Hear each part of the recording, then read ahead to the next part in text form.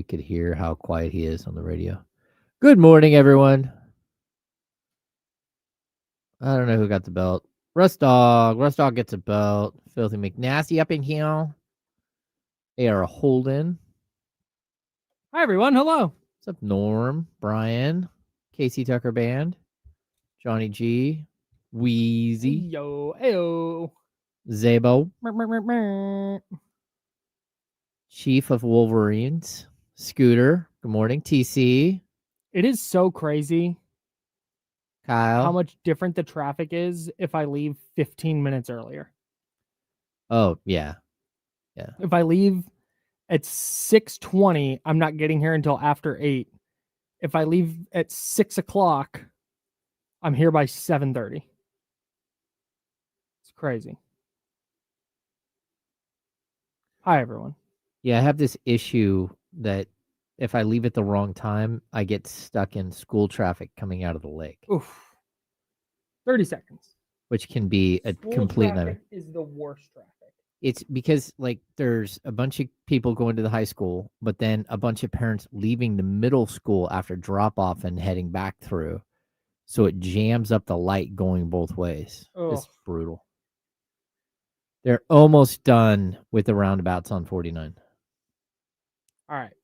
It is. I did this wrong. That's fine. It's fine. We're starting a little early. Here we go. Party time.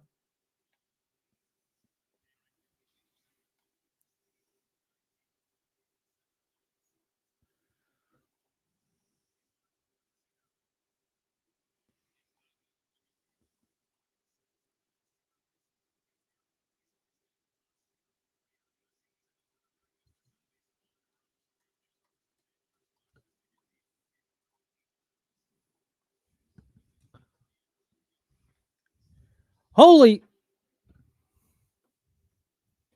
hell, there's a lot going on today. Yeah? We're good.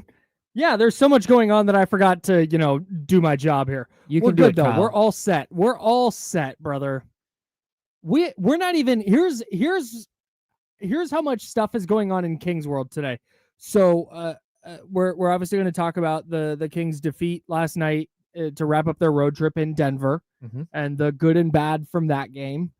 A disturbing trend is emerging for the Kings, and we'll talk about it. The Kings have a new center. They do. They have signed Precious Achiuwa and let go of Isaac Jones. That is what my sources have confirmed to me this morning. We have confirmation. There is the NFL trade deadline today, Which is going bonkers. just going bonkers. Yep. And we have the Ja Morant stuff. The Ja Morant stuff is what I just forgot. The Ja Morant stuff appears to be very, very real. And we're going to talk with Gabe Kuhn from 92.9, our sister station in Memphis. Ja Morant did a tweet last night, or there was a tweet about a Ja Morant quote last night, and our guy Gabe, who's going to join us at 11 o'clock, said "ugh" with the most amount of H's I've ever seen.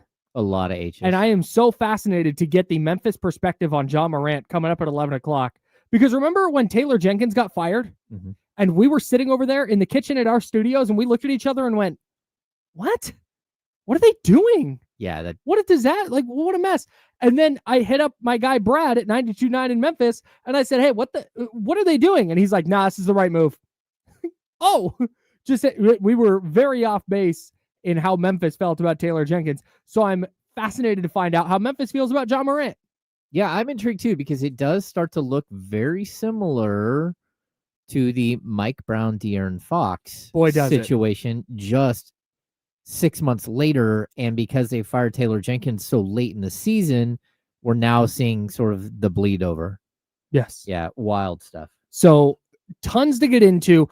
Here's how much we have to get into from the Kings today. The Jets just traded Sauce Gardner, their star cornerback, to the Indianapolis Colts for 2 first-round picks. Yeah. And we're not even going to really dive into it. They also... That's just the thing that happened, FYI. A.D. Mitchell was part of that deal, too, going from the Colts to the Jets. Wow. Yeah. Right, so Adonai Mitchell going to the Jets. The Seahawks have acquired Rashid Shaheed. If the 49ers wind up making a trade, or if the Raiders make a trade, the Raiders did deal Jacoby Myers to the Jaguars today. If the 49ers make a deal, we'll get that for you. So stay locked in for the latest on the NFL trade deadline. But we're going to dig into what the hell is going on with the Kings. What the hell? What in the hell? So let's start with the Precious Achiuwa news, which was broken by Shams Charania today, confirmed by our very own James Ham. TheKingsBeat.com. Go subscribe to the Kings Beat podcast, wherever you get your podcasts. I don't want to generalize because I understand that social media is a bubble, and my little corner of social media is an even smaller bubble within that bubble. Yeah. My social media bubble is a minuscule portion of the actual Kings fan base. I will say, though, I have seen an outsized reaction to Isaac Jones being let go to make room for Precious Achiuwa. The Big Sneeze is apparently his nickname, which I think is great. It is great. I'll be using that. I will be asking him about that. Please. And I have no problem with this. What the Kings have done is they've removed Isaac Jones from the equation, and they've inserted a player who I think if Isaac Jones had just become what Precious Achiuwa is, it'd have been like, oh, nice. Sweet. Awesome. Precious is less than a year younger, and he has 5 years of NBA experience already. And he's less than a year younger than Isaac Jones. You've just hit the fast forward button on whatever Isaac Jones is going to contribute. He's just going to be able to do it now. Yeah, I don't always agree with you, Kyle, on takes like this, but this is spot on. Like, look, if Precious Achiuwa was like, come on, if you had to sign him to like $7 million, if you were to sign him to like a 3-year, $7 million deal a year, right? So like 321, then yeah, it's better to wait on an Isaac Jones than to go get a Precious Achiuwa. But when you're looking at a league minimum deal, which is what this is likely, a league minimum deal, is probably non-guaranteed, like Isaac Jones's deal. It just makes way too much sense, especially when you have a 36-year-old DeMar DeRozan, a 36 going on 37-year-old Russell Westbrook. Most of your players are in their 30s. You can't wait for everybody to catch up, and the Kings have shifted who they're gonna bring along as big men to Dylan Cardwell and Maxime Reynaud, and that's unfortunate for Isaac Jones. And he's a great story, and he's a great kid, absolutely phenomenal kid.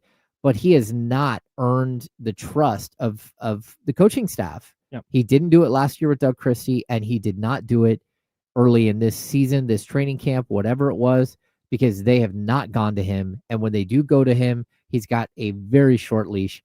Precious Achiuwa is not going to have that leash. And this just gives you more versatility.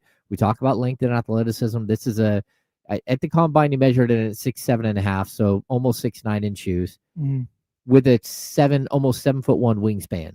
This is a guy who can play defense, who can rebound, who per 36 is over 10 rebounds a game for his career. It's a nice signing. I wish it would have been earlier. Yeah. So, but he was with the Miami Heat in training camp, and that's why it wasn't earlier. So, not a bad signing. I appreciate the correction. I've gotten this wrong twice now. I got it wrong yesterday when I tried to make this point, and I just got it wrong again. Okay. Shout out to Sakirina Carter in the YouTube chat, youtube.com/ESPN1320. Isaac Jones is a year younger than Achiuwa. Yeah. Not a year older. Achiuwa is 1 year older, basically, than 26 Isaac versus Jones. 25. Yes. Yeah, and Precious Achiuwa just turned 26. Yes. Like, the fact that he wasn't on an NBA roster is really intriguing to me, because I think he's an NBA player without any question. Like, statistically, he's been able to hold up. I asked you 2 questions this morning. Yep. If Isaac Jones, if we fast forward to, let's just say, the end of this year, and Isaac Jones over the next 3 years is just what Precious Achiuwa is as a pro player, would you have been thumbs up on that? Absolutely. Been like, awesome find. Yeah, it was like when you asked if I would take 2 and 3 on in the first 5 games, and I said no. Yeah. This is one of those things where, yes, I would take that, Kyle. I would take sure, like him being Precious Achiuwa. And I get why we're enamored with Isaac Jones, because it was an undrafted guy who looked like he might be able to contribute. Yeah, had some nice moments last year, particularly in Summer League and in the California Classic. Again, last year, not this past season. And I get why you're hoping that, like, oh man, you could just need to find those undrafted guys, because we talk about it all the time. Or the undrafted guys, 2nd round picks. We talk about it all the time with your Indianas and your Oklahoma cities. And so I get why there's this attachment to Isaac Jones. But the other question I asked you is one, if he was Precious Achiuwa, would you be happy with that? And you said yes, and I think most people would be. Mm-hmm. The other question I had was, is he better than Drew Eubanks? Yeah. And for me, the answer is yeah. I believe he's... And again, yeah. Not that he's going to be an all-star, but I think he does more things that help your team than Drew Eubanks currently does. I totally agree. I mean, there are a lot of players on this team that Precious Achiuwa can do more than, that can help you out. You know, like I don't think Dario Saric, Doug McDermott's on this roster, but here's the problem. And this is something that I tried to explain on Twitter. The reason why it's Isaac Jones that's going and it's not Dario Saric, it's not Doug McDermott, is, first of all, Dario Saric is on a $5.4 million guaranteed deal. Doug McDermott's on a league minimum, veteran minimum deal, but like you're only paying like $2.2 million for Doug McDermott this year, but it's guaranteed, right? So no matter what, you're gonna have to pay those contracts out. Here's the deal: if the Kings start making other trades, whatever day of the week, I don't know if it'll be in December, if it'll be in January or February, whatever it is, Dario Saric's contract is going to be easily added as an expiring deal to fill salary, where a non-guaranteed Isaac Jones at a league minimum of like 1.7, 1.8 million would not have really moved the needle one way or another. There could come a deal where you have a $14 million player and you package Devin Carter and you package Dario Saric, and you're able to go get that player because you have that contract. If you just dump that contract now, you have no value left at all in that contract. It's gone. So that's why they did it. They had to move this way. I feel bad for Isaac Jones. I think he, again, like a sweetheart of a kid. No doubting that. But at some point, it's about wins. And the Precious Achiuwa move is about getting someone who knows what their role is when they step on the floor and goes and plays to his strengths. Isaac Jones isn't there yet. And it's about Doug Christie being able to look down his bench and say, I feel good about putting that player in the game. Yeah. The fact that you played Milwaukee with Myles Turner and Giannis Antetokounmpo, and the answer was undrafted rookie Dylan Cardwell, who's on a two-way. Yeah. That's not good. That's tough. And the Isaac Jones started in week two, in the second game against Utah. He played 14 minutes. He went 1 of 2 from the field. He didn't make his only 3-pointer. He had 2 offensive rebounds, an assist, and 4 points. 2 points and 4 fouls. Yeah. And then he played 1 minute and 16 seconds against the Lakers and did not record a stat. And then he played 1 minute 39 against Chicago and made 1 of his 2 free throws. Those were his only statistical outputs. It was just really clear that when Doug Christie looked down his bench and needed front court depth, it was really clear they were going to turn to Drew Eubanks first. And this is behind Domantas Sabonis. Yeah. That they were going to turn to Drew Eubanks. They were going to turn to Dylan Cardwell. They were going to turn to Russell Westbrook. Like, Isaac Jones was so far down the depth chart that I don't think there was any digging out of it. And not only that, look and see game by game, you can see that Doug doesn't really trust Drew Eubanks either. That's right. He's a body. Yeah. He's just who you have. He's a veteran that you have that might be able to stabilize. Again, Precious is another undersized center, but it is what it is. At this point in the season, if you're able to get a body that can actually step on the floor and play solid minutes, especially with Domantas Sabonis being so banged up. Man, coming out of that game last night, shot in the ribs. He got smacked in the face. Yeah, it was like in the first shoulder. The first 5 minutes of the game, he's doing the shoulder thing. He's clutching his ribs. Like, oh my God. Oh, his ribs are trash. You can tell. Yeah, it's just not good at all. And this is, and I also, while we talk about Achiuwa here, this is not some game-changing addition for the Kings who's going to solve all of their problems. And if they had Precious Achiuwa, they beat the Nuggets last night. No, it's nothing like that. It's just Drew Eubanks right now is playing 12.6 minutes a night. If those 12.6 minutes are going to Precious Achiuwa, the Kings are a little bit better. Yeah. And I'm going to add the other thing. They've given Reynaud a little bit of an opportunity. They've given Dylan Cardwell a little bit of an opportunity. Both of those guys need to be in the G League. You can see it right away. 100%. Yeah. There is no, hey, Maxime Reynaud is ready today. Absolutely not. You cannot go to him and expect real NBA minutes. He's yet to score a basket at the NBA level. And I know he's only played in two games. 3? 2 games. Yeah. Okay. But Cardwell's at 3. Yeah. They're just not ready. And that's okay. If it's not even with both of those players, and I'm totally with you. They should be in the G League, A, just to get minutes and to get some run. But B, because I think the Kings do a nice job of marrying the G League team with the big league team. Yeah. Where what you're doing in the G League is going to translate to what you're going to do for the big club. And right now, when you see Dylan Cardwell is all effort, and that's great, but you can tell, man, he's a step slow here. He's a step slow there. He's picking up a foul because he didn't recognize this in time. He's just kind of a zero on offense. He doesn't provide a ton offensively yet. Yeah. And Maxime Renaud, the same thing. You can just tell he's not quite sure where to be. The game's moving a little fast.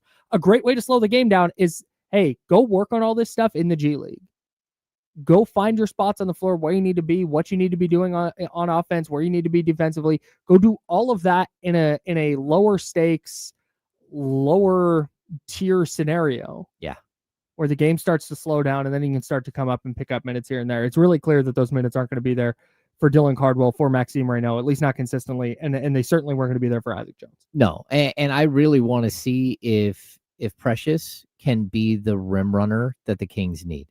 Because it's such a huge ingredient that most good teams have. They have this player who is a lob threat, who stretches the defense, runs straight to the rim on the fast break, so it opens up the corners. That's what you're hoping that you're going to get from this player.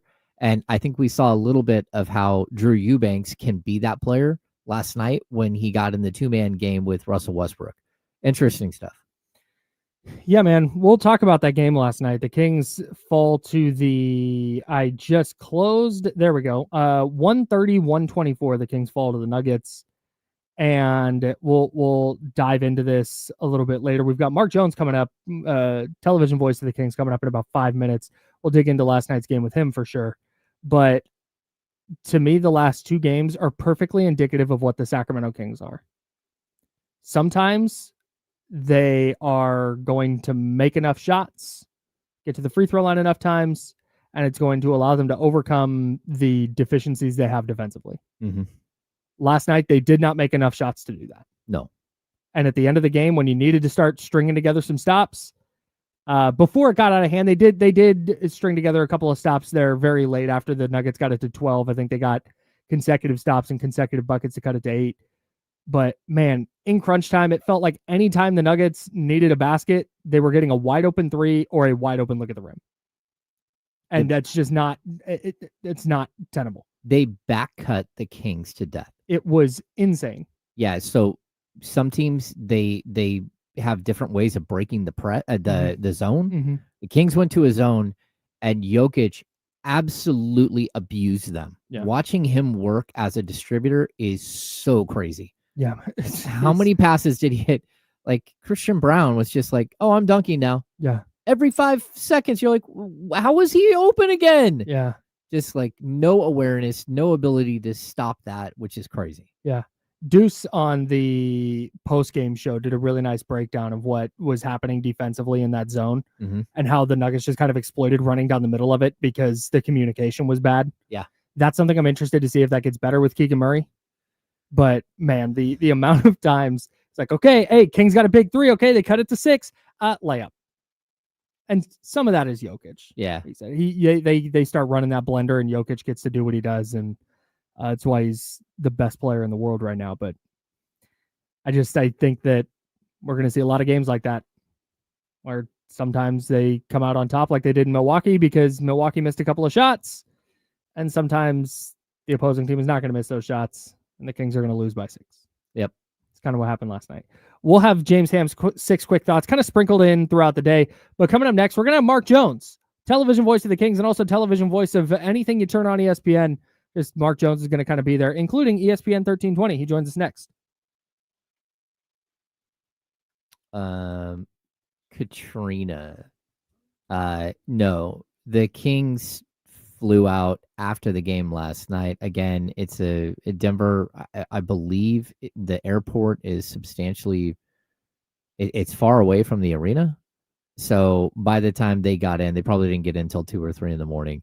The Kings will probably reconvene today. They don't have a practice, but Domas will be in the building, I assume, just get checked out. And we probably won't know anything until 4 o'clock or so, maybe a little earlier than that when they put out the injury report. I would be surprised if he's not on the injury report. And again, if he doesn't play on Wednesday, I would not be shocked at all. I mean, the shoulder is a big issue. The ribs is a bunch of pain. But you're about to go up against the Warriors on Wednesday, right? And if you think that Draymond Green doesn't know that he has rib problems, you're wrong. He will know. I don't think whether Draymond knows that Domas has rib problems is going to change the fact that Draymond's going to do some fuck shit. Yeah. Oh, the Bears are trading from Browns pass rusher Joe Tryon. Sure. Shoyinka? Yep. Nailed it? Yeah, I believe that is Tampa Bay Buccaneers legend. Wow. Wow, man, the Saints got a 4th and a 5th for Shaheed. Man. That's a lot.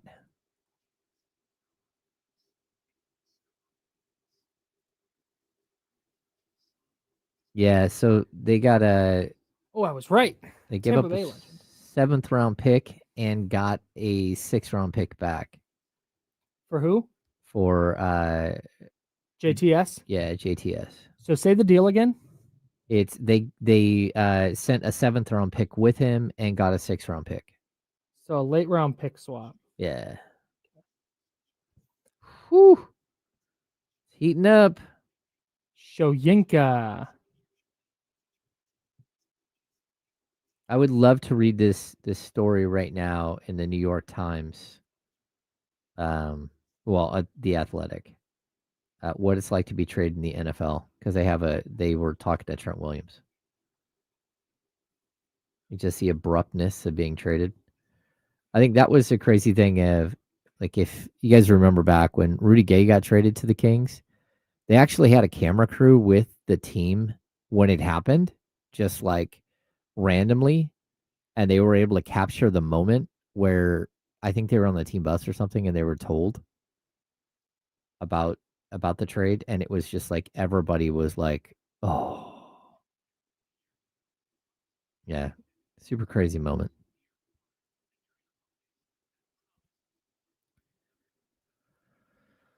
Hello, everyone. You know what, Tyler, you asked a question earlier, which I thought I had just answered on the air. Oh, here he comes. Oh, yeah.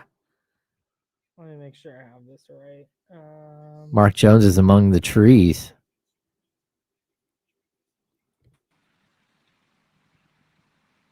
Mark Jones. What's up, guys? Chilling. We've got about 20 seconds left in this break. You are live on YouTube, so the chatty house can see and hear. Love it. What's up, YouTube family? Hey. Woo. Where are you at right now? South Florida. Nice. And then back out there on the West Coast next week, Saturday night through Thursday. Coming back. Coming back. Here we go.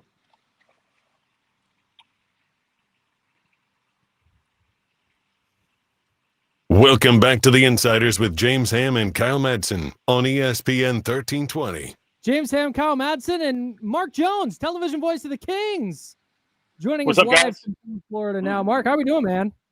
Outstanding, man. Stayed up late on the East Coast here and watched the Kings battle. They gave it a good run, came up a little bit short.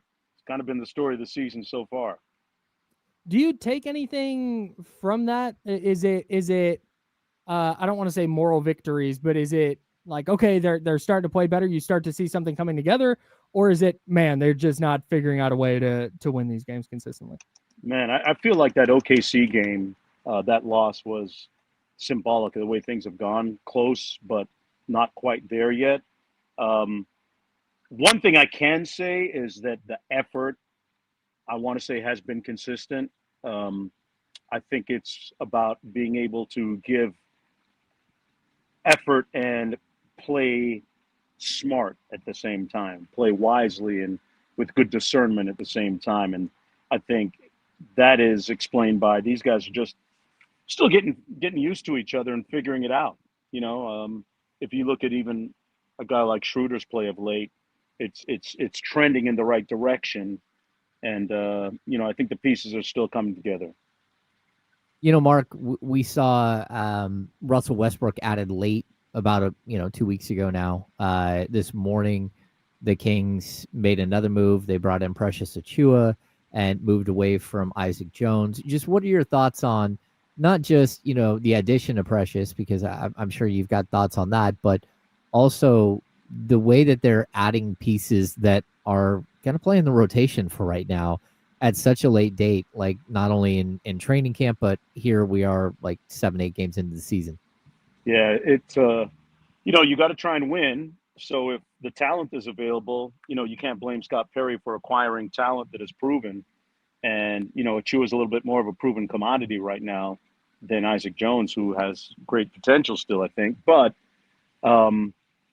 it's that balancing act between trying to win now and give younger guys the requisite experience to be part of something bigger and better later. And those are the tough choices that they pay Scott Perry to make. And like I said, those are difficult choices, and they decided to go with Achiuwa.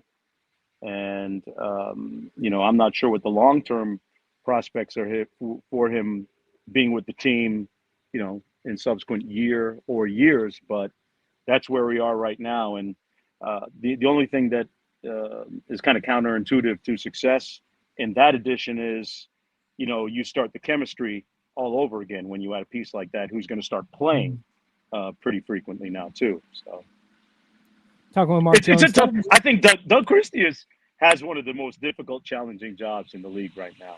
I mean, if you think about, that all that he's had to do, without Domas for a couple of games for injury, without Malik now, Clifford's missed a game, without Keegan Murray, who's really one of a kind on our roster. I mean, you talk about holding it together with spit tape and glue right now with Doug. Yeah. Talking with Mark Jones, television voice of the Kings. Last night, the Kings didn't shoot it great from three. Again, they are last in the league in 3-point attempts per game. They're last in the league in 3-point attempt rate. Do you think that Sacramento can figure out a way to continue generating offense without keeping up with kind of the NBA's 3-point revolution? I think so. But you've got to do it by hitting the paint and punishing the paint. If you look at the Denver Nuggets success, who we played last night, over the last, 3 years, I want to say, statistically, they've been, either 28th, 29th, or 30th. Oh, we've lost Mark Jones for a second. Lost him. They've made it to the semifinals twice. So it works if you are attacking in other ways. So that's the balance. They can win without shooting a ton of threes, but you've got to be getting a lot of points in the paint at the same time, because that's the relationship. Or at least in the short mid-range area. Mark, I wanted to ask you about Ja Morant.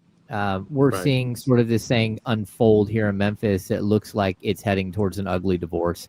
I was talking to Kyle earlier. It really does kind of feel like the Taylor Jenkins thing and the Mike Brown thing kind of mirror each other, where a player loved a coach and thought that was the right coach for him. And the next thing you know, that coach is gone and the player starts to kind of fall apart a little bit. So where are you at with this whole situation? And is he a player that you think the Kings should go after?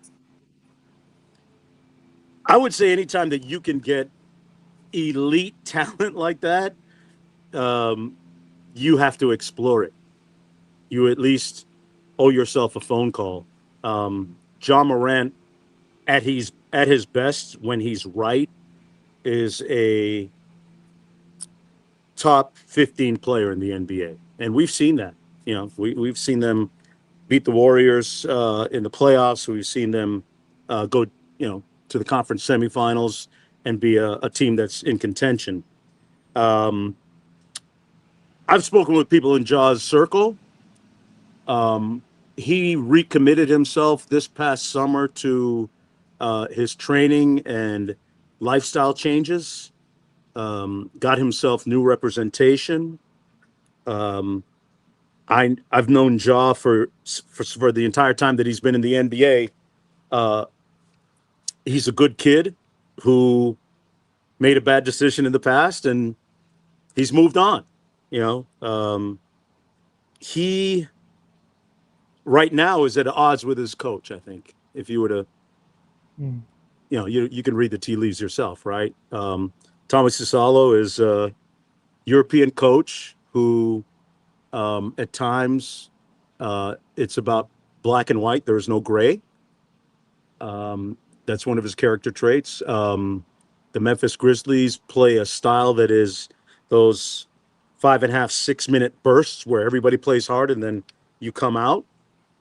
And the style and offense that they run is the same one that everyone's going goo goo gaga over with the Miami Heat right now. It's the Noah LaRoche system: attack space, hit the paint, spray, rotate, kind of a wheel action. And what that does is take the ball out of your best player's hands, and it becomes a more egalitarian system where everybody gets to touch the ball and everybody has the potential to eat. But guys, sometimes in sports, that's not a good thing.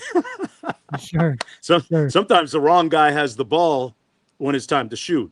And they are, I think, if you were to listen to people undergoing a little bit of a cultural change in that organization at a fundamental level. And you could have really seen this coming if you look close 2+ years ago, when they fired all of Taylor Jenkins' assistant coaches and brought in Tomas Isalo. And I think they only kept 1 or 2 coaches from the previous regime. And Taylor Jenkins and Ja were like this. When I tell you they were tight, they were like at each other and on each other's hip. And I think that's at the root of all this. But Ja Morant, the player in the right environment, my long answer that you just heard is, yeah, I'd take a run at him, definitely. Are the Sacramento Kings? He's 26 years old. What's that? Are the Sacramento Kings that right environment for him, you think? It can be, sure. Yeah. I think he's a guy that you can build around still. He's still elite in terms of whether you want to play an up-tempo game, whether you want to play ball screen actions. He's not a great defender, but he's not a pylon. Mm-hmm.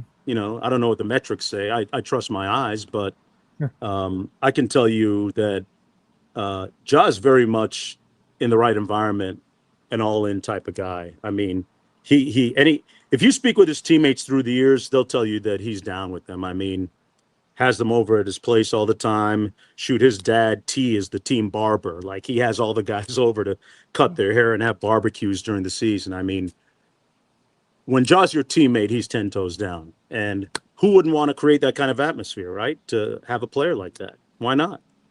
Yeah, I think the why not is like the biggest thing. It's like, if you're taking it is a risk. It's 3 years at 40-something million a year. Right. And he's going to want to get paid probably next summer where he'll take an extension. But that's the going rate for a star, right? Yeah, no, it is. And, it's kind of the same exact thing that the Kings went through with De'Aaron Fox. And, he's a player that, at some point has been one of the up-and-coming young point guards in the league.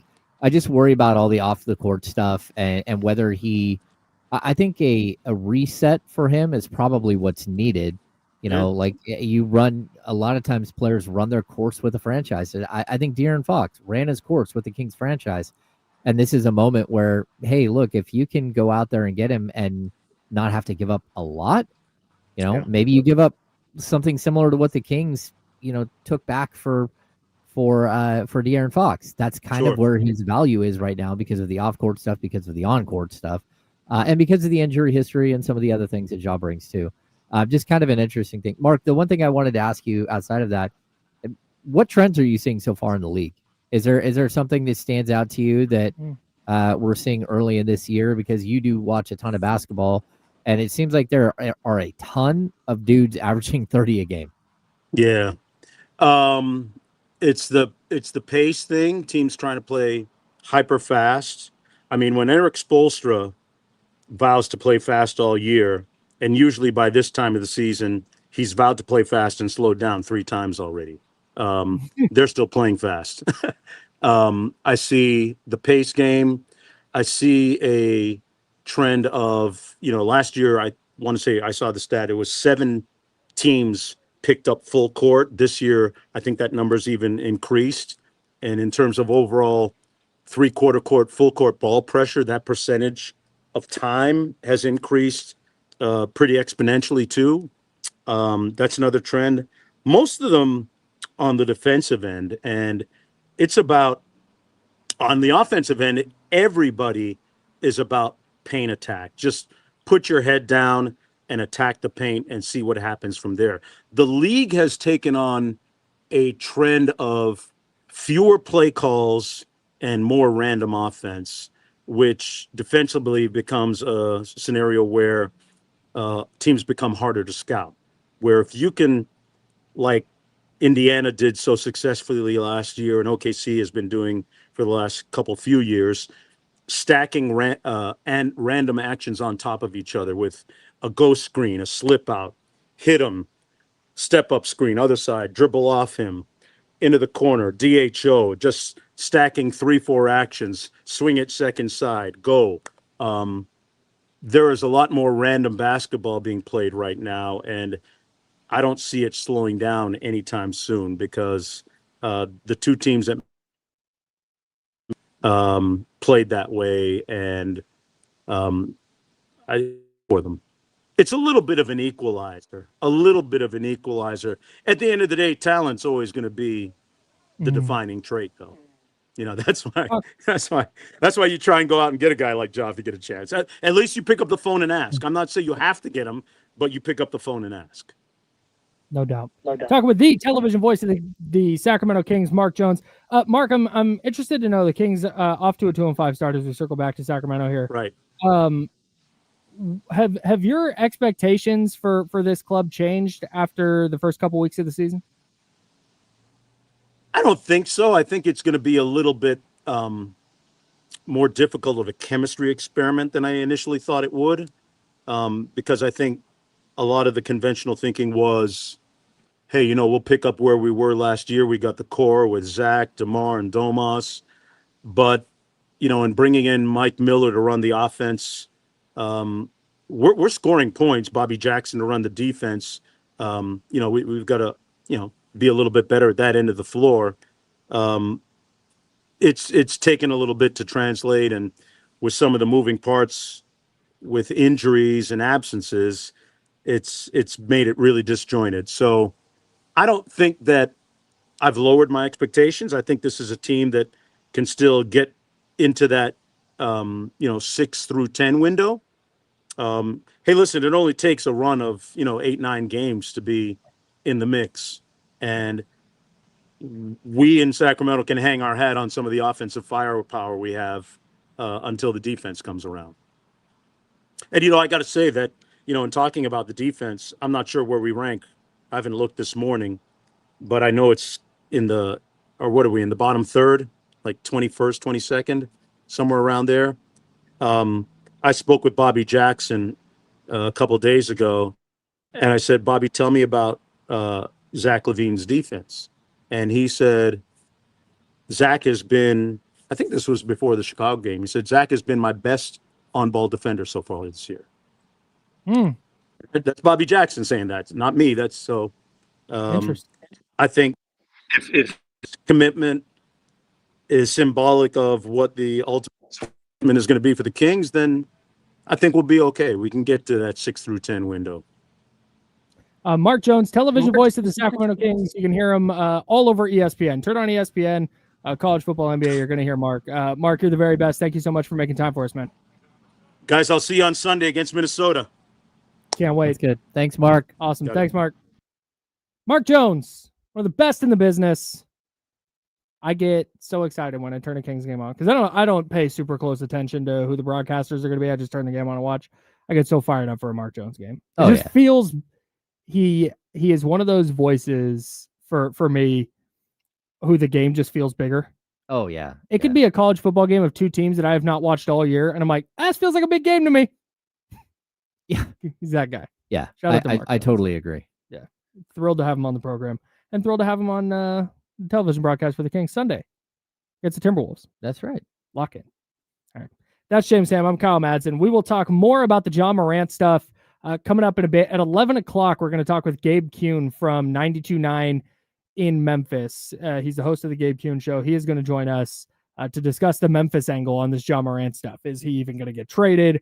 What's the kind of vibe with him out there? What's the team going to want for him? Does the team want to trade him?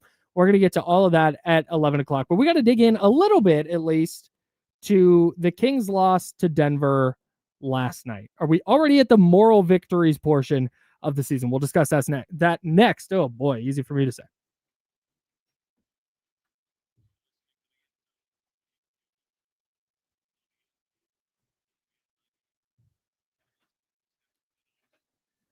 Okay, we have Warriors, Thunder, Timberwolves, Nuggets.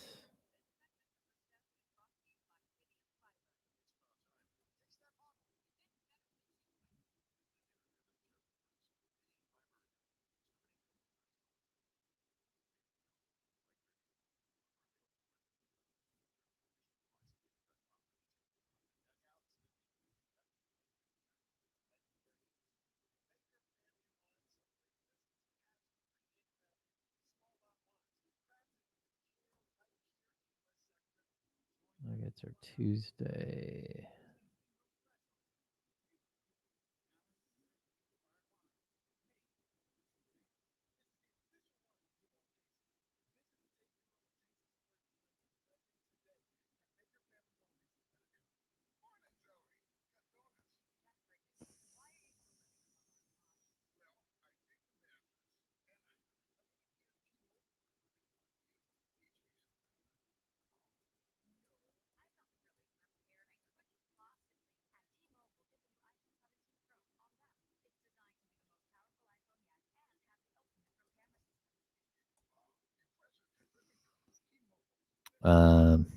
Hello.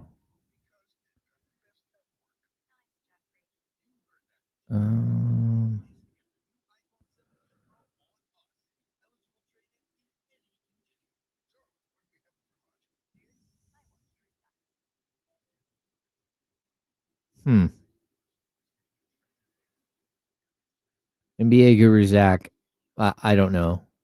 I mean, that's just kind of an out of left field trade.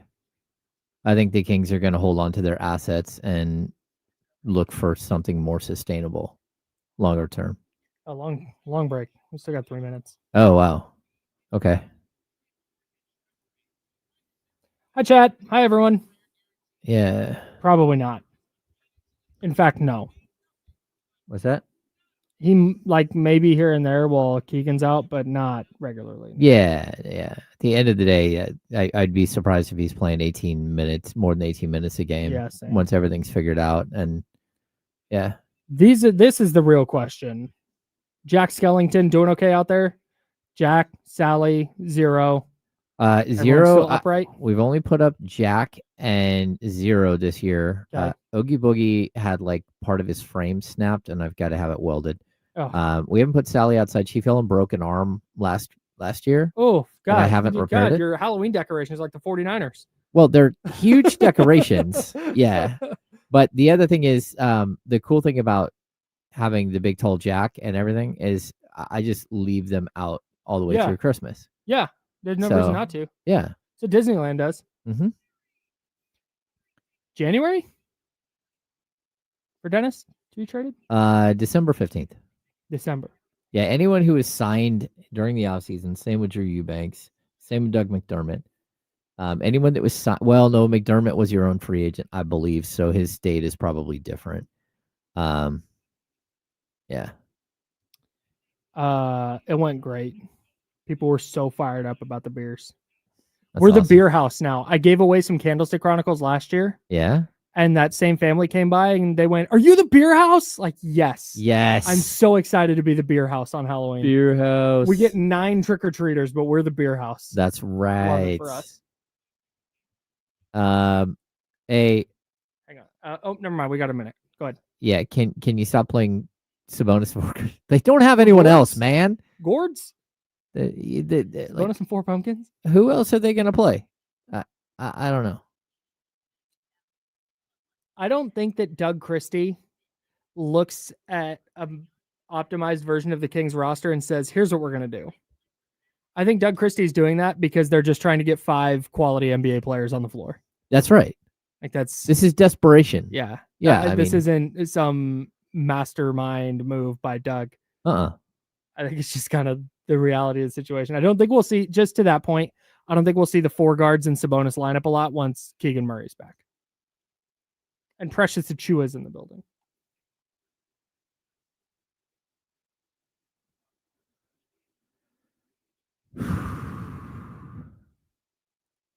Facts. Oh, Will, I got to text you back. Sorry I didn't do that. I'll text you back later. I promise.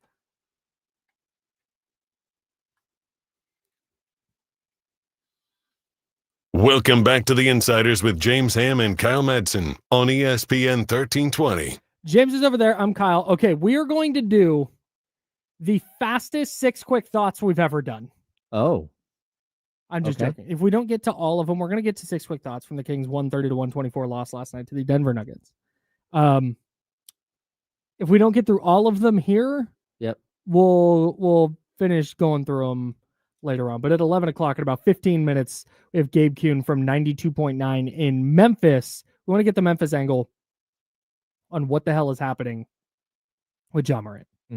We'll get to all of that with you. But first, how'd yesterday's Kings game go? Kings insider James Ham has 6 notes you need to know. Here are James Ham's 6 quick thoughts. 6 quick thoughts brought to you by you. That's right. Kyle.Madsen@Odyssey.com. If you'd like to sponsor the segment.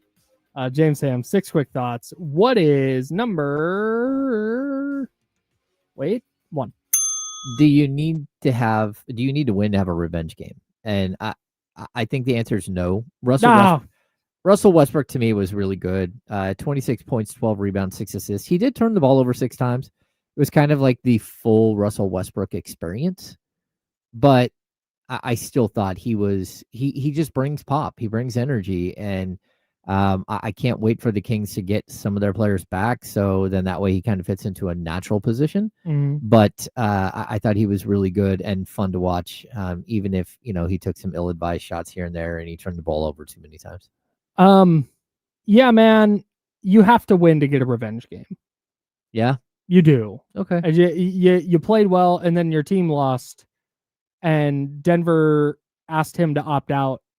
They didn't want him anymore. And now he's playing well and losing. I think he looked motivated last night, not because he wanted to put up numbers. He wanted to win. And I think very quietly, or maybe very loudly, depending on who you ask, Russell Westbrook is just becoming the Kings' most important player. He sets a tone that nobody else on the team would be setting. And I think when you see the way they fought against Oklahoma City, when you see the way they fought against Milwaukee, when you see the way they fought against Denver, I think that is a direct reflection of the type of player that Russell Westbrook is. I agree. And he doesn't need it. He was awesome last night. 26, 12, and 6. That stat line is terrific. They don't need that from him every night.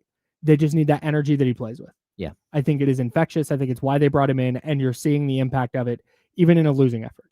And I'd add, too, like when we talked about if you were ever to trade Malik Monk, it's not that Malik Monk is a bad player. It's that Malik Monk has a certain salary. And I think you can get that type of play that Monk brings out of a player like Russell Westbrook Sure. for way less money. And I know he's older and all that stuff, but if you could have Russell Westbrook for the next year or two and have him be that same person that Malik Monk is, I think you would actually be okay. Establishing a culture where the Kings just play this hard every night. Yeah. That is, I think, one of the most important things. Is something we both circled throughout the offseason. I think a lot of people have circled it throughout the offseason. Can you establish that culture? Can you establish that foundation of what Doug Christie and Scott Perry want this team to be? And I think Russell Westbrook has embodied that. Yep. And he continues to do so. Number 2. Battered and bruised. Domantas Sabonis, I mean, I don't know how they kept him on the court. They were working on his shoulder initially, and then he got hit in the ribs, and every single time he got fouled, he blew by Jokic, and then Jokic fouled him on the way through, and then Sabonis went to finish the drive, and he got hit by 2 guys. He got fouled again, and you could see that he was like almost doubled over in pain. I mean, the dude is a warrior. Absolutely crazy. 13 points, 17 rebounds, 5 assists. The points were down. Their points were down because he couldn't move at all. I mean, he was hurting so bad. So shout out to Domas for playing through injury like he always does. Yeah, man. It's the style of play. It's going to happen. It reminds me of Mac Jones.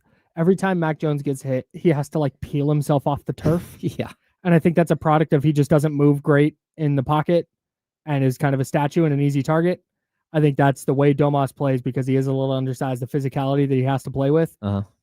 This is just kind of par for the course. For him. Although last night was, like I said, 10 minutes into the game, he's got a shoulder and his ribs. He clearly got fouled across the face and they didn't even review it. Like Jokic just completely came down on his face and smacked him. And you're like, what are we doing here? That's textbook flagrant foul. Sure. And they didn't even look at it. That's crazy.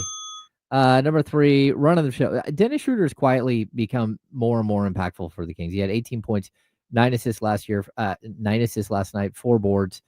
This is the 5th time in 7 games that Schroeder's posted 7 assists or more. Quietly starting to be the floor general, and that's kind of a needed thing with this squad. Yeah, it's what the role he was brought in to play. It's just the thing I keep getting hung up on with this is the defensive stuff is just dreadful right now. And I love that Dennis Schroeder's settling into his role offensively, and you're seeing that. And then last night he hit a couple of big shots down the stretch, hit a little mid-range, hit a floater, and that's great. But to what end? Yeah, is kind of I maybe I'm getting too far ahead of myself, but it's just what I keep thinking about. We keep talking about all these guys having these great games, and it's and a loss. And they lost. Yeah. And I'd also say he's shooting 29.4% from 3 right now. He's shooting 5 threes a game.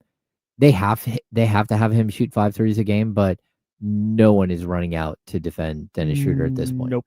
Not even a little bit. It's super tough. Number 4? Number 4, king of the mid-range. DeMar DeRozan just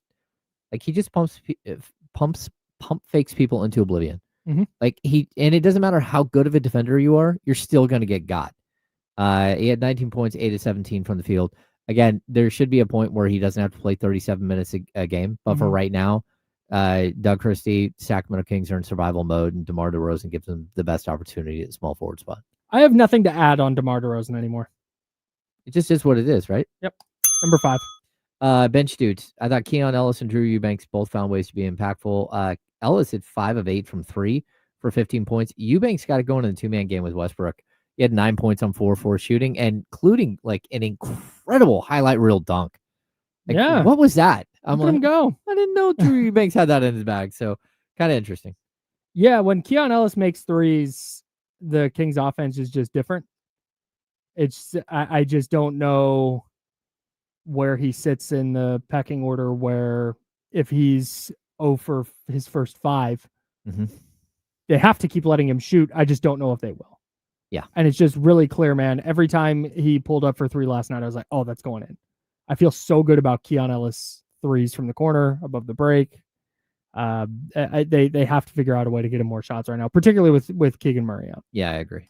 Number 6. Let's see. Not at full strength. Wait. No. Show me something. Nick Clifford. No. He had his best game as a pro, without any question. 8 points, which is a career high, 3 assists and a block.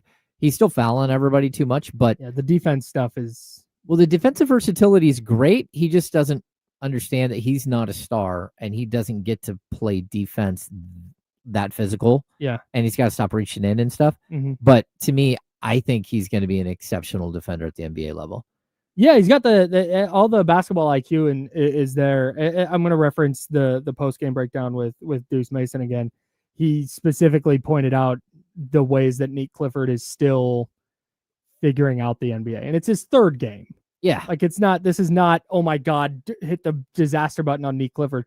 There were just moments last night where you see him a step late or just not communicating properly with Keon Ellis, where literally the 2 clips that they showed on NBC, Keon is talking to immediately as the player is scoring. Keon's like talking to Nick about what he has to do differently, and that'll come along. I love that tandem though. Yes. When he goes to Nate Clifford and he goes to Keon Ellis, I can't wait to see those guys with Malik Monk. That's going to be fun. Yeah. It's going to be fun. Yeah, ideally. I think Nate Clifford is going to be a good player. I had something else. Oh, the foul when he went to kind of just like soft double on Jokic and he just hammered down on his arms like, can't do that, guy. Yeah. can't do all that. But like I said, learning curve, it's only his 3rd game. Yeah. Number 7 quick thoughts today. Number 7. We did have 7. I added Zach LaVine late because he started to catch fire. Zach LaVine was questionable all day long with a back injury. It was a back soreness from backpacking this team through the first 6 games of the season. He just didn't look like himself. 15 points, 4 of 11 shooting. He had 5 rebounds and 4 assists. The 5 rebounds and 4 assists, actually some of the best production he's had, assists and rebounds wise.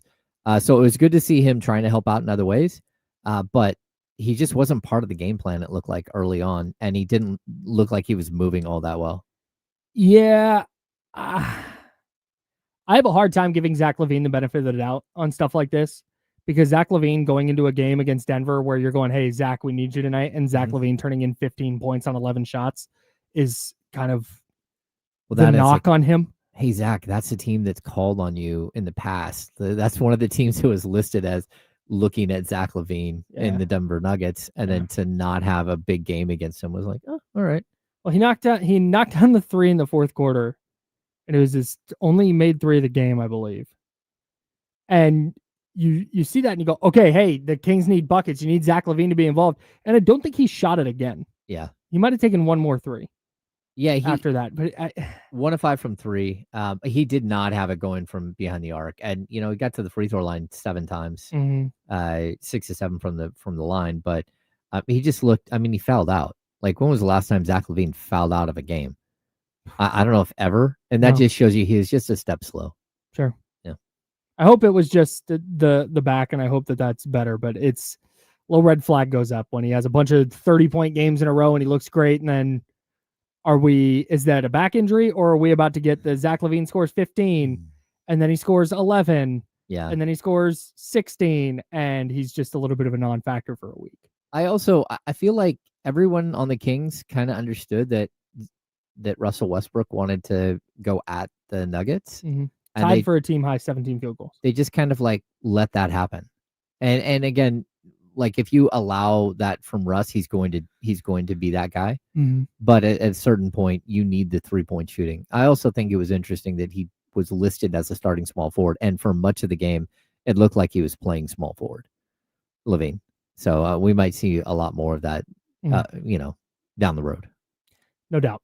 All right, let's figure out this Ja Morant stuff. We talked about it a little bit yesterday. The pros, the cons, should they do it, should they not do it? I want to get the Memphis perspective. So we're going to do that. The host of the Gabe Kuhn show, Gabe Kuhn, on 92.9 in Memphis, he is going to join us next, and we're going to find out what the hell's going on with Ja Morant. Does Memphis still want Ja Morant? If they're going to trade him, what are they trading him for? What does this look like? And then we can base the rest of our Ja Morant conversation for the Kings around the Memphis perspective. We'll do that next, right here on ESPN 1320, Sacramento Sports Center.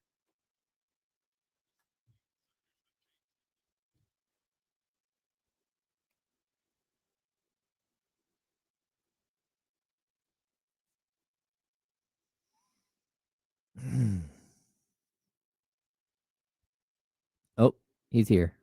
Gabe Kuhn. Oh, hey, let's get him in.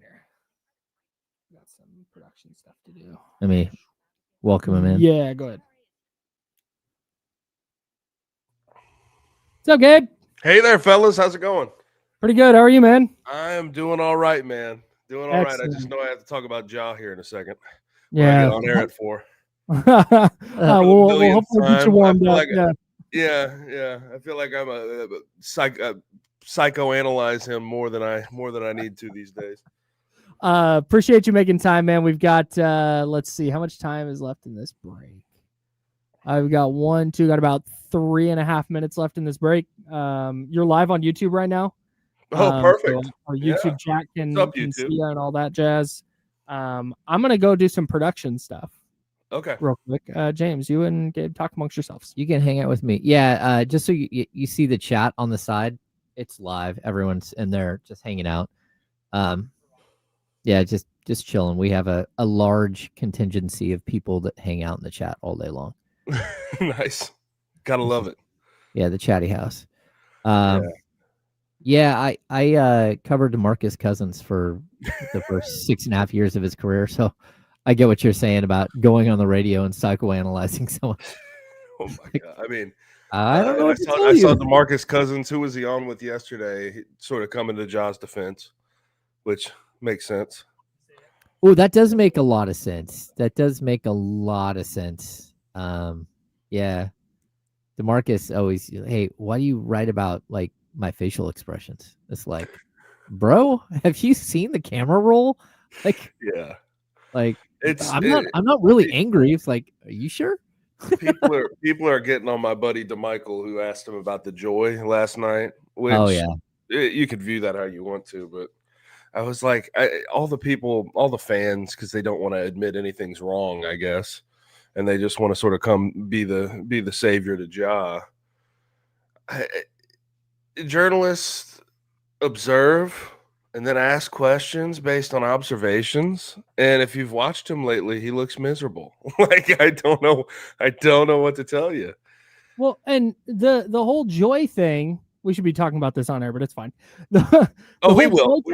The whole joy thing goes back to, remember last year? That was the whole thing with Jimmy Butler in Miami? Yeah. Right before Jimmy Butler got traded? Yeah. And Ja's talked about joy constantly. It's a constant conversation. He said that's a bait question, and it's like, no, that's not a bait question. Your answer would just be bad. Come on. Exactly. You played at University of Memphis? Yeah, sure did. Were you there? I don't know. Were you there with like Antonio Gibson? Oh, he was right after me. Okay. Hang on 1 second. We have to switch our board over real quick. Hang on 1 second.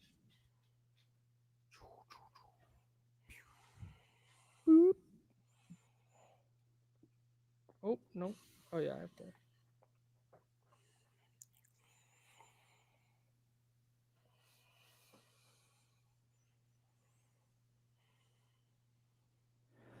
Check.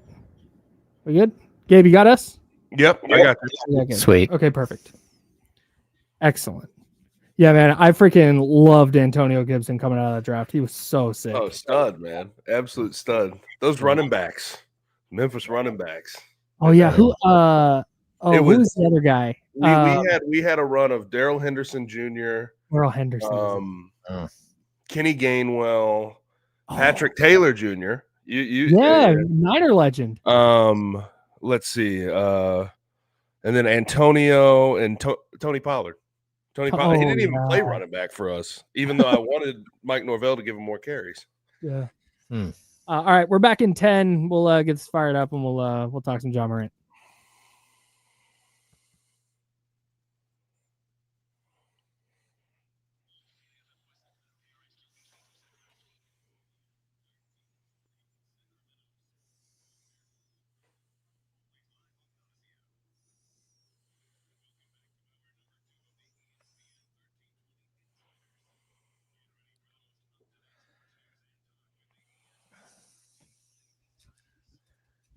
Hour number 2, that's James Ham. I'm Kyle Madsen. Jesse Tapia helping us out on the ones and twos. And Gabe Kuhn from 92.9 in Memphis, host of the Gabe Kuhn Show, joining us now because Ja Morant, if you haven't noticed, has been in the news quite a bit lately. And Gabe, thank you so much for carving out some time for us today. The reason I wanted to have somebody from Memphis on is because when Taylor Jenkins got fired last year, James and I looked at each other and went, that's insane.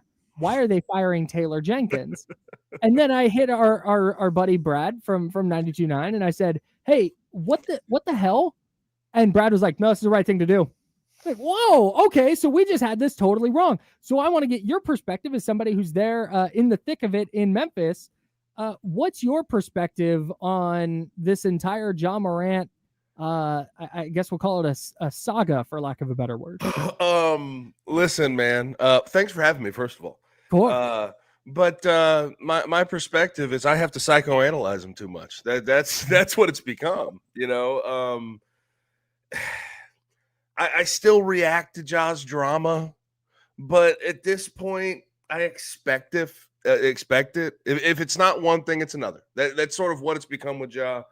You know, there was a while where it feels like everybody from Memphis sort of took offense to people talking about the team that were not in the city on a consistent basis, and didn't like the takes that were being shot from national media. But at the same time, you know, it's just gotten to this fever pitch to this point where I think most people, even here in Memphis, are starting to just get tired of it. Now, does that mean that they want Ja Morant to be traded? Well, probably not. We could probably discuss this during this segment. But it's my perspective is it's getting old.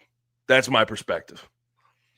You know, the question, because I've covered players like this, you know, again, you know, DeMarcus Cousins having on-court, off-court issues like all the time. And it does start to wear on not just, you know, the people covering the team itself, the franchise itself, you know, his teammates, but also on a fan base. And then you start having this great divide between, you know, the people who want him gone and the people who are like, are you kidding me? How could we ever move on from this player? Right. And so the dynamic is still here in Sacramento, where there are still people who in the chat today said, oh, you know, DeMarcus Cousins is my GOAT. And it's like, okay. But like dealing with it, how much do you think that it's just time? It's just time for him to go and be somewhere else. And do you think that will actually help him grow and mature as a player? No, I don't. I think Ja is who Ja is. Ja, listen, if we've learned anything about Ja, he's pouty when he doesn't get his way. I don't like saying this about people, but like I think it's pretty clear at this point. He's got some immaturity, and I think what we have learned very, very, you know, I mean, the most obvious thing is he's confrontational, right? He may have something going on. I don't know. Like, but eventually, if you consistently have something going on, like people start to just get numb to it and stop believing you, right? Like I hate to say it because it sounds insensitive, but when you see someone with as much drama and theater surrounding them as Ja Morant, you start to just become numb to it, right? It's just part of their being. And maybe DeMarcus Cousins felt that way to you guys, but you know, you ask yourself, is this person just this unlucky or is he doing it to himself? And I think in this situation, I've gotten to the point where it's the latter. He's doing it to himself. And it's consistently open defiance, whether it's to Adam Silver in the league or to his teammates or to his coaches. And it's overdone. It's over dramatic. And he's made a bunch of choices, but he never makes the easy choice. You know what I mean? Like it's easy not to get in fist fights over basketball games at your house, over pickup games. It's easy not to go on Instagram with a gun. It's easy not to have an altercation at Foot Locker. It's easy not to take a conversation with your coach when he calls you out for bad effort public. He just consistently makes the hard decision. He's going to do it his way or the highway. That's just sort of who Ja Morant has become at this point. And I think that, you know, Memphis fans of the NBA have to accept that. So when we talk about him going to another place, can you accept that? You know, I believe you guys had conversations about if the Kings should get involved in a Ja Morant a potential trade. And you have to ask yourself, are you willing to take on these problems? Because it could go sideways. That's just the nature of Ja Morant at this point. Gabe Kuhn, the Gabe Kuhn Show on 92.9 in Memphis, joining us now to talk about this Ja Morant stuff. So do you feel like the team thinks this has run its course, or do they still feel like he's the level of star where they're going to bend over backwards to try and figure this out? I still think the team is going to stick by him and try to figure this out because if you're asking me, should or will he be traded? Like, I just think the answer is no, because I don't think the Grizzlies as an organization or the city of Memphis as a city trying to keep this team in Memphis is in the situation where they can let a guy like Ja go. He puts butts in seats. He gives you relevance. He's a sort of an international celebrity at this point, sells shoes to the kids, does all that stuff. And also, like, I don't want to lose sight of the fact he gives you a very good chance to win when he plays to his capability and plays with effort. The Grizzlies won 60% of the games that he has participated in. And I don't know if people in Memphis are ready to admit this either. I don't know if you guys are familiar with the lease situation going on in Memphis. Our new mayor-elect was told, hey, by the Grizzlies, hey, we're going to get a 25-year lease signed this offseason. That's been delayed, and it keeps getting pushed down the road. And the Grizzlies want assurances about what it's going to look like going into the future. Is there going to be is it going to be safer in downtown Memphis? Are you going to have more of an entertainment area? How much money is getting poured into this thing? What are the renovations going to look like? I just don't think at this moment, with that hanging over your head, you can trade a guy like Ja Morant and rebuild. Because right now, if we're just being honest about where the Grizzlies are at, $2 tickets, lowest attendance in the league last year, and if you trade Ja, you'd have a superstar that would be traded for a lower than expected price. So I think there's a lot of reasons the Grizzlies hold on to him. Okay, so let's play in the world where they do feel like this is over and they need to move away from him. What do you think that they're going to look for in a trade? And, you know, like the Kings have multiple ways to get to the matching of salary. They have multiple first-round picks in the future. But what do you think a package would look like for Ja Morant, where, again, you're hearing guys like Brian Windhorst go out and say, hey, there's not going to be a robust market. I've heard other people, like I have sources that are telling me, yeah, don't buy into that. There's going to be plenty of teams that are interested. And one of those teams, from what I've heard, is likely going to be the Sacramento Kings. Is there a trade that you could put together that would make sense for Ja? Oh gosh, I'm not good with the matching salaries and everything in the NBA. I would say a Malik Monk would be in that trade. Grizzlies would ask for more than that. I don't know, if they try to get a DeMar DeRozan or a Zach LaVine thrown in there, how that would look. But the Grizzlies, if you're trading Ja Morant, you would ask for the farm in regards to first round picks. Because if you're trading Ja Morant, you're going to have to go and be aggressive, probably in this year's draft, because it is really good. I don't know if you guys have looked at the college basketball space and the freshmen there, but it looks nice. Watch Koa Pete last night for Arizona drop 30. Yeah, that was fun. He just put himself in the lottery. But I think you'd have to go for picks. But my problem is, like, I'll ask you, I'll sort of turn this around on you guys. If you're a team trading for Ja Morant, are you going to want to give up all that you have in the way of draft assets to go acquire him, knowing what you know about him right this second, knowing what you know about his consistent unhappiness and the drama that surrounds him?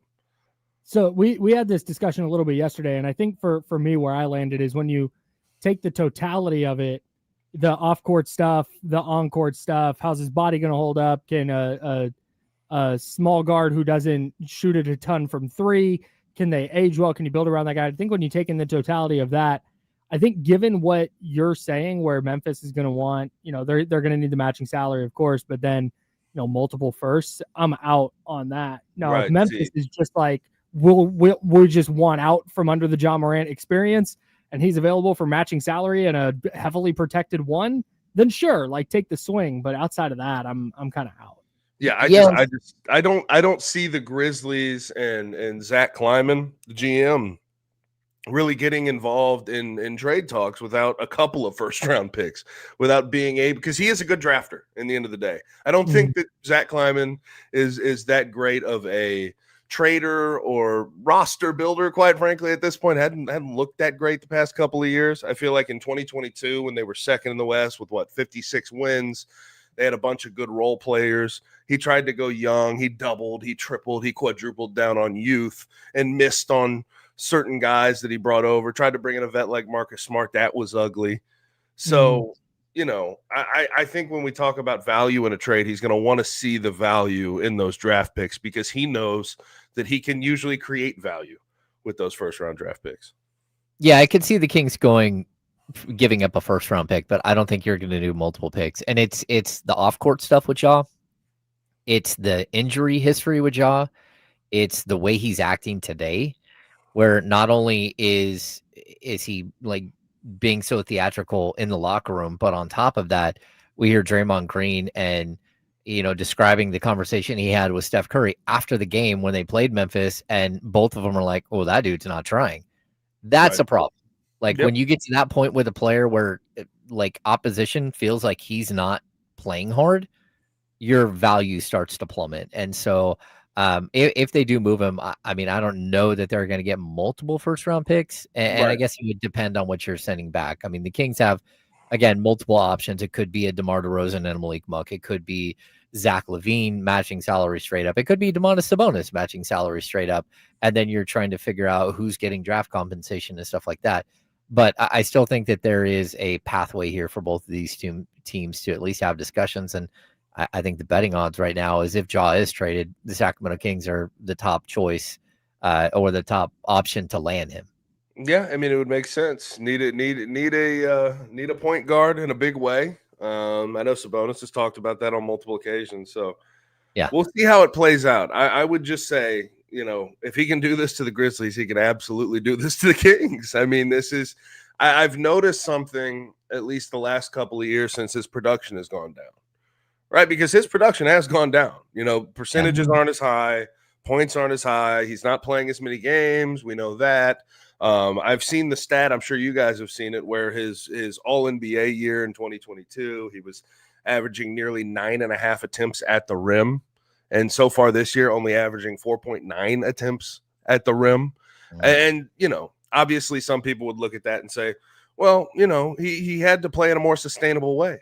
But he's not playing in a more sustainable way. He still takes his lumps at the rim, falls on the ground, and then he can't make jumpers to sort of compound that. So it's been a frustrating thing to watch. But in the end of the day, I could see him as a fit with the Kings. I would just, in the end of the day, to anybody getting involved in those sweepstakes, be careful. Be careful. Although I don't think the Grizzlies.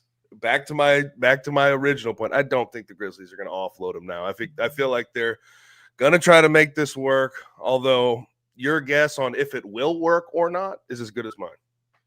Gabe Kuhn, the Gabe Kuhn Show on 92.9 ESPN out there in Memphis. Gabe, thank you so much for hopping on with us today, man. Have a great show, and good luck with the rest of this Ja Morant stuff. Absolutely. Appreciate it, fellas. Yeah, buddy. Gabe Kuhn, there he goes. 92.9, our sister station in Memphis. Really appreciate him for taking time today to talk about that Ja Morant stuff. We will break that down.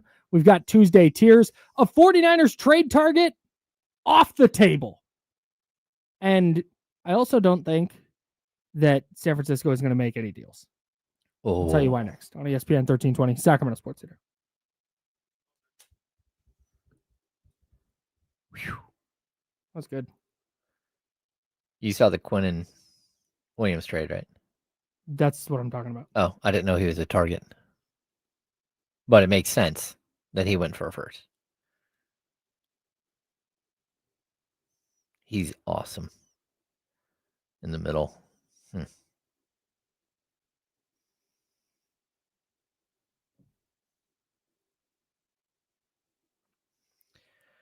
Boy, oh boy, oh boy. Lots going on here.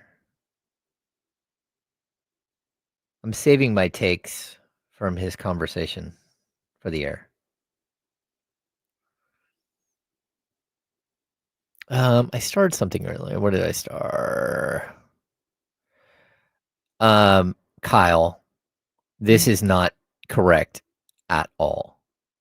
It's not. You need to go back and look at. Was he part of the nightclub thing in New York? Well, he was part of the nightclub thing in New York, but that wasn't him. I mean, he was there. He was around, but not. That was he was there at the club with Matt Barnes, and Matt Barnes is the one who got into an altercation, and DeMarcus Cousins was rushed outside from that. Got it. But you probably should look up like custody situations and stuff like that. That your statement's not correct. And what do we consider on the court, and what do we consider off the court? That's something that I think has always been like, if you get into a fist fight with a teammate, is that an on the court issue?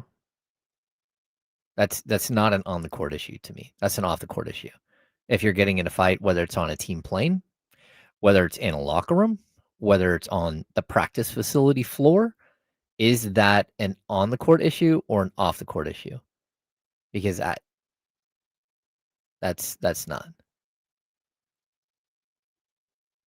Yeah, I don't. Yeah. You can literally listen to a phone call that is one of the most horrific things you'll listen to. If you want to go look for it. Am I going to comment on Mark Jones' interview? Mark Jones was awesome. His camera angle, slightly suspect, but overall, like, you're Mark Jones. It was like a perfect, I'm Mark Jones, MFers. I mean, like, that's awesome. Wait, no, I don't hate DeMarcus. There is somebody in this market who does. Yeah, no, I don't hate DeMarcus. Not this show. I'm just being honest with people. Wait. What happened? No, Siebendahl, no. I'm not reaching at all. Go do your homework on DeMarcus if you want to go.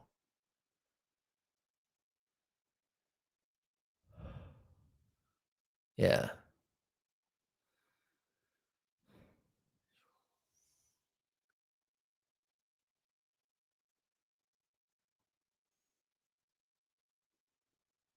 Frankie Montas is totally.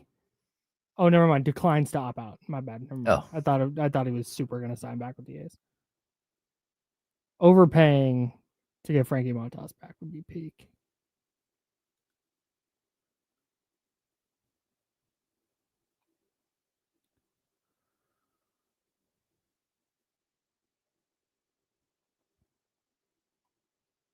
Hey, Jesse.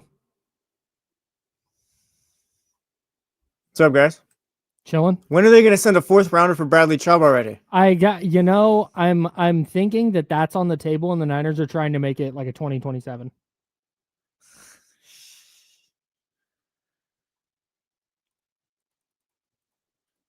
Welcome back to the Insiders with James Ham and Kyle Madsen on ESPN 1320.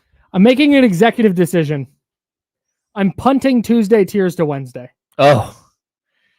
It'll be Wednesday tiers this week. Tuesday or we can do Thursday tiers? Wednesday tiers.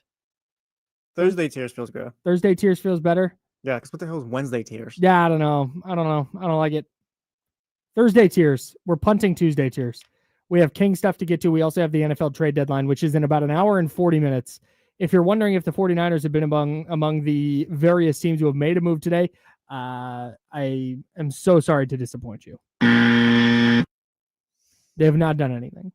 But this is what we talked about, man. So Quinnen Williams, who is a player that I think the 49ers were potentially,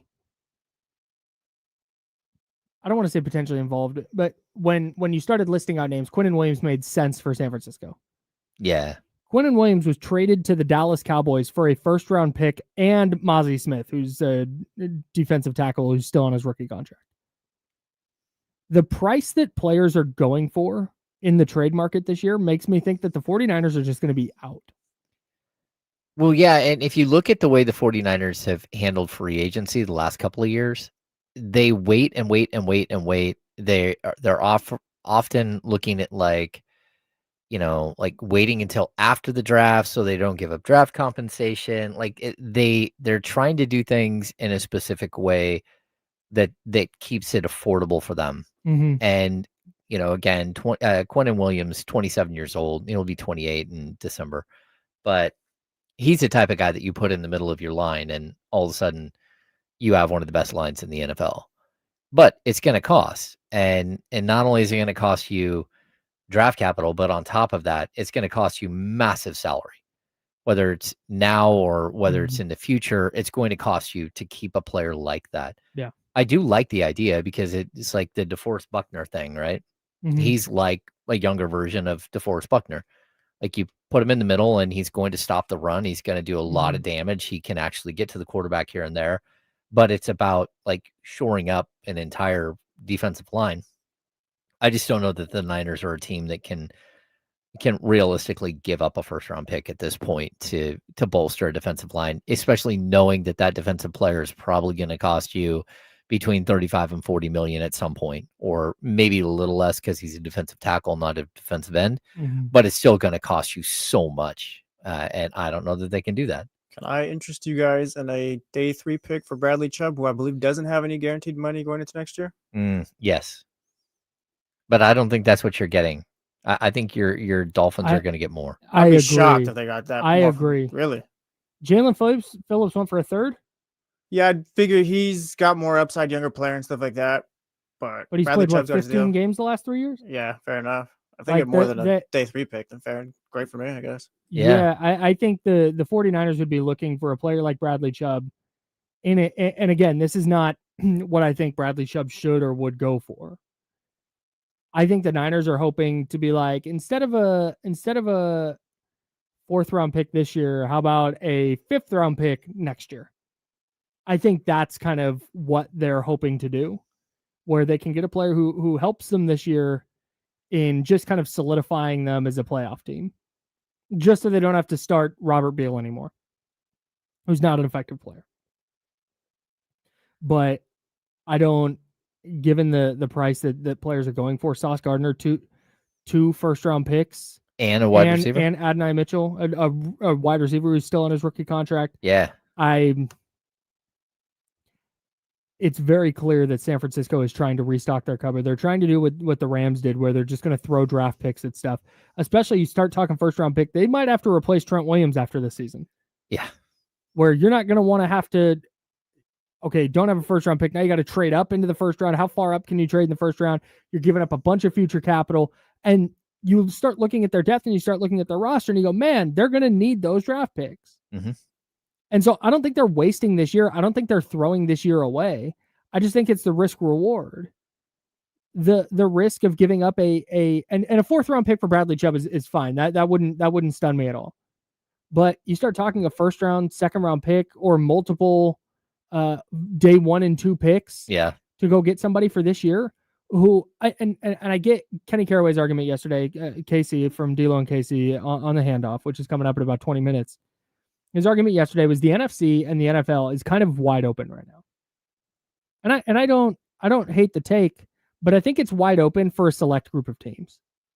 I don't think the 49ers are a Bradley Chubb away from being in the mix there, where you're going to mortgage your future to try and get into that conversation. And it's just, and that's fine. That's what this year was supposed to be. Yeah.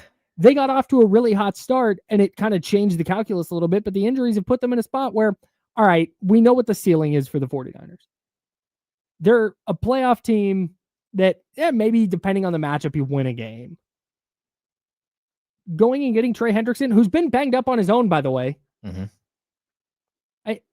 For a first or multiple first, I'm out, man. You want somebody for a second? I don't want, unless it's like Kayvon Thibodeau, and they think that Kayvon Thibodeau from the Giants can come in and affect the pass rush this year, but then be available next year on a relatively inexpensive 5th-year option. I think it's $15 million. Then, all right, sure. But I don't think they're keen to do that. And I don't think that you're going to see them make any notable move. I think if they make a move, it's going to be some former 6th-round pick who you've never heard of. Yeah. You, the collective, we. Well, like have never they heard just did with where they brought in White. Yeah, Keon White. Yeah, you're like, hey, unless you're a draft sicko. Yeah, I'm not really sure who that is. And it's like, well, you're not really sure because he hasn't made a huge impact in the NFL. Mm-hmm. And that's okay. Yeah. The Jets have 7 first-round picks in the next 2 drafts. That's insane. They need that. It's so crazy. Spend them all on quarterbacks. Yeah, they need that. And they need to make a lot of really good decisions, which they haven't done in the past. And, you know, on occasion, they stumble into great talent, which is, you know, again, Sauce Gardner, Quentin Williams, you know, like they do have some really high-end talent, even Wilson and what am I drawing a blank? Oh, Breece Hall. Yeah. The biggest issue is they're still looking to replace Joe Namath. Yeah, that is, yeah. Like since him, I guess, whatever, they haven't had a quarterback worth a damn. Really. And did they have a quarterback with Joe Namath? No, because he's the most overrated. He's the most overrated sports player of all time. Yeah, not just NFL, sports of life. He's overrated. Yeah, I'm kind of with you. He's still pitching stuff on TV, which is crazy to me. Kind of insane. It is insane. But also like when Ken O'Brien is probably like your next best quarterback, or Vinny Testaverde, like aging Vinny Testaverde. It's Ken bad. O'Brien is the guy you drafted instead of Dan Marino. I'm pretty sure. Like that's what Ken O'Brien is. So here's where I land on all this trade stuff with San Francisco. They're not good enough right now to win a Super Bowl. I don't think they're one player away from being good enough to win a Super Bowl. I don't think that their current roster is ready to win a Super Bowl in 2 years or even 3 years. They're going to need more draft picks. They're going to need to hit on more draft picks. The success of the 49ers, and we talk about this all the time with the Sacramento Kings. We can talk about Ja Morant trade. We can talk about they should have gone and gotten Cam Johnson. Although should they have? He did not look great last night and has not looked good this season. No, not at all. But should they have gotten this guy? Should they get that? The future of the Sacramento Kings is going to come down to who they draft and whether those draft picks can play basketball in the NBA or not.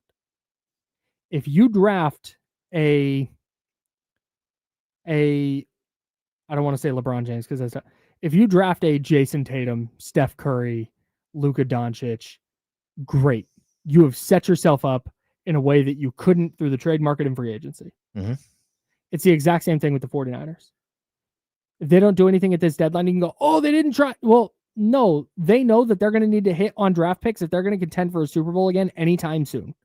So they are giving themselves maximum opportunities to save those draft picks. In fact, I would go this far.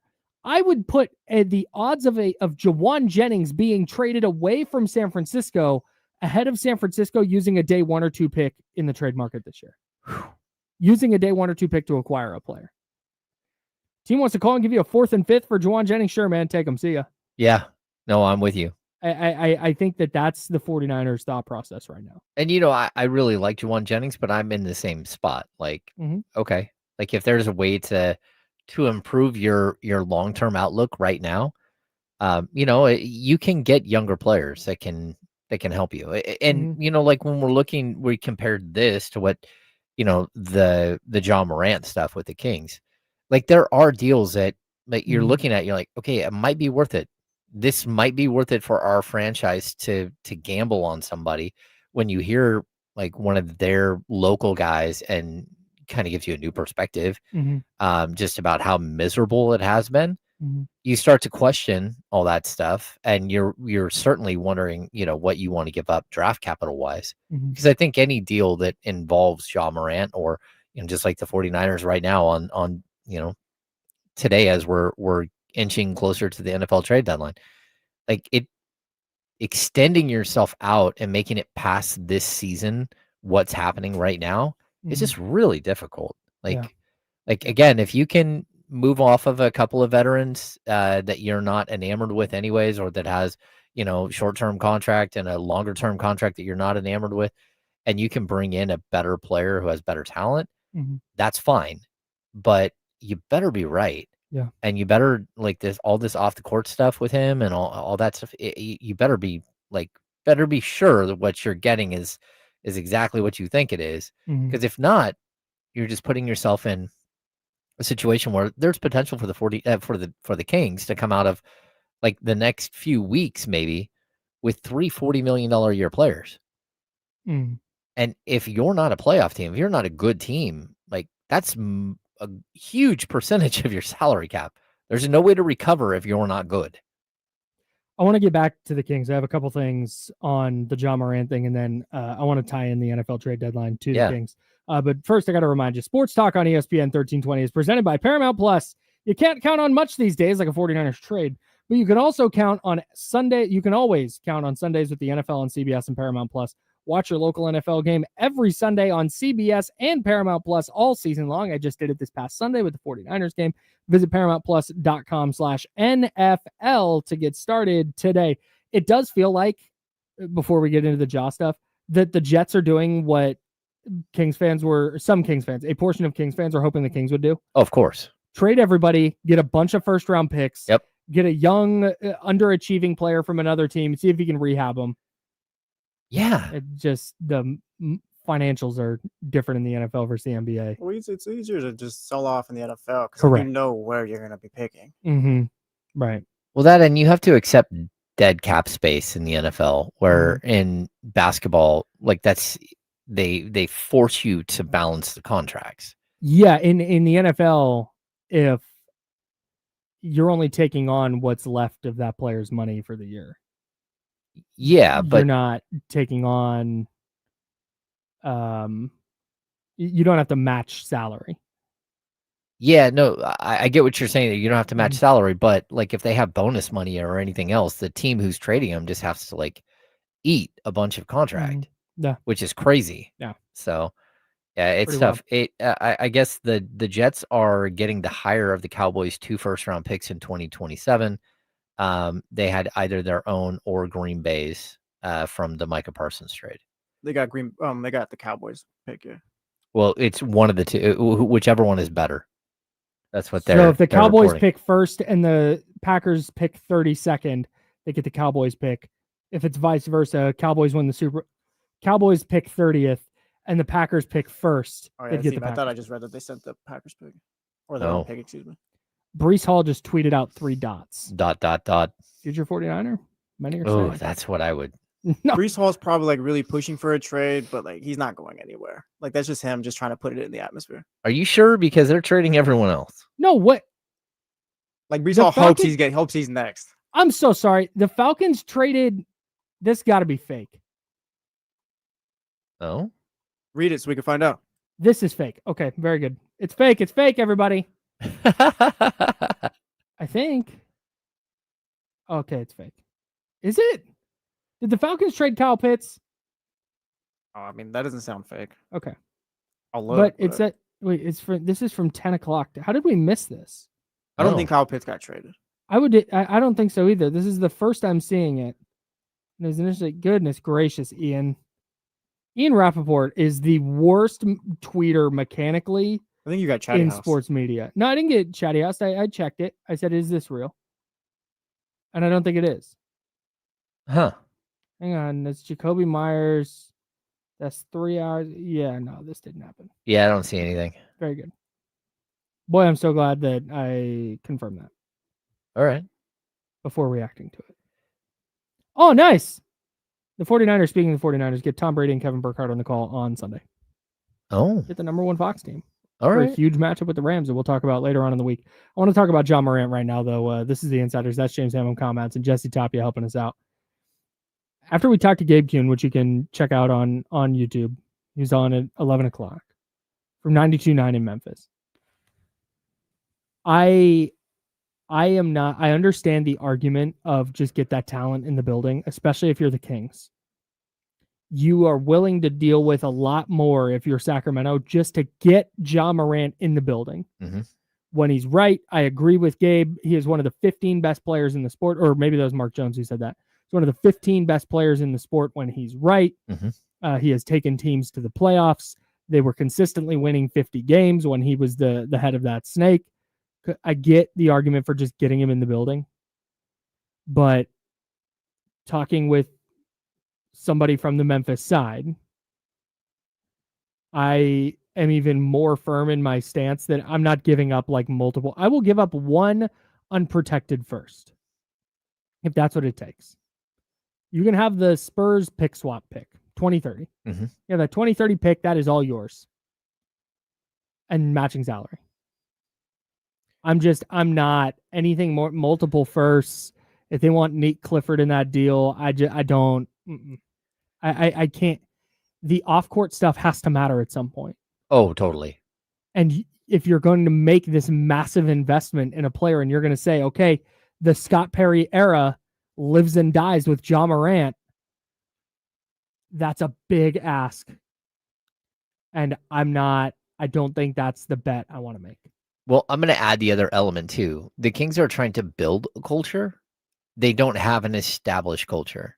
Mm-hmm. And if you're trying to build a culture, he's not, you almost have to have the culture in place already to support that type of player. Now, that's not to say that you can't get a player in and all of a sudden you figure out how to reach him and how to like really bring him into the fold and make him understand that all the outside stuff needs to go away, right? You can try, but a lot of times it's futile. There's nothing you can do. There are certain players that, they can't say no to family. There are certain players that. But on the other hand, go rewind the clock 3 years, and Ja Morant was that dude. He was that dude. Like everybody loved him. Everybody loved playing for him. The vibes were up. They're in the second round. They're giving Golden State a fight. Like Memphis was on its way up. They were talking dynasty. Yeah. Remember they were all pissed because Andre Iguodala didn't want to play there. They're like, he doesn't want to be part of the dynasty. Yeah, it's crazy too, because if you look at their big three with Desmond Bane, which they traded, yep, and Triple J, which is still there, Jaren Jackson, yeah, but like that should have been something you could build around. And whenever they were healthy, they did build. Yeah, right. So it's tough, but at the same time, man, like you better be right. You better be right that you can provide what it is that's been lacking in the past, or you can give an opportunity that maybe wasn't there before. Mm-hmm. And, again, when Mark Jones starts talking about how the ball is moving and the equal opportunity thing and how Ja's not down with that, that's the same exact thing that Doug Christie and the Kings are trying to do here in Sacramento. Like the ball is supposed to move. It is supposed to be an equal opportunity. Has it been? Yeah. I mean, guys are scoring. Everybody gets to score. Mm-hmm. Yeah. That's partially because they don't play any defense, but everyone does get to score. Sure. But I also like really look at like what would a backcourt of Ja Morant and Zach LaVine look like if they aren't playing defense. I don't know. There are certain ways that this would work and certain ways that it wouldn't. Mm-hmm. But I think it might be worth a gamble. All right. We'll talk about this more with D'Lo and KC. That's coming up next with the handoff. They will join us here on ESPN 1320 Sacramento Sports Center.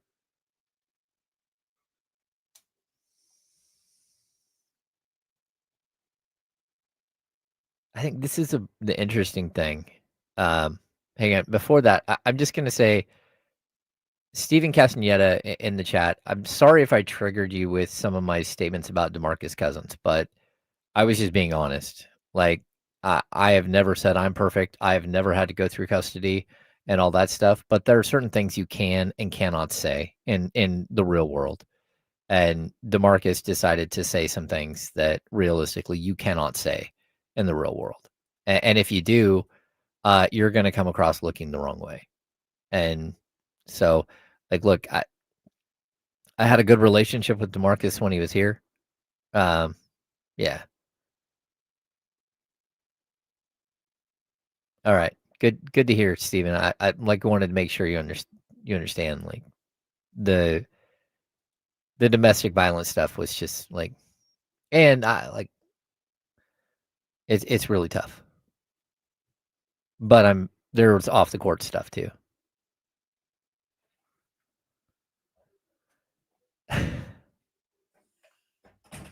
Jamie Marley. What's up, man? I'm gonna turn mics off real quick.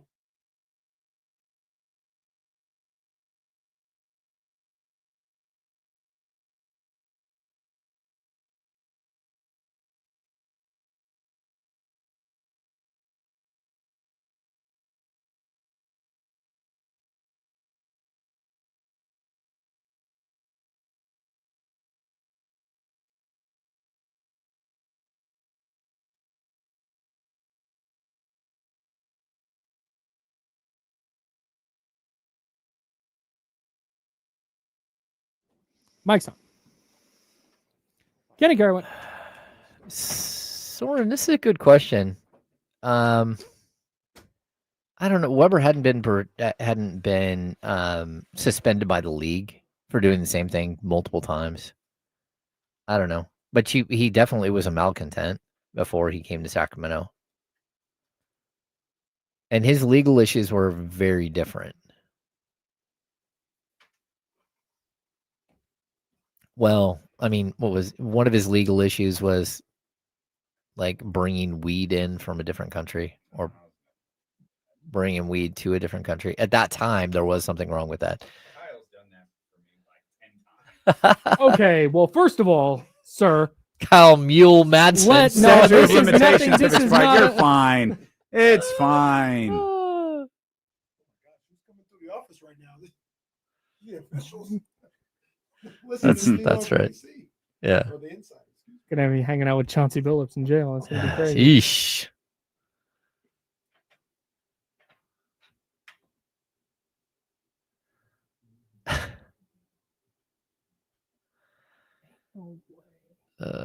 I was going to tell you guys how much time do we have?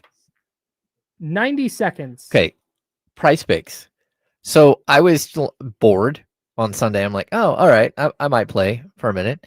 And then they like, hey, there's this recommended like 3 demons. And it was like 3 young quarterbacks. Would they score? Would they rush or receive a touchdown? And I'm like, all right, that sounds minimal. That's fine.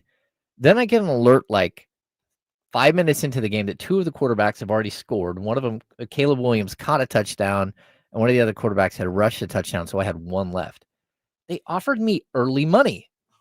Oh, I took that. Yeah, it's a new thing. I took that. Yeah. I took the $111. So I'm like, oh, yep, I'm in. Nice. I'm not going to wait and see what happens. Yeah, no. Who was the other one? He did not get a touchdown. I think it was Bo Nix, Caleb Williams, and one other.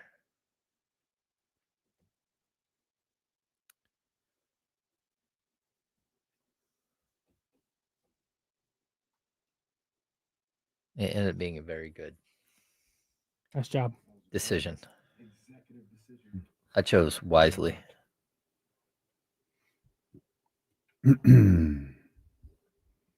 Oh, Drake May. Oh, Daniel Jones, Drake May. I really Caleb like Williams. Drake May. Drake May can hoop. Yeah, he can Good go. ball player. Yeah. Good ball player. He can go. I ain't gonna lie. I didn't watch a second of this game. Yeah, some of us couldn't. What a cool thing to be able to come into work and see the Cowboys Cardinals on TV. Welcome back to the Insiders with James Ham and Kyle Madsen on ESPN 1320. That's James. I'm Kyle. D-Lo and KC are here because it's 11:45, which means it is time for the handoff. D-Lo and KC coming up at noon. But that was a quarterback sneak, and this is like watching a brand new football game. Don't tell me who wins. Yeah. Not all of us got to see this last night on Monday Night Football. Can I tell you? This is exciting. Can I tell you? And it wasn't just because there was a Kings game last night, which we'll talk about. It's a good idea. I can't tell you how disinterested I was in this football game. Oh, I have never been more I couldn't, if you had sat down right now and said, hey, what was the final score of that game? I don't think I could tell you. This is the most nondescript football game that you can imagine.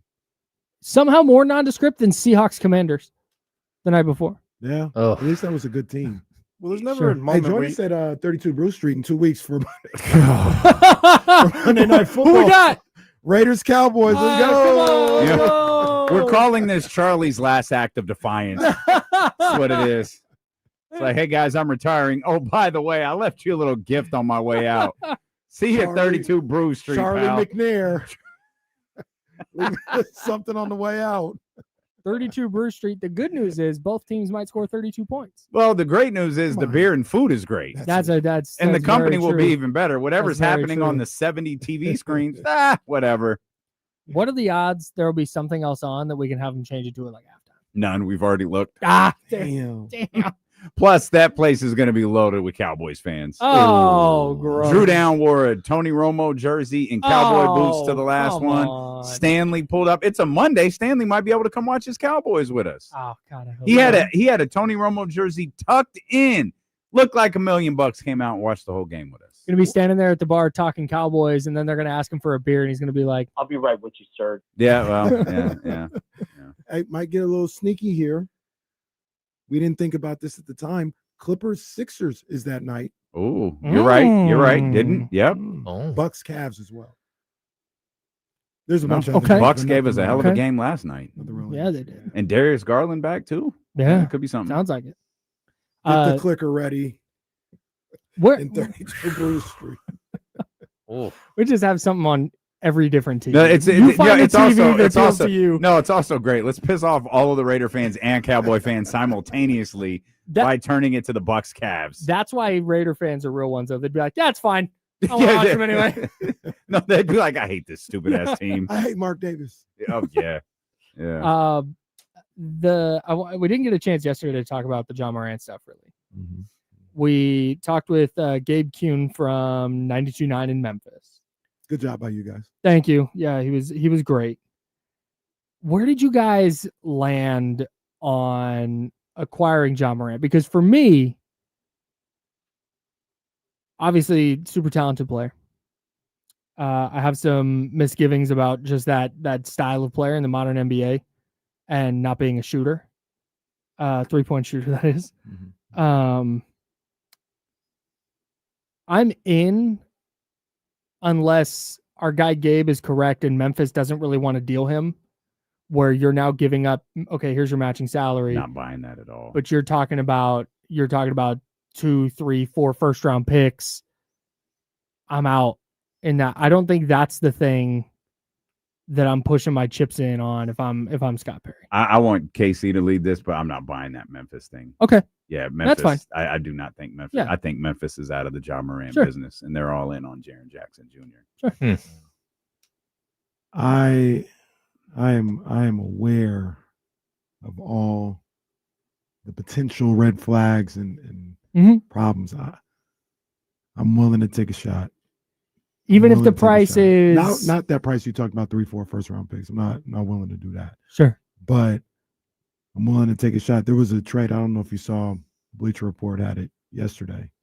It was a 3-teamer with the Nets. Mm-hmm. And it was Monk, Schroeder, Keon, the Kings' own 2026 first rounder, the one they have from the Spurs in 2027, both unprotected. And I would do that. You would do a 2026 unprotected for this coming season? You'd also and 27? You do, and you would, and the 27 is the Spurs. Oh, the Spurs. Okay. And in return, one of the reasons that made me say yes is, number one, you're getting Ja, right? But also in that deal, you get Gigi Jackson as well. And I'm not saying he's like the best thing ever, but no, but I don't hate that. Yeah, but Gigi's not even playing for them. He's also 16 years old still. Yeah. 16 and a half. Oh, okay. I always get that wrong. They do like, I've heard they do like Jalen Wells as well. Mm-hmm. And I'm not sure if they can get Jalen Wells out of there, but it's not like Jalen Wells is playing well. Kings, yeah, well, everybody. He's not playing well at all. Yeah. No, that's possible. I don't think they'll keep them both, Gigi and Jalen. I think one of them might go somewhere. So if you get one of those guys included, man, I would do it. I mean, you don't have to give up the farm to get a guy like Ja Morant, but I also, like, you're not gonna get him for pennies on the dollar either. He's still Ja Morant. Sure. It's a risk. It's a risk. I get it, but I think I'm willing to take the risk. The thing I didn't know that Gabe talked about from 92.9 in Memphis is that there's relocation drama brewing in Memphis, where they're trying to get a new lease on their stadium that was going to happen, but now it's been like delayed a bunch of times. And they might keep Ja just in order to stay in Memphis. Like, here, this is a draw. And he said they're selling $2 tickets, and it's the lowest attendance in the league. Yeah, they had the lowest opening night ticket. I think it was like $2 or $4 the opening night. What the hell else is there to do in Memphis when there's basketball on? You don't have a baseball team to worry about or a football team to worry about? Just go watch some basketball. Well, the Memphis Tigers don't have that problem though. No, that's a good point. Basketball. It's a good point. Penny still there? Memphis is a music town, isn't it? Yeah. Memphis, Nashville, like those are all. That's true. And then you got Knoxville, which is a college town. So like, maybe there's no room for pro sports in Tennessee. Let me ask you this: now, take the Titans with you. Make it a 2-for-1 deal. Titans about to have it popping in that new stadium, though. Are they? Yeah, it's going to be the best 1-16 team we've ever seen.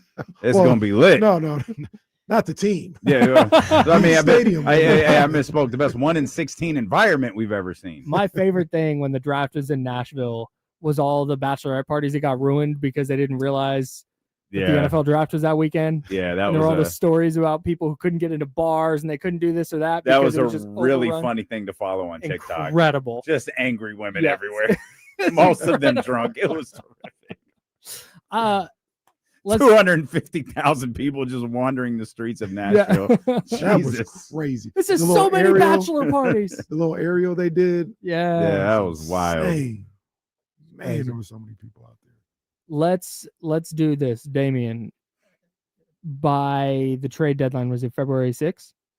Something like that. Ish. On February 10th, is Ja Morant on the Kings, yes or no? No. Kenny? Today, you might want to ask me at the end of the week, but today, okay, great. I'll make a note. Today, I say no, though. Okay. Got to get some more intel, hear some more things, see what's going on, talk to my people. Ear to the streets. Sure. See what they're talking about. I'm hearing they're interested, so I wouldn't be surprised. But at some point, you gotta shake this whole "we're interested" thing. Yeah. No I doubt. can't make this make sense though. That's where I'm really struggling, especially if it's Malik. Like let's run with the Bleacher Report thing really quick. How do you make that work? Like, what are you doing with Ja Morant? What do you mean? Like, where does Ja Morant go? Like, if Sacramento. Thank you. It's terrific. You all of you are helpful. He's your starting point guard. Yeah. Dennis Schroeder's in that deal. Yeah. Oh, Dennis is in the deal. That's right. That's Well, right. Even if Dennis isn't, I in the think deal, in my mind, I put Devin in the deal. Is there any way we could do that? And is there any way you could take Dennis? Is there any way we could put Devin in the? We keep Keon, and you take Devin. Good game last night from Keon. Younger, more upside, stronger. Okay. Do we need to start talking up Devin Carter and boost his trade value? No one would buy it if I did it. No one would buy it if you guys would have to do it. Wait, hang on. Say the Bleacher Report trade again. Malik, Dennis, Keon, 2 first-round picks. For Ja Morant. G.G. Jackson. There was another. And I don't have to give up Devin Carter? No. Green light that. Stamp it. Let's go. But you got to wait like 6 weeks to trade Dennis Schroeder. Yeah, that's why I don't 5 think weeks. Dennis will be a part of that. I think if it happens before that, I think it's one of the big fish. But Dennis was 3 years, right? Why would they want? I don't think they would want to do that. No. I think that they would, like, for me, the trade is probably Monk and DeMar DeRozan, and then working out picks. Just because financially that works. Because DeMar drops off in salary next year. Yeah. And what'd you say the other one? Malik? Yeah, Malik. And Malik that's would still Malik would have one more year. He has 2 years plus a player. Well, this year, next season, and then a player option for the third. Okay, got you. Yeah. Here, this might be Kyle doesn't know ball. Man, the flip script on Malik so quick. I forgot how many years ago he signed the contract. Yeah. It wasn't years. It wasn't plural. Yeah. Well, but then you would have Dennis Schroeder as your backup point guard. I mean, that's here? To me. Yeah. Oh, yeah. I mean, in that situation, or Devin Carter is your backup point guard, which I love. I feel That's like I feel like Russ can serve that role. If you can move Dennis, it'd be fine. Yeah, but I think Or Devin. with Dennis too, the deal with Ja is that he's hurt a lot, and so you need a really solid backup point guard. Yeah, the guy who led the team in scoring last night. Yeah. You should have heard me. You should have heard me talking about Russell Westbrook earlier. You would have been so proud of me. Would I? I called him the Kings' most important player right now. Oh. Okay. Yeah, man. All right, Ramona Madsen. It's do not do that to me. That's crazy. It's rude. Okay, so we're getting off topic. Do you think he'll be a King, Nick, in February? Ja Morant? No. Okay. I don't think Memphis is going to trade him. I think they will. I think they're trying. I kind of think they will. I just don't know that it's going to be here. Did Zach Lowe had a really interesting. He had Chris Vernon on, who's all things Memphis over at the Ringer. He had a really interesting perspective on the way Issa Lowe, their head coach, kind of approaches conflict with players. Mm-hmm. And it sort of makes me think that they're going to figure this out, and Ja will figure it out because he's an adult. And I just think that there's a little bit of friction right now that they're eventually going to be okay. Mm-hmm. That's the way I think it's. If you're asking me to bet, that's how I would bet it plays out. I have a question though. Why would what's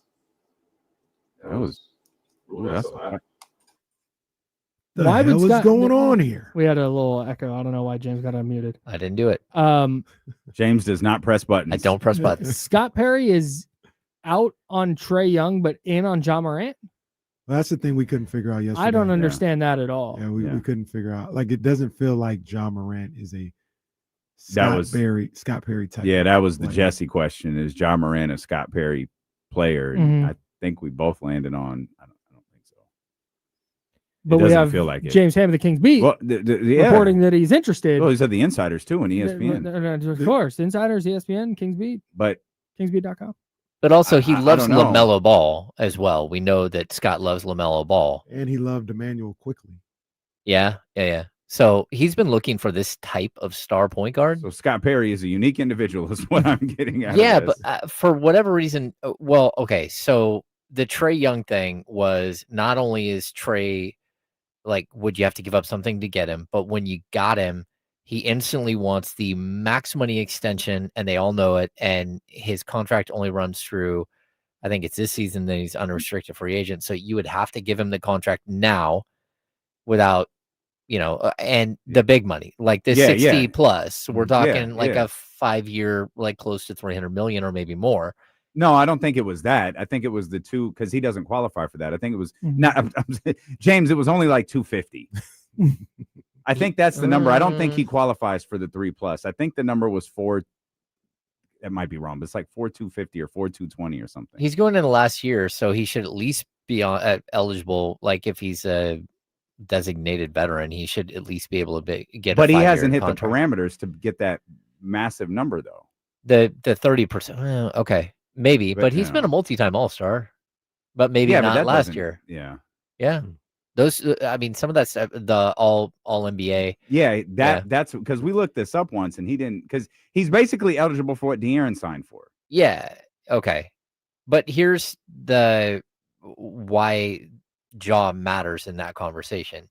Is it Ja's under contract this year at 40-something million, next year at 40-something million, the year after that at 40-something million. So you have him locked up for 3 years. Yeah. You can go this summer and offer him a 3-year extension and put him back up to 5 years if that's what you want to do, or you can wait a year and then offer him a longer extension.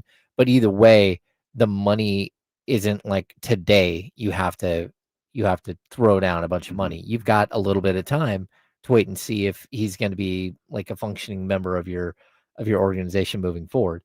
I think the one thing about Trae, like defensively, they're equals. I think Trae's a better shooter. I think Trae's a better distributor. Trae stays on the court more. Like, there are a lot of positives to Trae, but Ja's a bigger draw. Who's a better basketball player?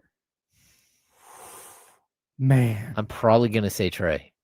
I think Trae is more skilled. The one thing I'll say about Ja, and these are the intangibles that you get when you watch the game more, as Jeff Kent once said, enjoy the game. There's something about Ja that elevates a team. There's an energy that he brings when he's on. Yep. That elevates the people around him. And I don't know what it is, because it's not like his jump shot gets any better or anything like that. But when there's a force. We saw that when he returned. Yeah. There's a force to him that we've seen for years now. So real quick, you're listening to KIFM West Sacramento, KRXQ HD2 Sacramento, ESPN 1320, Sacramento Sports Leader, always free on the Odyssey app. That is one of my concerns, though, because you're absolutely right. When you go back, those Memphis teams in 2021, 2022 were Ja. Like, he was that guy. And they went as Ja went, and you're right. Everybody was riding with him. I wonder how that explosiveness and that force that he plays with ages into his late 20s and early 30s. Well, in that 2020 year you referenced, his scoring average is 7 points lower right now. Right. Yeah. I mean, I know we're 6. Right now. Yeah, we're 6 games into the season. Yeah. But still, like, it's 27-20. Yeah, you're already seeing it, and whether it's because it's declined every year. Right. Whether it's because he hates what's happening with the coaching staff, whatever it is, I just forget all that. I just worry, even if he was still averaging 26 a game, I would still worry about what does Ja Morant at 29, 30, 31 look like? Because if you're trading those assets to bring him in, he's going to be on your team in 29 at age 29, 30, and 31. And that would be my greatest fear. In fairness, I think a lot of people ask the same question about Russell Westbrook because of the violent nature in which Russell Westbrook played the game. Like, there were comps to, like, well, we saw what happened to Derrick Rose. Eventually, he's just going to lose that explosiveness and power. Did Russ? He never had a bunch of injury stuff though. No, consecutively. No. Yeah, I think the other comparison is De'Aaron. Like, that will he hold up? Because I don't know that De'Aaron. We're always concerned. Will De'Aaron hold up? But I don't think De'Aaron's violent. He's fast. Mm-hmm. Well, and I don't think they're the being same. Violent. Yeah. He stopped doing. Is that when he went on strike during the Luke Walton years? Yeah. Like, I'm not doing this anymore. There was that point where he got to like 7 free throws, 8 free throws a game, and then he was like, "Okay, I can't keep doing this. I'm getting killed." How many times am I going to pick myself off the floor? Where Ja just keeps doing it, and you're sitting there watching Ja like, man, that is not sustainable. You keep coming down on people's feet, and then all of a sudden your knees are bending the wrong way, and like all kinds of crazy stuff with Ja. He plays reckless, and I mean, it's fun. He's definitely going to sell more tickets. He's going to be entertaining, but at the same time, he's also a proven winner. Although, again, even the Memphis. You remember that stretch of games where he was out for like 25 games, and one of the Jones brothers, I think it's Trey Jones, like led them to like a 20-1 record during that stretch. Yeah, but there's also that stretch where he was out and he came back and he hits the game winner like in his return, and then they go on a run when he's back, and then he gets hurt again and he's lost for the year. Off a cliff. Yeah. I mean, there's like I said when the question was asked. I mean, there are a bunch of red flags, a bunch of things that you worry about with Ja Morant. Like, you can't escape them. I won't argue against them or anything like that. There's concern if you bring a guy like that in there. But man, that potential ceiling, that ceiling is everything is hope. It's special. Everything is hope. And here's the question I would ask all you guys too. Just curious. What's the ideal, realistic move to make? Because I think part of it is you're going to have to make a move. Like, somebody's going to be traded. And anybody that's being traded, it's going to be for a reason. There's going to be risk involved for sure. And that's why my thumbs up or thumbs down on Ja Morant is entirely based on cost. I'm not out on Ja Morant entirely. Like, don't want him anywhere near my team. I want nothing to do with that guy.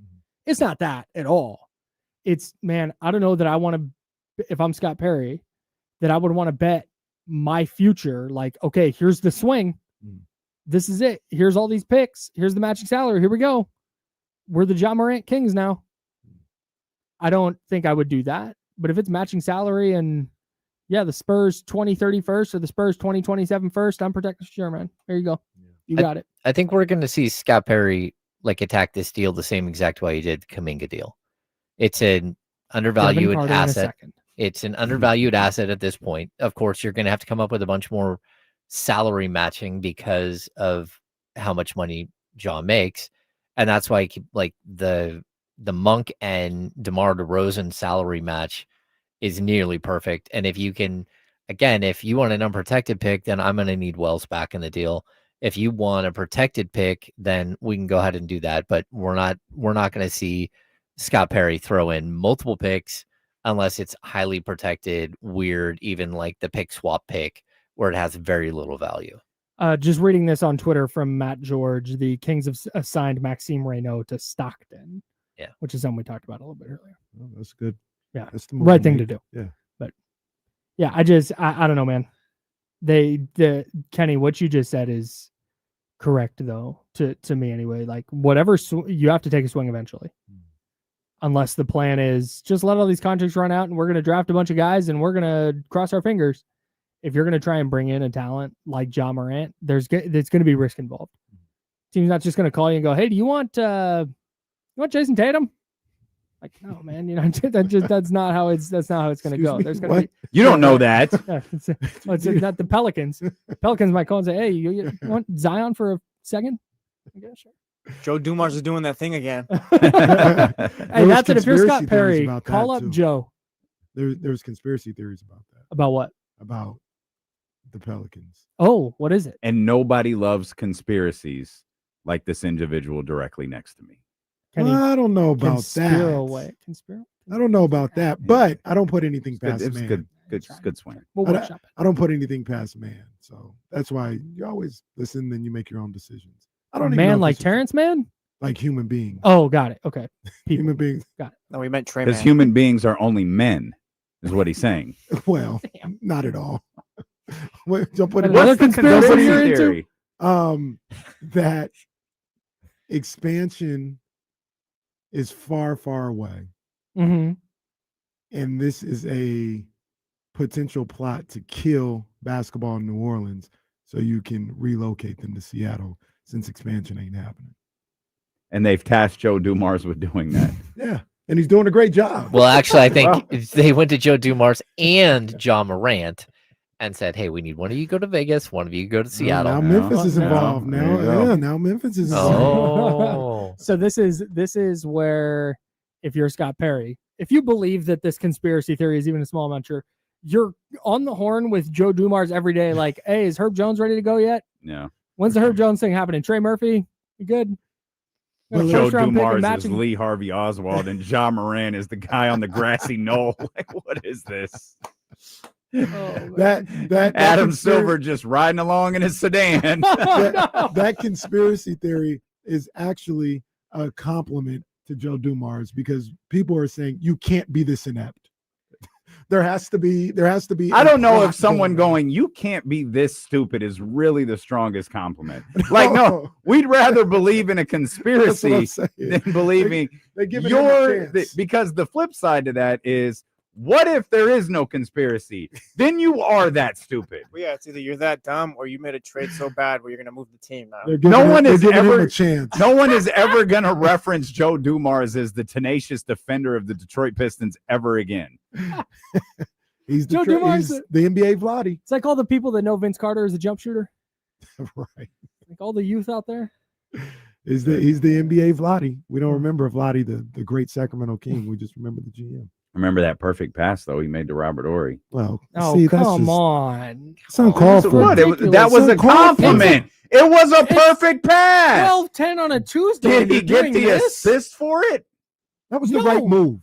That was the right play. No, it wasn't. It was absolutely. That was a shot. It was the right play. He couldn't grab it. Yes, Shaq was going to get it. No, Shaq was going to get it. You guys, get it out of here. What is Robert Horry doing there? He's supposed to be rebounding. It's like when someone says, "Hey, there's a ghost right there in Bill's office," and you go, "No, look." Once you like, oh yeah, no, I see it now. There's nothing there. There's nothing in Bill's office right there. He could have grabbed the damn rebound. He wouldn't get that rebound over Shaq. He could have grabbed it. Certainly didn't have to pass it to Robert Horry. No, it was crazy. Just create the most dramatic. Why is he up there? Why isn't he crashing the boards? Create the most traumatic because it's moment. Big Shot Bob. They're down. Did they not know he hit big shots? Did no one say, "Hey, no, he's out there. Let's not leave him there"? I need somebody with a body on him. Where's Doug? Damn. That was actually probably Weber. You're probably right. Boy. Still no 49er trade. Well, although they are saying that Breece Hall has told the Jets to get him the hell out of there. They're looking for a third round pick. Over? No, 1 o'clock. They're looking for a third round pick for him? Yeah. Oh, come on. 49ers just make that deal.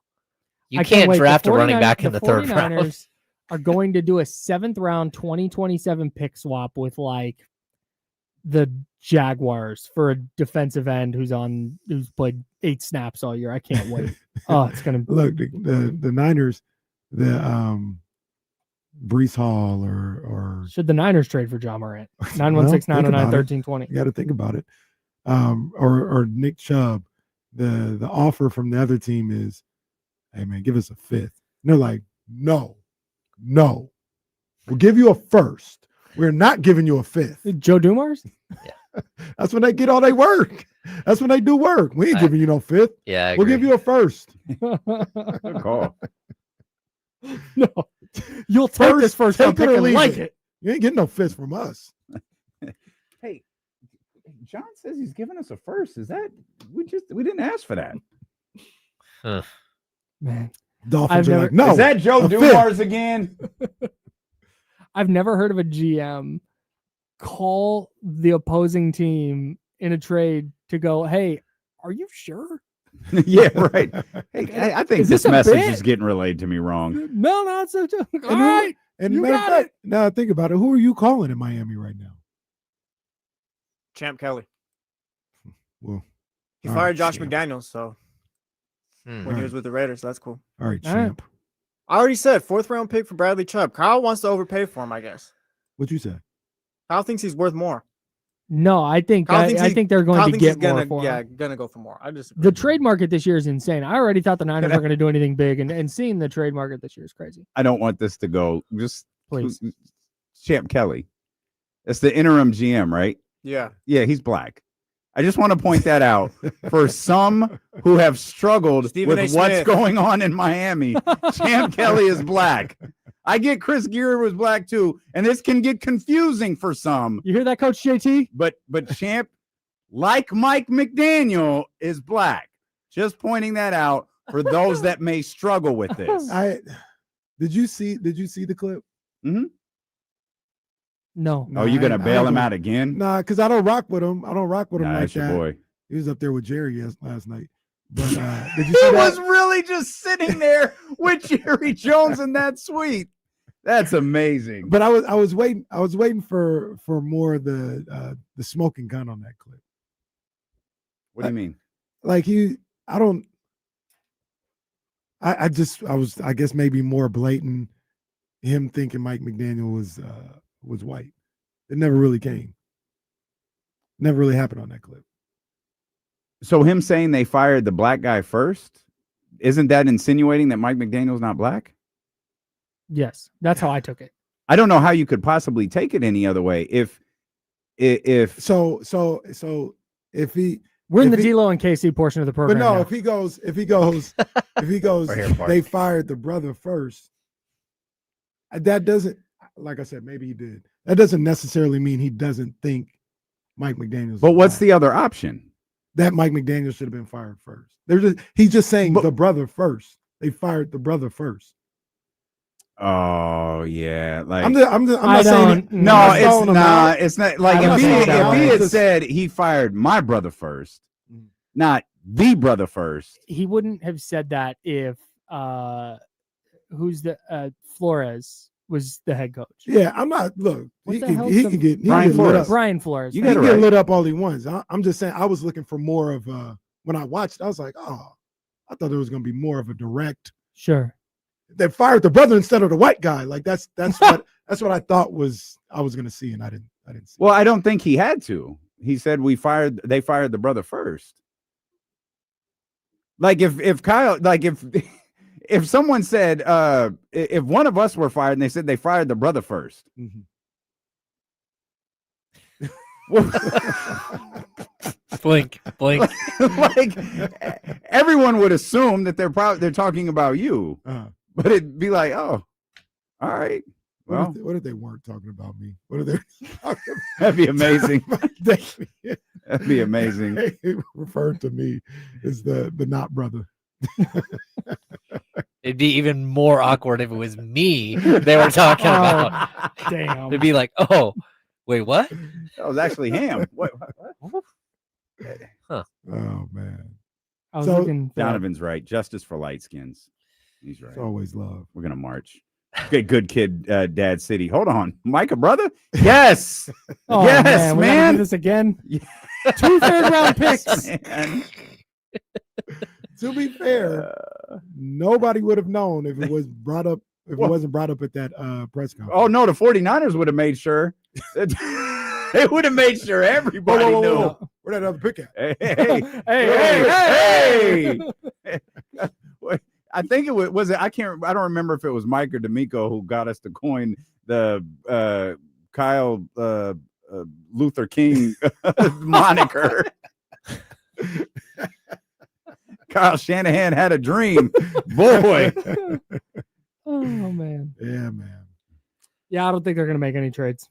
Yeah. And everybody's going to be disappointed. But 40. It's 1 o'clock. Theirs is 4 p.m. Eastern. Yes. Yeah. Okay. So 42 minutes from now. And to be fair, they did make a trade. It just wasn't at the deadline. It was like That's 2 true. days ago. That's true. Was not a needle mover at all, though. I don't know if you like, but the needle mover, if they're talking about, yo, we need a first rounder, like, That's it. You don't just do it just to do it. I don't think they're going to make a needle moving trade. If there's some team who has a 2nd round pick or 3rd round pick, former 2nd or 3rd round pick, who's kind of flamed out and is available for a late round pick swap. Oh, James Odds just got big. Oh, nothing. Sorry. Damn it, Hammer. No, tell us what you thought it was then. James, you can't do that on trade deadline. Something totally different. Here's what James faced him. Like, what? He just got a Black Friday ad. That's what he was really. Jack Skellington just fell down. It was something completely different. Notification. Jack, no! Wow. That's crazy. Kings lost last night. Yeah. I thought last night. Last night felt to me like the exact same game as the Bucks game. The Kings just didn't hit as many shots. They couldn't. Yeah, they couldn't crawl all the way back. Mm-hmm. Like once the deficit got there, they couldn't. They couldn't get. They were within striking distance, but like we do this all of the time. Me and Casey. Like, when did you think they were going to win the game? I didn't think that last night. Like it was just like they can't.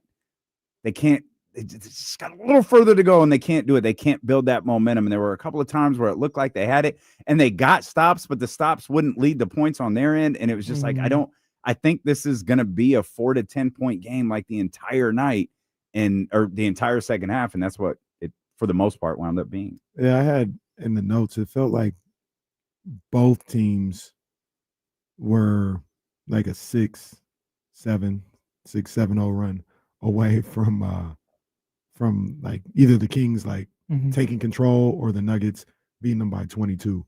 And neither team could really do that. Right? Like the Nuggets, they were up by like 11, 13 the whole time, but it would always get to 8. Like they couldn't get it to 17 and like really take the game away. Yeah. Kings were always kind of hanging around, and the Kings couldn't really get it any lower than 6. 7. Yeah, 6. That's the most frustrating. Okay, you battle back from 12, you got it to 6. Oh, there's a 3, there's a stop, there's a 2. All right, he's back to 11. Oh, got it back to 6. Oh, there's an open layup. Right. Like they just couldn't. That inability to get a stop is just killing me, man. Yeah. And then to that point though, it's like on the Denver side, and it doesn't really matter because they won, and that's all that matters. But there we go, hit that 3. We got it to 9. Let's break away. Yeah. Oh man, it's a 6-point game. The answer Damn. back. All right, well, we got it to 10. 2 buckets. Oh, it's back to 7. That game was destined to be a 12 to 6 point Denver win. Yeah. The frustrating thing, and I'm sure that this is something the players and coaching staff are trying to figure out right now. You cannot keep going down 12 immediately. That is just not a thing that can continue happening. Right. And having it happen in consecutive games, it's like, okay, that's a little bit of a red flag. It's a super small sample size. Might not be a thing the rest of the year, but it's something I'm watching for because you can't come out of the gate and put yourself in a 10, 12, 14-point hole every game. They I look at that game as a game they just kind of lost. They lost. I mean, even if you had a really good roster or everything made sense, you were gonna have to play like damn near a great game to beat a team like Denver in Denver. So for me, it's not an indictment on necessarily who the Kings are. They had to play great to win last night. They didn't play great. They didn't play bad. It was just they were undersized at every single position starting. Yeah. I think it says a lot that we've come out of 6 out of 7 games and go, no, they didn't play bad and they're 2-5. I can't tell if that's a good thing or bad thing. They played 3 championship contenders too. Well, I'm like on this road trip. Yep. That's what I'm thinking about on the road trip. OKC shorthanded, second night of a back-to-back for them for sure. But so that leads to the fact that you're too like you would have to play great to beat the Thunder and the Nuggets, and they didn't play great. They played all right, but yeah, that's what's if you were a good team, like for instance, just the Warriors would have to play great to beat the Thunder and the Nuggets on the road, and that's just the nature of the beast. It sounds a little crazy, man. I don't know. I see some things with this team, some good things with this team, with this Kings team. Like what? Glass half empty, glass half full. I don't feel like they're not far away from being a good team. And I don't know if the far away is time. I don't know if the far away is a roster move. I don't know if the far away is Keegan Murray. I don't know, but they're not far away from being offensively. I agree. Defensively, they are a disaster. Well, and I think that's the difference between them being good and kind of where they are. You know, the ironic thing about it, while listening to the broadcast, the telecast last night, and Katie, and rightfully so, was saying like, hey, they're gonna get Jokic Joker in action all day because he's not going to step up. And they were doing that. And then he kind of stepped up a little bit in that fourth quarter and made some things difficult. But that's all these teams are doing to Domas. Yep. They are putting Domas in every action, and it's not good. There's no answer from him. There's no answer behind him. And I don't know, and I don't want to put it all on Domas because I don't know what the strategy is. I don't know if the Bobby Jackson, Doug Christie strategy is to drop, and just kind of let him play or never trap or what. I don't know. So I don't want to. It's not necessarily all on Domas if we don't know what he's being coached to do. But they're getting destroyed every time they go to a pick and roll. They're getting destroyed. Yeah. Last night, late in the game, he attacked the pick and roll. And they got the turnover. Russ got the interception. It does feel, I mean, to me, I don't know the exact coverage either, but it feels like it's everybody's fault. It's not one person's fault. It's like whatever's happening, you can't really, if Domas is in the drop coverage, the guard or the forward has to do a better job on the ball too. Because it feels like every single time they're in that coverage, it's a Domas versus 2 guys. And it doesn't matter. Like he's not getting a stop for sure, but at the same time, like it's him against 2 people every single time. Yeah, there's a I don't know. It's not like he's not a great individual defender, but like I said, when nobody is. Like they're getting back cuts open, they're getting blow-bys, they're getting open threes. They're a mess on that end of the floor. And I just think until they figure that out, the fact that they can't get a stop consistently, I think that's a problem. Question is why too, because there's moments where, like you'll see, and it's always something at the rim, or it's almost always something at the rim. And there's one particular play that's standing out in my head last night, and I didn't timestamp it, so I apologize. But someone gets to the basket, I think it was Jamal, and Dennis turns around and looks like, yo, what are we doing? Like, what was that? And it's like, are they miscommunicating, not communicating, or is the scheme bad? Right. But Dennis reacted like, yo, how did this happen? Because I'm standing here and it's not on me. So I think it's the question I would ask is, and everyone's defensive frustrations, it's all very, very fair. The question is like what's causing it? Because there's moments where they do they look great defensively? Like, no, but they look very competent defensively. And then there are times where third quarter Chicago, I think it was 26 of 36, like in the paint. Like how? How? That was so ugly. And then last night watching Christian Brown, one back cut after another, like how many times can you find him at the rim before someone actually steps up and stops that? And so like I don't question people's intelligence, but is this like schematic? Is this miscommunication, non-communication, not understanding the game plan, not seeing it? Is this a skilled draw up by Billy Donovan and Coach Adelman? I don't know the answer to any of this, but we do see enough to where it's like, no, they can get things done defensively. But what does it take? And like, again, the things are relative. Like it's relative to what we see to those two examples that I just used in last night. But if it goes to, if you can get to just a competent level on a more consistent basis, their offense is good enough to do good things. And I think that's what Kenny's talking about. Sure. You know, Katie did it. And sometimes you don't want to hear it as the game is coming to an end and the team went 1-3 on a road trip. But Katie was like, you know, there is some good things with this team right here. They don't suck. And like, she's right. It's just, will this ever materialize? Yeah. And I think there are a lot of people who feel like, I don't think that it's going to. This could be the season. You just lose really tough games a lot. Yeah. And that sucks. Yeah. That's James Ham comments, and shout out to Jesse Tapia helping us out. He will be in with D-Lo and KC, of course. We're coming up next. Until tomorrow, 10 a.m. Drink water. Be nice people. Thanks, Chatty House. Appreciate you guys.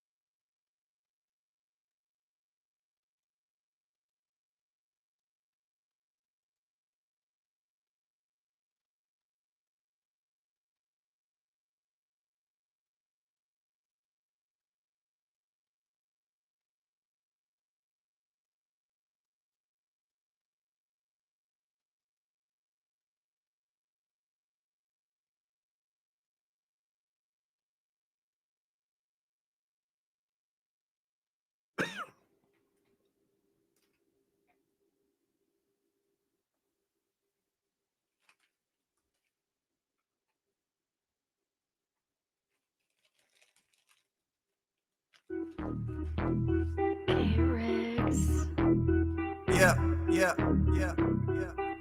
We got him screaming D-Lo, KC, D-Lo, KC, D-Lo, KC, D-Lo. We got him screaming D-Lo, KC, D-Lo, KC, D-Lo, D-Lo. We your number one spot. We your number one spot for some sports, huh? Got the city going crazy when we work, huh? We top 2, but we ain't 2, we in first, huh? And when you need the real, we is who you search, huh? D-Lo, KC, D-Lo, KC, D-Lo, KC, D-Lo. We your number one spot. What's good, baby? Hey! Boy, the air horns is loud because I turned the wrong computer down. Hey, one more time. Look at us. Thought we were going to get back-to-back days of young Zell. No.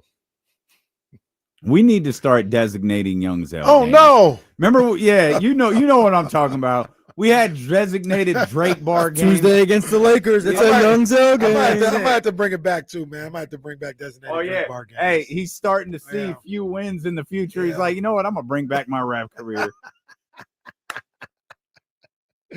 Designated young Zell games, designated Drake bar games, man. Damn, how the mighty have fallen. Just a quick note here, as Michael's reminding us, D-Lo, go vote, go vote, go vote. Yeah, everybody go out there and vote. There's some this country's interesting, man. I'll just say that. There's some important stuff on the ballot, so go check it out. We welcome you in here. Don't go check it out. Go vote. Go do that right now. Your work has as a matter of fact, the job is they're supposed to let us leave.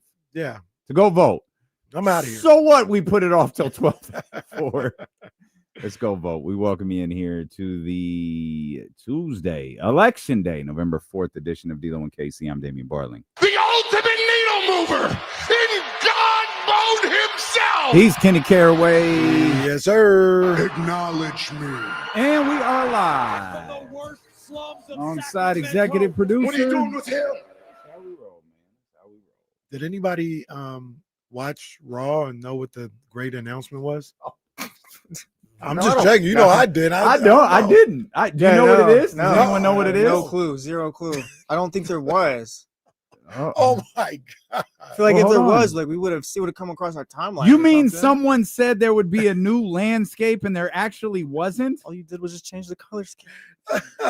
Did WWE change the color scheme? Nah, it must be something else. I don't know. I'm just taking a embarrassing. I don't know. I'll go through their Twitter. We'll see. Wait. Hold on. Oh, your boy was back yesterday. Wait, hold on. What? Hold on. Who is my boy? Why are you asking like no, that? No. Yeah, nah, because this feels shady. Who's my boy? It's not shady. Nah. Your good friend Rey Mysterio was back, and him and Dominic went face to face. Oh man, I did see this clip. Ray brings up Eddie, and then Dominic cuts him off, and he says, "Don't ever bring up my father's name in your mouth again," or something like that. It was hilarious. That's the only good part about it. That's kind of funny. I love that they're still just milking Eddie Guerrero's name.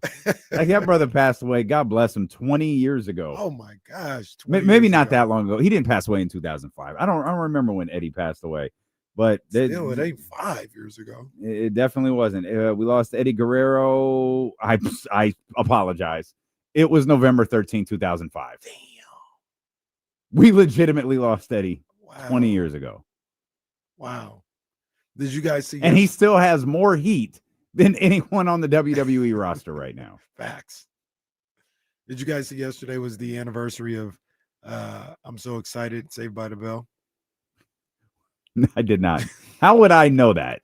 I retweeted it. Okay, well, again, how would I know that?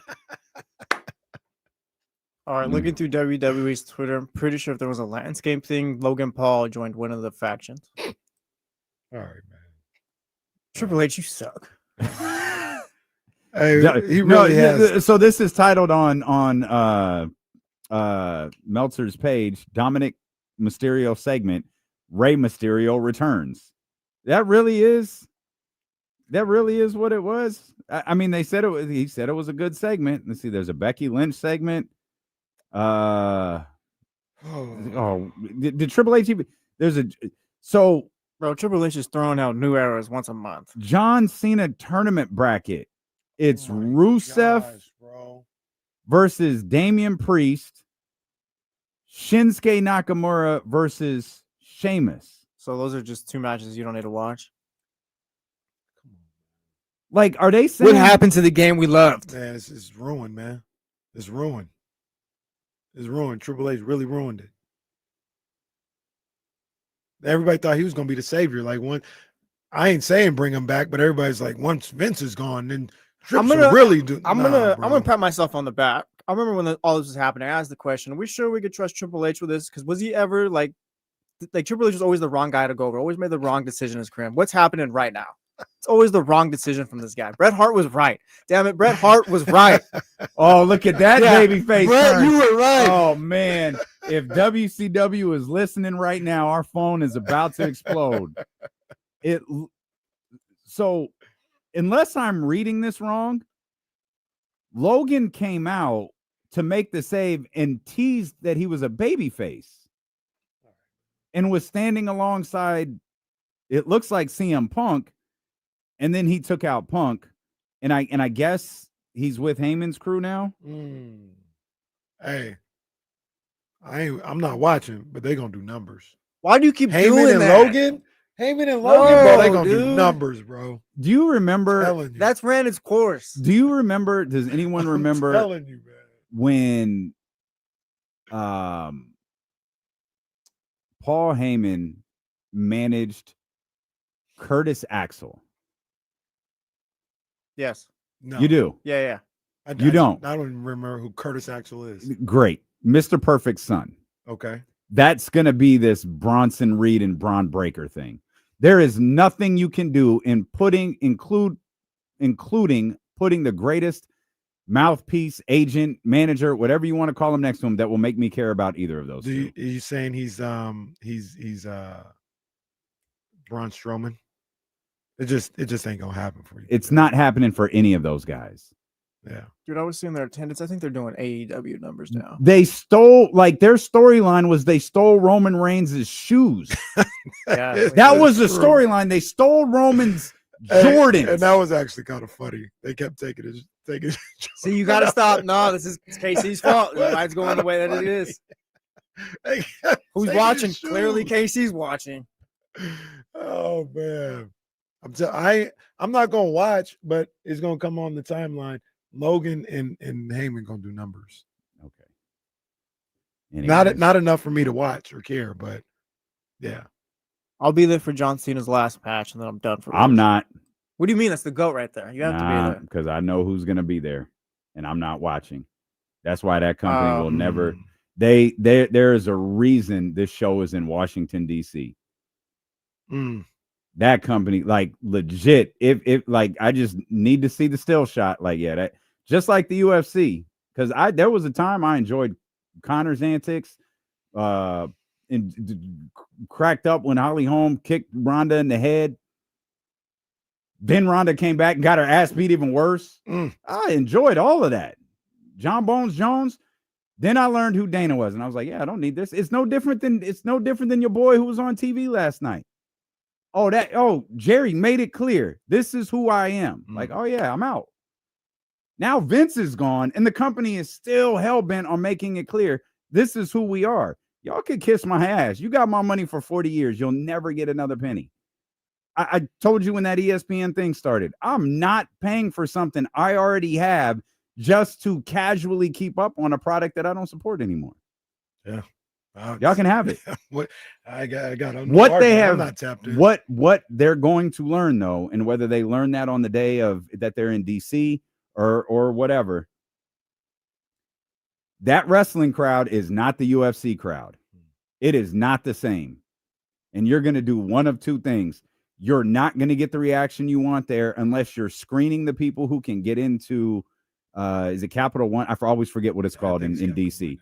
Unless you're screening the people who can get in, or you're going to alienate enough people to where all those little belts and all those little sales that you have on you, they're going to drastically dip. They're not going away. They're never going away. UFC didn't go away. but it's going to change. Do they understand the reason why that was Hogan's reception? When I don't think they do. They don't I care. don't think they do. Or maybe they that. They definitely don't care. They don't care. Yeah, they definitely don't care. But yeah, they're just like, oh, that was just a bad night. That's all it was. No. Okay. Like Dame said, like tickets are still gonna be bought and stuff. They just, I don't know. The machines still keep going, I guess. Yeah, because they're going to keep charging $300, and then it's the diehest of the diehards that will continue to go to these events. I did wonder though, and we could talk about the Kings in just a Putting second. WrestleMania in Saudi Arabia, you're getting a bag. Like they're good. I did wonder, will the what you say, maybe the bubble burst with WWE? Like, will they be so far gone where the numbers will start looking different? The attendance, the money. I think there is a point with that. Because I think it's when we are in like our 60s and 70s, because there are still attitude era clamoring people who are 40, 41, 42, 48, 49 that still love and support the product. Those are the people who are buying the $10,000 WrestleMania seats. Their income is different than it was at WrestleMania 19 or 18. Now they can afford, now they can go to all 6 WWE access things. They can go to NXT and Raw, and they can, like, WrestleMania is well, with the exception of next year's, it's a week-long destination. You are going to, in this case, Las Vegas, and you're going to be there all week, and you're going to go to all of the indie shows and all that. You're going to do all of that stuff. When that crowd can't do it anymore, I don't know that they've built a crowd that can do it. I agree. Because there are far less AEWs and independent promotions and what AEW was before it actually became AEW when Cody Rhodes helped put that show together. Like, that stuff doesn't really exist anymore unless, you have, the Alabama clown, coming in and wrestling, the 1-ton gang or something in a grudge match. And it's like, what is this? Yeah.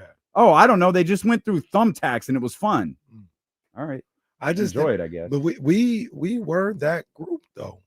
And we've gotten to the point, not saying that we're the end all be all with this stuff, but we're to like, this isn't even a good product. Like it's not good. And you want me to spend how much to go to WrestleMania? That's what happened I'd say it started around 91, 92.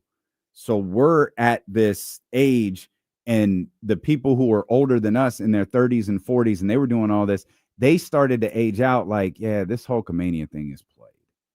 And it's like, okay, now you got Flair, like whatever. Flair, like, why do I care who Ric Flair is? He was on at 305 or 605, depending on what part of the country you live in. Like, I don't care.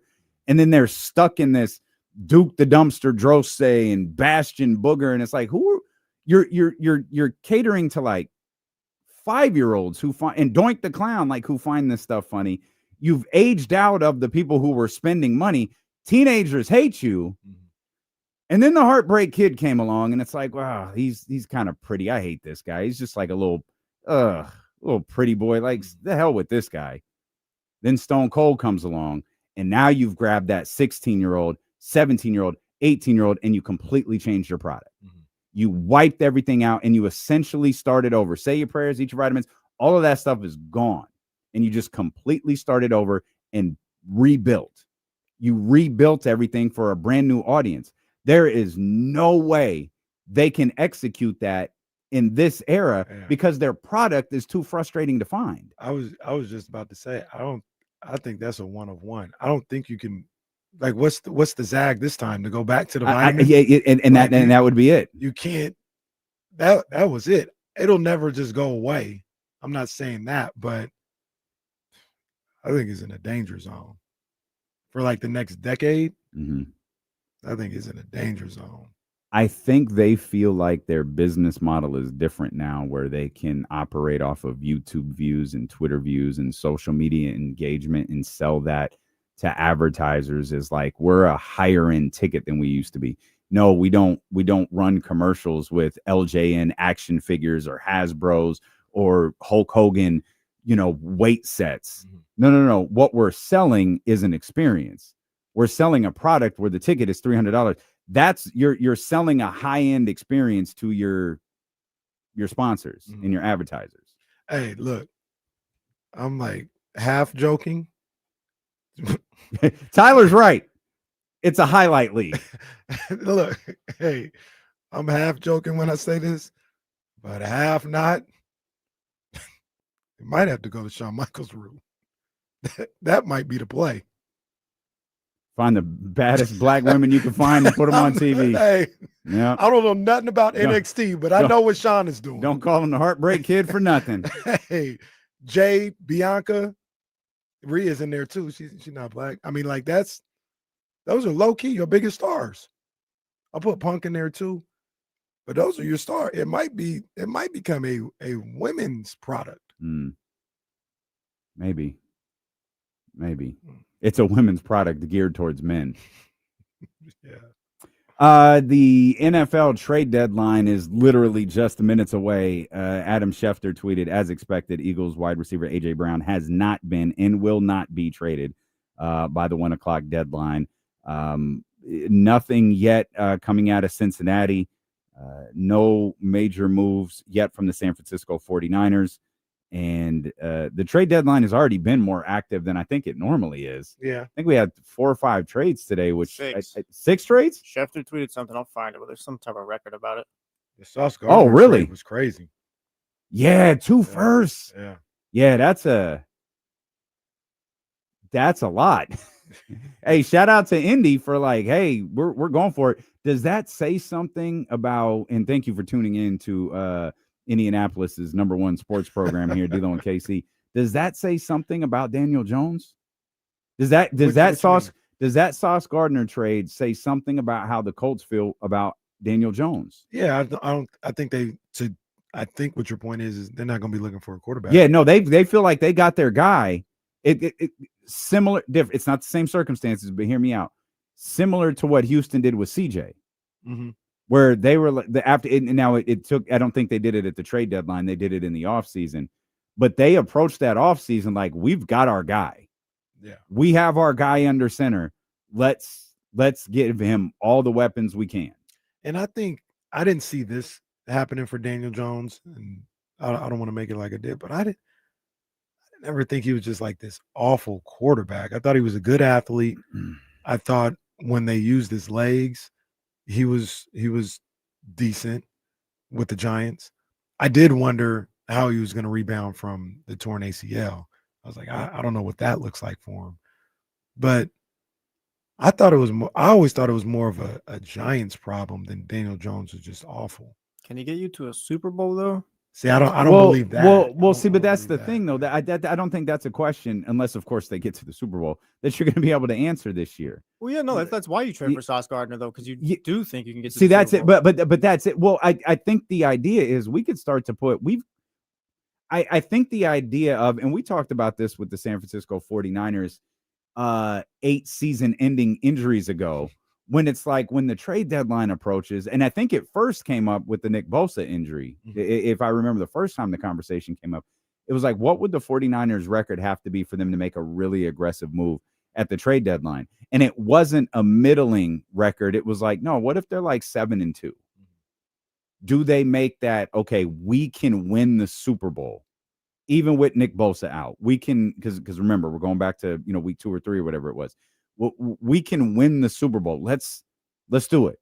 Let's go make that big move here. And I wonder if the Colts, despite the fact they're coming off, their second loss of the season, if they feel 9 weeks in like, hey, not only do we have something, we've got a quarterback.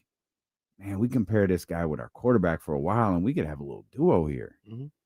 Yeah, I absolutely see that. And to your point on Daniel Jones, I think Daniel Jones was put in a position to fail immediately. One, because of, if I remember correctly, wasn't Eli still there when Daniel Jones was drafted? Wasn't that Eli's last year? And there was this whole thing going on with the two, and then they benched Eli at the end. And I think Eli had a streak going similar to Peyton's, if I remember correctly. Mm-hmm. I hope I'm not making that up, but that all sounds like a thing in my head.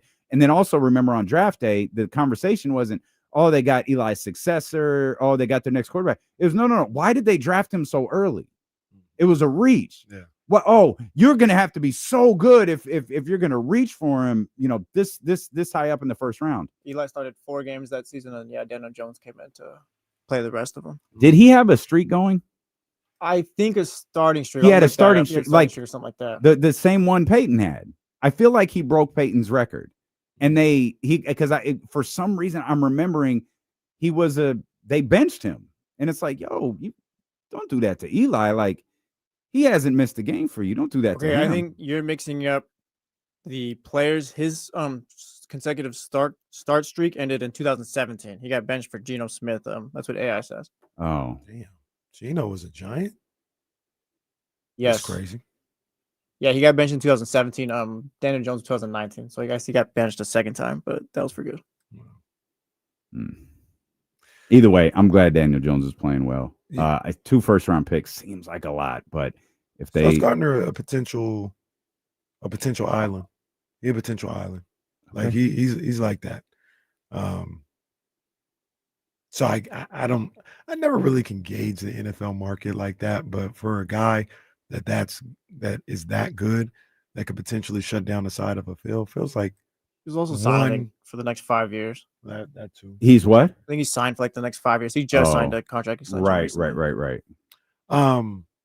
You said something about the Niners that I'm thinking about.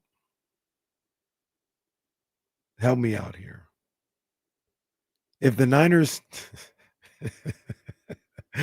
this is crazy to say. Doing that evil laugh again. If the Niners don't lose anybody else to season-ending injuries and they start getting people back, can they win a Super Bowl? Yeah. Like, why not? Like, because I don't know who to say. Like, there's no team that I love. I feel like if the way Kyle and those guys are thinking, they're like, if we start getting people back, like Pearsall, Brock, Huff, and we have to go play the Packers in the playoffs, we can't scheme up something like we're not tough enough mentally, physically, emotionally. I'm not saying that's what you're saying, but no, to beat the Packers in one game. I'd feel that way about every team, right? Because there's no team. I disagree. The Niners are not on the level of the Lions, the Eagles, Rams. The Lions are 5-3. I know, but when it comes down to it, they got elite guys right now. You lost Fred Warner, Nick Bosa, like Ricky Pearsall and Bryce Huff are not winning. Can I make a counterpoint? The Lions got to the. Kyle Shannon just said yesterday, like he's not even sure Brock Purdy's going to be 100% at all this year. The Lions got to the conference the conference championship last year with second round with 76 guys hurt. They still finished with the top record in the. They were like what in the league, 2 or something like that. Yeah. And like their story wasn't that different than the 49ers. All of their injuries were on the defensive end. Yeah, but they had Amon-Ra St. Brown still, like Jerry, like you had like Jahmyr Gibbs, like you had elite guys. The Niners don't, and right now they're dealing with injuries. They're also running the ball. McCaffrey's at 3.5 yards a carry. Like they're just not built. So you think the Lions are better than the 49ers right now? Yes. No, but look, but I'm not even going to disagree with that. But what I'm going to say is, you think Kyle Shanahan will be like, we don't have a chance to beat any of these teams? Any team in the NFL is going to think I have a chance. Like that's your job. Yeah, but like, that doesn't matter though. That's the whole point with this year. That's fine. You're not the Vikings, the sorry ass Vikings. We just saw them 10 days ago get destroyed by the Chargers. Went into Detroit and locked that ass up. That's fine. That's regular season. But when it comes down to it in January, going into Philly, going into Detroit, even going in, well, not LA, because you guys are going to take over that stadium. But I don't think you guys are going to be better than those teams. Like I don't think you can beat those teams with the current roster you have. You don't have any elite guys right now.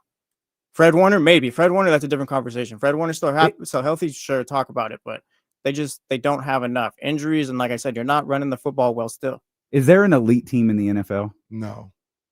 There's not any close team. Did Seattle might be the closest. So, okay. I'm glad you said that. With what Indy did today, adding that island, you know what I just chuckled at? You remember when they weren't going to sign Jonathan Taylor? Yeah. Yeah.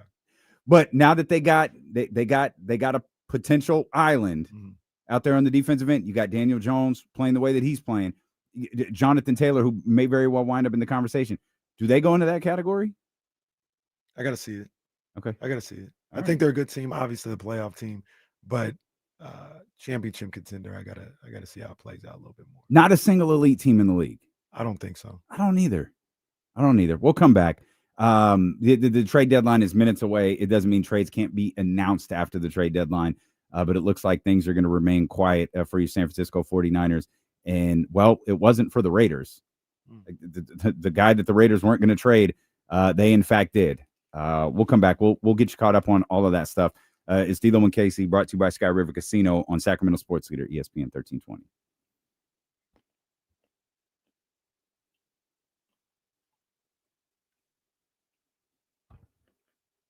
I don't know who the Colts defensive coordinator is.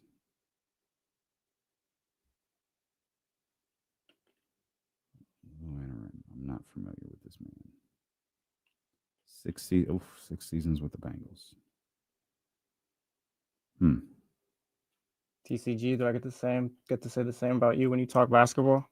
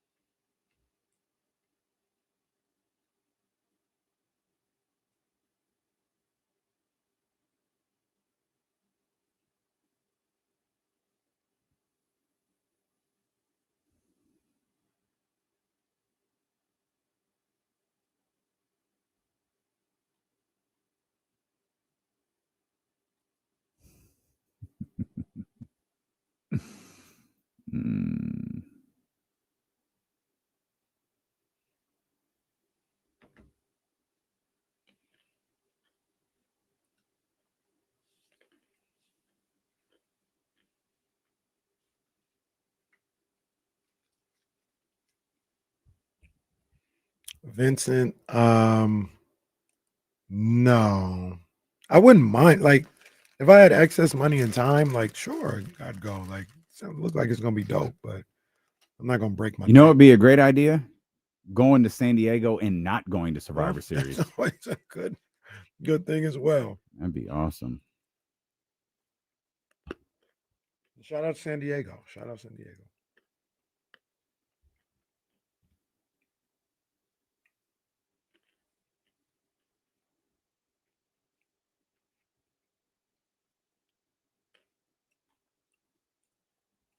Damn, Leezy, no pause. That's crazy, bro. Watch yourself.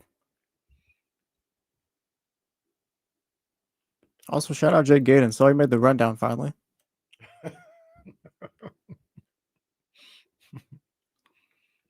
I wrote that in on Sunday, about 10 minutes before I went on his show. I was like, let me go ahead and write this in. Let me do what Jesse said. Just have a permanent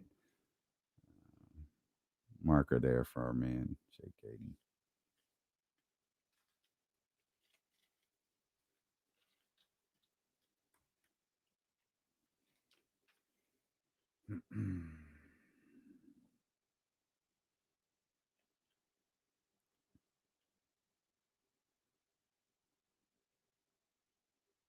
If nothing else, I like that the Colts went for it.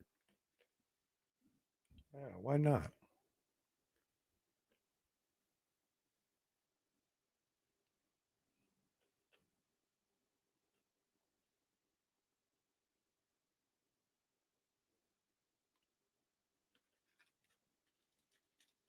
Florio says it's one of the biggest trade deadline blockbusters in history. Am I bugging? Settle down. Well, trade deadline, but that might not be crazy. I think Jimmy G was bigger than any trade made today. No, not bigger than Sauce. I was forgetting about Sauce. Quentin Williams was a big deal too, I think. Well, that's what I'm talking about. I'm sorry. That was the trade I was referring to that Florio said today was one of the biggest in deadline blockbuster deadline deals. Oh no, man! Did the Jets get 4 first-round draft picks today? They might have. They've got 7 or 6. What did they get from the Cowboys? Was it a first? Because they got a first. I think it's going to be Green Bay or Dallas. It's whoever one is better, I think. Yeah, you're right. You're right. Jets will receive the higher of the Cowboys first rounders in 2027.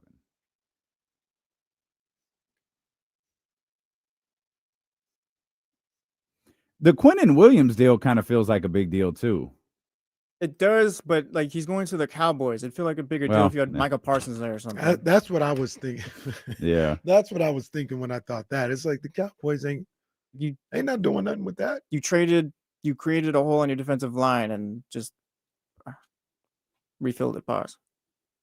I don't know. Did what? I said what I said. Yeah, I don't know. I said what I said. Well, he don't want to say everybody. I said what I said. It's up to you guys. He's fine. It's up to you guys. What time it is? That's why you don't want to say it again. Hey, no one tiptoes the line better than me. It's a pretty active day. I feel like the trade deadline usually kind of comes and goes, and there's not really much to talk about. Obviously, the Sauce Gardner deal is that's a big deal. He went to a really good football team. Schefter tweeted earlier that it was like up until its tweet like 6 trades, which was the most third most since 1990. I think there was 10 in 2022. Football lends itself to very important players. And he just tweeted, no trades for the Dolphins today, Jesse. Yeah, that's upsetting. They're standing pat. Jalen Phillips. They're standing pat. They You tell me the 49ers couldn't give you a 4th round pick for Bradley Chubb? They should have. Whatever. They need bodies. Go Sharks. The NFL lends itself to like in very important players being traded, but not stars. So like the excitement level, like Sauce Gardner, who Luka Doncic isn't going to be traded in the NFL. I got like, you. Who is Sauce is a star-ish. Well, there aren't a lot of stars in the NFL. He's just a really, really good player. Do we not see that in the NFL just because of the contracts? I think I think that has a lot to do with it. Well, I don't think we saw Sauce because he's with the Jets. Well, yeah, that's what I mean. But like just in general, like you can trade Luka or whatever for Anthony Davis. Like that's insane. But just that's easier to match money at. Whereas you trade this player and you got to eat $200 million in dead cap for the next. Well, I lifetime. think the dead cap stuff. Yeah, because the contracts don't matter because most of it's monopoly money. But the dead cap stuff. That's more what I'm talking about. Which is the funniest thing. The real money in the NFL is very, very fake. The dead cap money is very, very, very real. Yeah. But it also just the nature of football. Like I said, it's not that these players aren't important. Quentin Williams, one of the best D tackles in the game, right? Like he's moving, but it's not a wide receiver being traded. It's not a quarterback being traded. These are positions that are star positions. Even running backs don't even get traded. People with the ball on the offensive end. It'd be tougher to learn the playbook on offense rather than not making it simple on defense, but Quentin Williams will rush the quarterback. Yeah. Sauce, we play zone here, we play man. Yeah. I mean, like I said, I want to make sure I make the distinction. It's not about the skill level or the importance of the players. Just, typically like the defensive lineman or something like that, they're making the plays that you can see that show up, like the tackles and the sack. They're making like 4 plays a game. Like that. And there's also and I have Sauce's contract in front of me. There's a lot of with NFL players, and I can't remember Brock Purdy's number, but Dak's always stands out.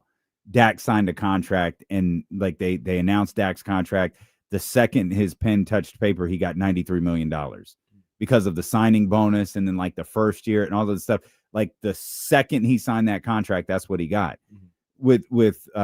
Mike Florio breaks this down with Sauces, because you pointed out, Jesse, a few minutes ago that like you've got him, like he just signed a contract extension.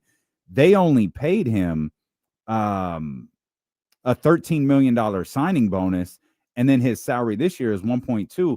That's what the Jets have paid Sauce. So that's essentially what they paid him for the year. The Colts are picking everything up beginning next year at $25 million. So it's not like there's a lot of times you see these huge inflated numbers. And even though Sauce signed the biggest contract for a cornerback to date, the signing bonus was fine. And so it's not like they signed him and first year, again, you see this all the time. The first 2 years he's owed $70 million of the $100 million guarantee. All right, $14 million this year. Kicks up next year. It made more sense for them to move on from him now than it would have made sense for them to move on from him in the offseason. Right. But that's just weeding through football contracts. Yeah. Like in even more so like on the trades, like you ain't never gonna see a quarterback get traded. No. You know what I'm saying? Remember when we looked up the Deshaun Watson? Like what would happen if the Browns trade Deshaun Watson? Right. And it was like $103 million dead cap hit that they'd hold for like a year. It's crazy. So that's like the difference when you talk about stars being traded between like football and basketball and baseball. Mm-hmm. Like basketball, you can have Ja Morant being traded. The Ja Morant in the NFL ain't being traded. Who is the Ja Morant in the NFL? It's a good question. I was just thinking that. Well, wait, who Sauce? He's a DB. He's a DB.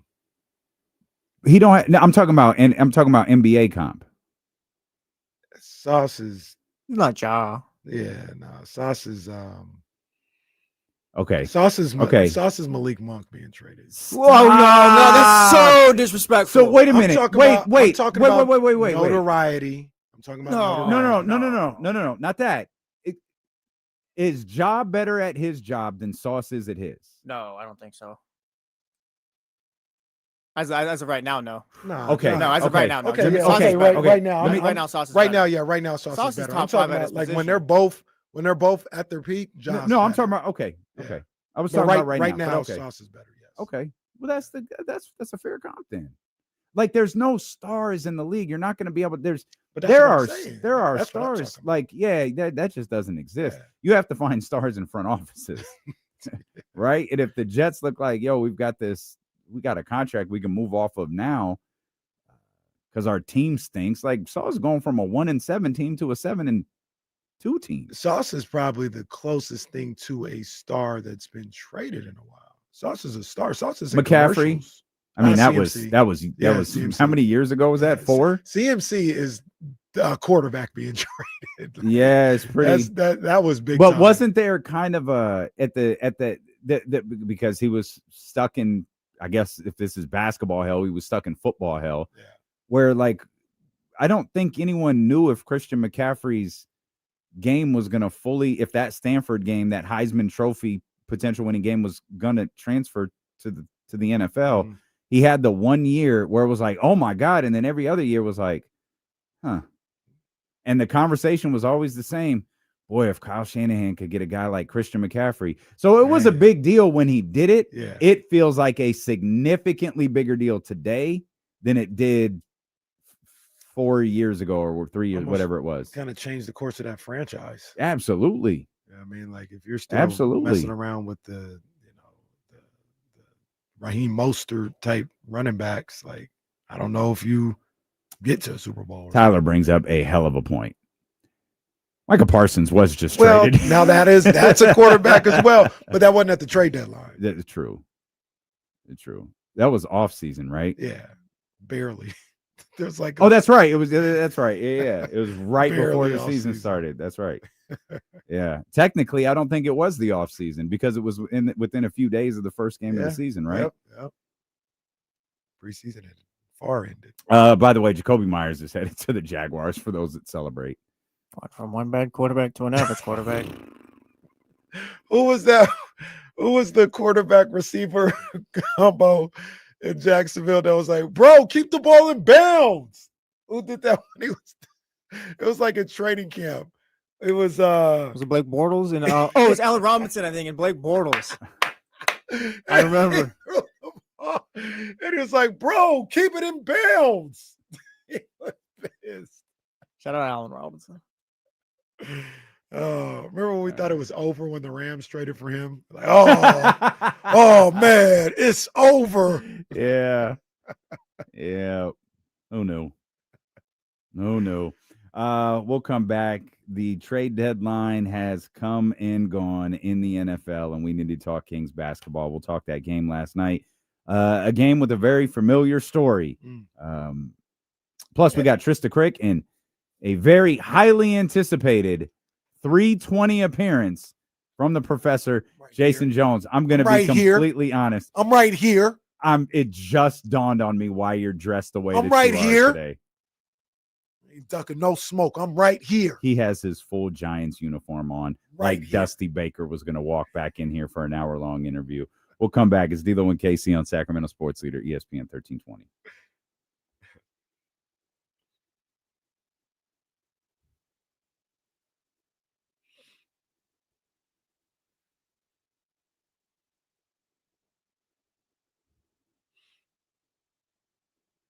Do you have to have a definitive best player on each side of the ball to be like a championship contender?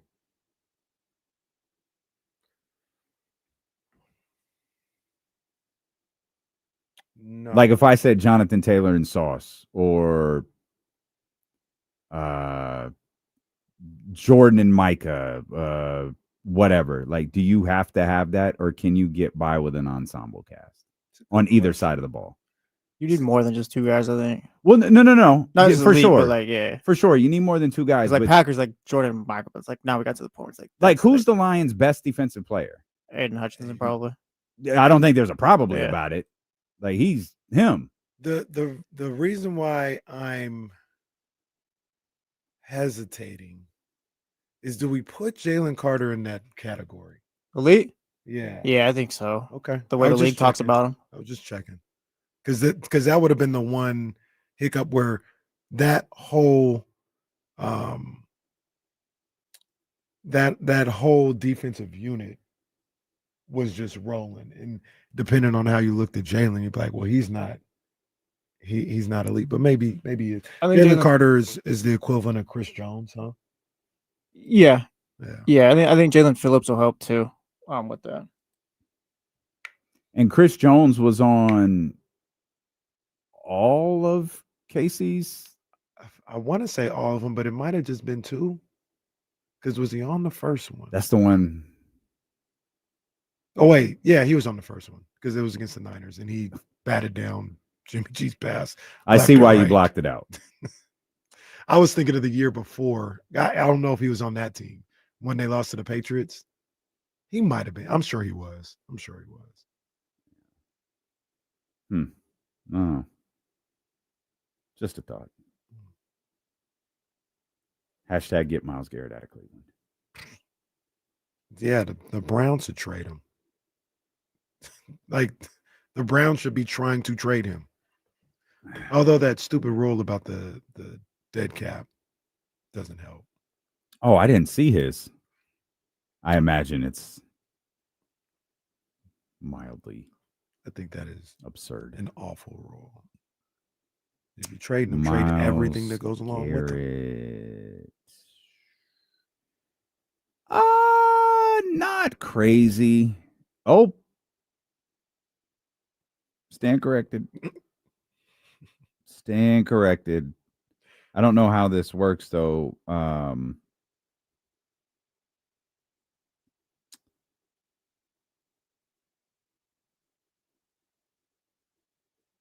88 guaranteed. Dead cap in 2029 is 64.9 million.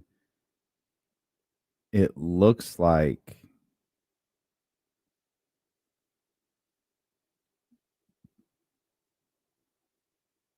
I'm sorry. The dead cap this year is 124.6 million, and it declines each year. I'm trying to look for if there's a. Oh, he has a no trade clause.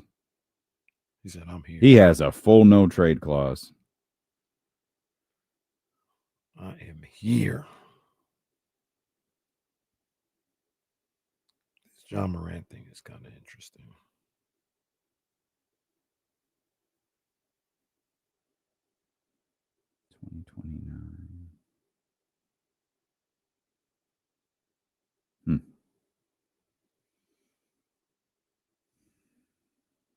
Did the Legion of Boom Seahawks have an elite offensive player? Absolutely. Oh, offensively, yeah, Marshawn. Well, that's what he and that's what he said. I don't mean to be Soren. He says Marshawn, I guess. Yeah, we just jumped him. Yeah.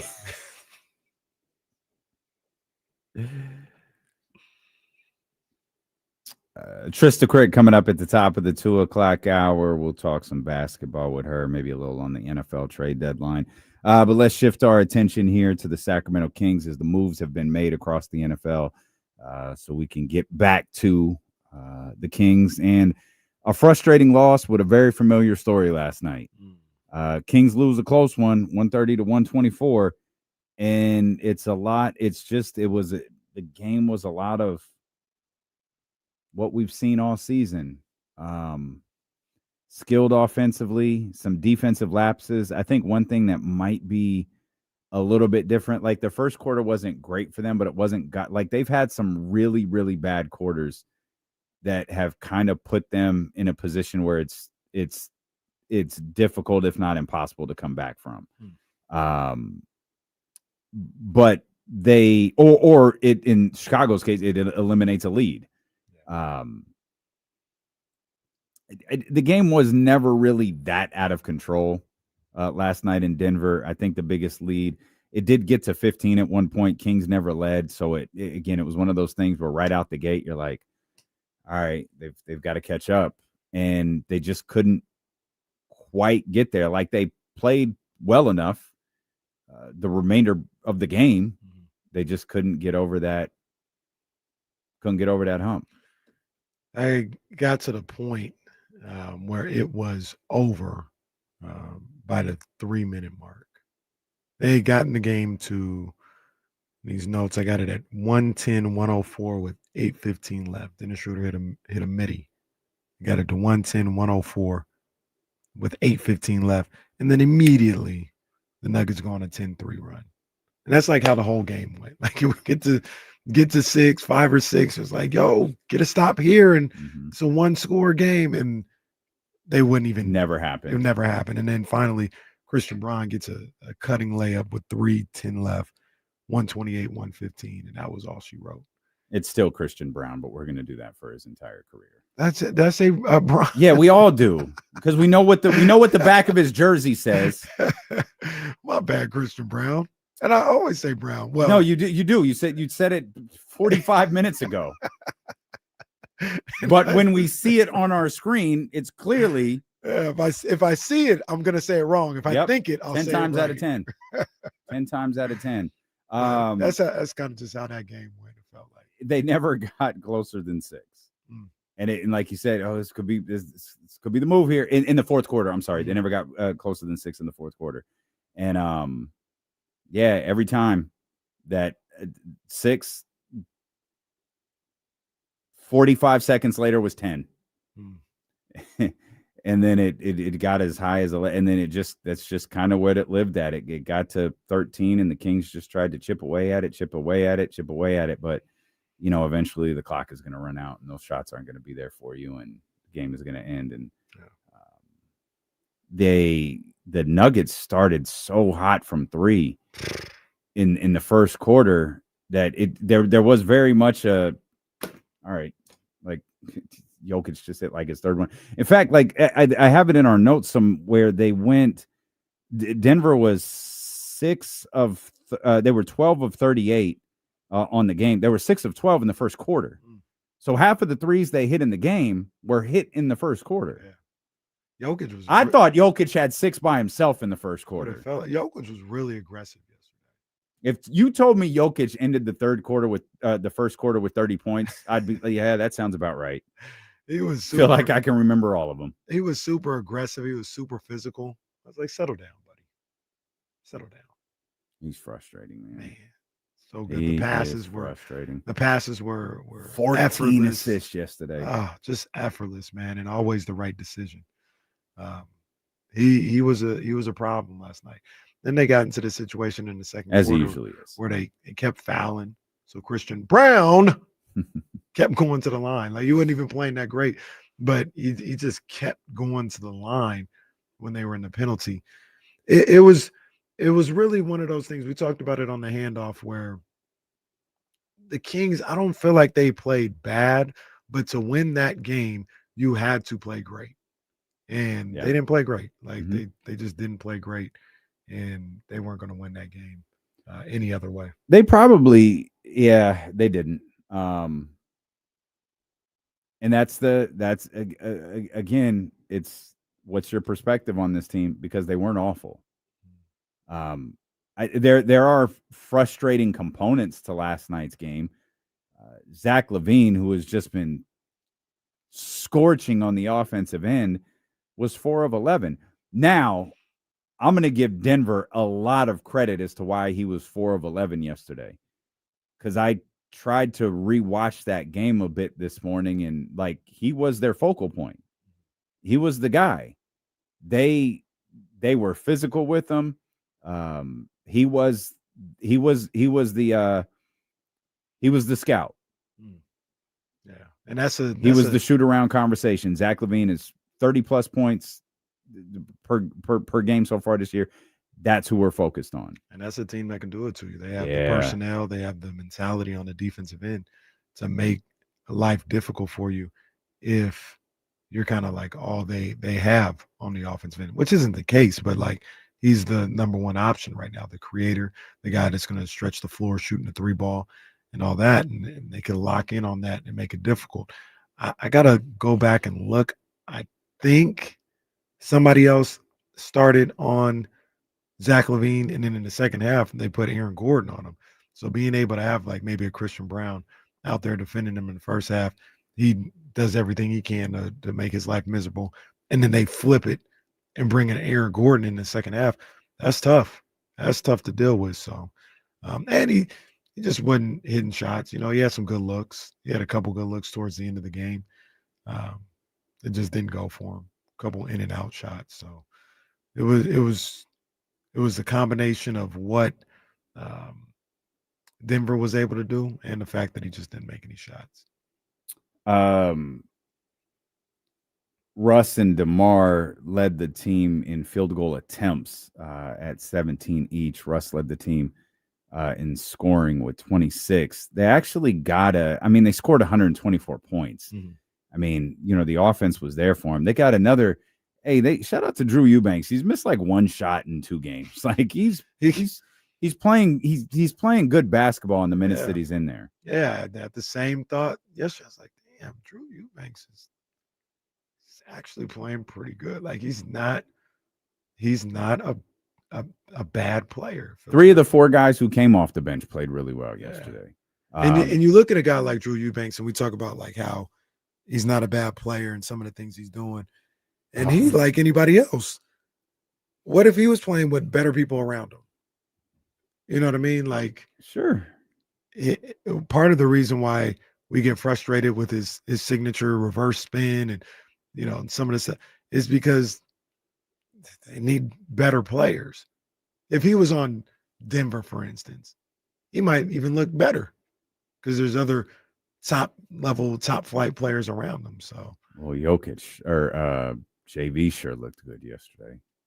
JV did look good. What did he do last night? I only remember him making one turnaround. He airballed a 3. I remember that. He did airball a 3. He was 4 or 5. Just had some he did. We're probably, if he only hit one turnaround, we're thinking about the exact same one because the one I saw was in the second quarter. Yeah. I was watching it this morning. And just like, oh, JV, nasty boy. No. Just JV. Nasty boy is his nickname. Valanciunas. Big Val. Big Val. Yeah, I mean, maybe you're on to something with Drew Eubanks, but he has played well in the minutes he's been asked to contribute, particularly off the bench. I thought Neek was solid yesterday. I'll be really anxious to watch Neek's game grow throughout the year. And I'll be really anxious to see what these rotations look like. Keon played 25 minutes last night, was very impactful. He was a big part of, why the Kings were able to cut 8-point leads to 5. Like, he was the best 3-point shooter for Sacramento last night. He was 5 of 8 from the field. All of those were 3-point attempts. Finished with 15, played 25 minutes. But this was a game in which Keegan Murray wasn't available, and it's a game Malik Monk wasn't available. So, we've seen Keon kind of on the shorter end of those distribution of minutes. And I think there's absolutely a case to be made. And this is the tough part. Like with Keon, there's a case to be made when he's shooting like that, when he's playing like that, you leave him in. Like, he gets his minutes. And I think, whether that comes at the expense of Russ, Dennis, Malik, like it's a feel of the game. But and I'm talking about when Malik is back, when Keegan is back, when these guys are back, you try to find a way to keep Keon on the floor in those moments. The downside to that is, if he's not, he probably doesn't get the opportunity to be, because you've got to find someone who is. I don't know how many games this year the Kings are going to run away from somebody. But just because of the nature of their frustrating defensive issues. I don't know how many times they're going to run away from somebody. So they're always going to look for an offensive punch. And you might argue, hey, Keon's doing some really good things on the defensive end. That's fine, man. If this team is struggling to get a basket and he's not active on the offensive end, they're going to go to someone they're more likely to rely on, which is always going to be DeMar. Like it or not, it's going to be Zach LaVine, or hell, it could be Russ and Malik too. It's all in the flow of the game, though. Yeah, and I thought everybody talking about that game and Keon and the way that he played. I thought everybody played well last night. Like, I didn't. They missed some opportunities. Obviously, they didn't do enough to win the game. So there's always things that you can look back on and say, hey, you should have been better here or there. But for the most part, I thought everybody that came in played hard, contributed, and played at the very least all right. But like I said, all right wasn't going to get it done last night. Like, to beat Denver, coming off a loss with rest in Denver, you're going to have to play a top flight game. Yeah. And they couldn't do it. Yeah, I'll cover you. I got you. It's all good. I know you were going to make a killer point there, but I saw you turn. I was like, I got it, Coach. I'm here. One of the things, and look, man, I'm not trying to pick on nobody. I'm just talking about what I see. I thought James stalled him out a little bit. This situation with Domas in the pick and roll, they got to figure something else out. He's getting destroyed. He's getting destroyed on that pick and roll. And once again, maybe I'll stall him out because I don't want to say it's all on him. Maybe he's just doing what the game plan tells him to do. Drop coverage, and maybe the guard is supposed to come back and help, or what, I don't know. But whenever they get him involved in action, he's getting destroyed. Like, he's got no chance in that pick and roll scenario. And it's just so soft. Like, it's not even like aggressive. It's not active. It doesn't deter the ball handler from making passes or shooting or nothing. It's just so passive and soft. And last night, anytime they wanted a bucket, they got in this pick and roll and put Domantas Sabonis in a situation where he needed to show resistance or make a decision. And he, more times than not, he could do neither. And once again, before I say anything about Domas, I don't know what the strategy is. I don't know what the game plan is. He may be doing exactly what he's being told to do by the coaches, but it doesn't feel like it's working. Whoever is making that decision to do that, whether it's the coaches or Domas doing it on his own, it's problematic right now. And they've got to be able to figure those things out a little quicker. So the scheme's got to change. Yeah. I mean, because that's the easy way to say it. Like, yeah, if the alternative is if it's no matter what the answer to this is, if it's Domas being bad at this, or it's the scheme, the likelihood of Domas getting better at this is probably slim. Right. So regardless, this game's going to have to change. Yeah. You're going to have to come up with a way to mask that problem. Yep. Yeah. And then the question becomes how, right? On a team that is void of big bodies on that particular part of the court, it was always going to be a concern this season, right? Rebounding, rim protection, and defense, down by the basket. Those are problems we all knew would exist. I don't know how many Keegan eliminates. I'm guessing none, but can he alleviate? Can he make them a little less problematic? That's it. And that's what I'm looking for when he comes back, to just kind of help out with that, because to a certain degree, like he was here last year and they weren't good defensively anyway. He's not the type of guy that changes your fortunes as a defensive team. So they're still, for the most part, going to be a team that struggles to defend, but he can help out a little bit and alleviate those problems and make them so it's not so much of a regular occurrence that they can't defend on the perimeter or rotate or rebound or something like that. And who knows, that may be all this team kind of needs to push forward. Because like I mentioned earlier, it doesn't feel like I'm seeing things where I feel like this team is close to being a good team. I'm not afraid to say that at all. I'm seeing things where it's like, man, they're kind of close to being a good team, a real solid team, not just a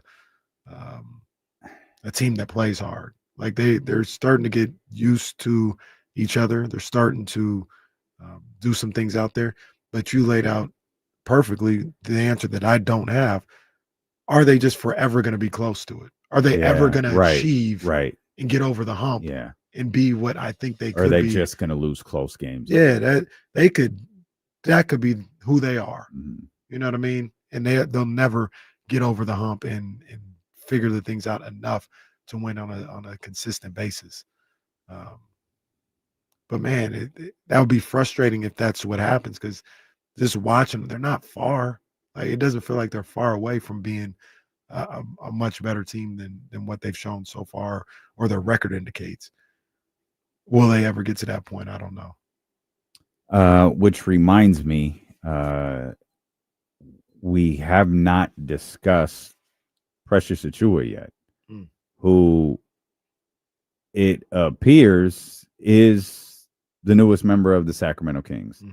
Shams Charania reported that the Sacramento Kings are signing Precious and waiving Isaac Jones, which yeah, it was crazy. Wait, you said Isaac Jones? Yeah, I thought it was Michael Jordan.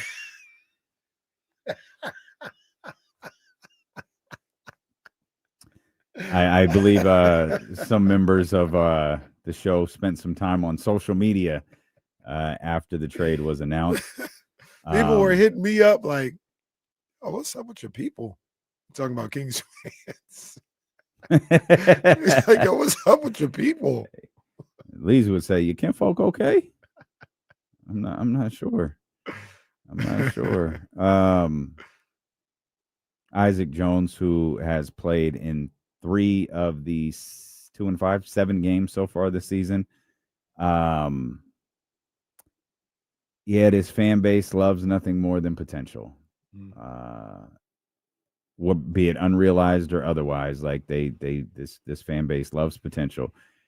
Precious is an NBA player, been in the league, 5 years at this point, and he's a legit, 4-5, 5-4, whatever you want to call it. Like, this team is desperate for, as we just said, big bodies who can play down on the block.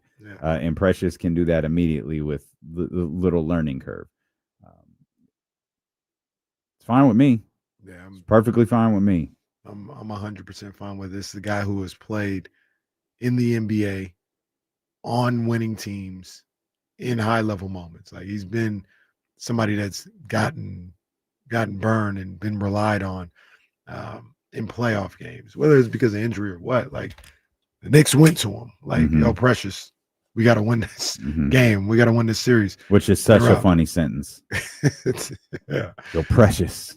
Got to go win this series, man. So, to get him as a guy that can be in your rotation and happen to give up a guy in Isaac Jones who, bless his heart, like, nothing wrong with him. I just don't know if he's, at least here, he's not capable of giving this team what they need.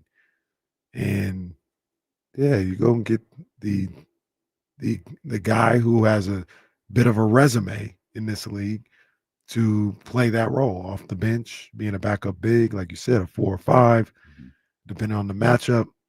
And he's proven that he is at least playable. And that's something that Isaac Jones has not been able to prove with his time in the league, is that he's playable for long periods of time on an NBA roster. So, what's Precious? 6'9"? Yeah. All right. So, funny that we've gone this long without referencing it. Like, this was announced this morning. It's not one of those like, it's not a needle mover. It's not a needle mover. It's a rotational guy. It is, but it feels like, I don't want to be unfair to Isaac Jones. It feels like he is an actual rotation guy. Isaac was, but not. Like, he was like, okay, if this really works out, we could probably throw Isaac Jones out there. And obviously, I don't want to say obviously, I'm sorry. I believe the coaching staff may have seen some things at different points during his time. Maybe with this particular group, this isn't the time to try to get Isaac Jones minutes. We just need someone more reliable. Unfortunately, I know a lot of Kings fans were anxious to see the development of Isaac Jones. I'll be completely honest with you, man. I don't know ball. I didn't quite understand it. Maybe this is the G League crowd, those who are locked in on a regular basis watching Deuce and Mo on the call. Maybe I've just missed it in terms of its translation to the NBA, and y'all got to get me hip to this. I didn't get it. Isaac has been when the tank and just play the young guys and let's see what Isaac's got. I was like, I'm sorry, did you say Isaac Jones? Or Michael Jordan? Like, I get it. I get it if you're like, yo, let's see what Keon Ellis got. Let's let Keegan Murray cook. Let's let Neek go. Maybe even let Max go. Oh, okay, I got you. When they started throwing Isaac in there, I'd admittedly be like, man, I don't get it. Because again, like you've got a player who played well in the G League, and I'm not sitting around watching G League basketball all day. I try to keep up on what the Kings are doing, what the Stockton crew is doing. But when has that ever translated? Devin Carter scored like 40-something, didn't he? Like during the NBA season, went to the G League, scored 40. They brought him up. Mason Jones, same thing. What team Mason Jones on? Well, I don't know if he's in the country. Just tell me when it is translated. Because I don't have it. Yeah. I don't have it. Hey, shout out to Isaac Jones. Hope he becomes Michael Jordan and develops into a really good basketball player. I didn't quite understand it, man. Yeah, I didn't get it either. Like I said, I like him. I like his journey. I like, some of the things that he's able to do on the court. But I never watched this Kings team and was like, yo, like you said, play the young guys. Let's get Isaac out there.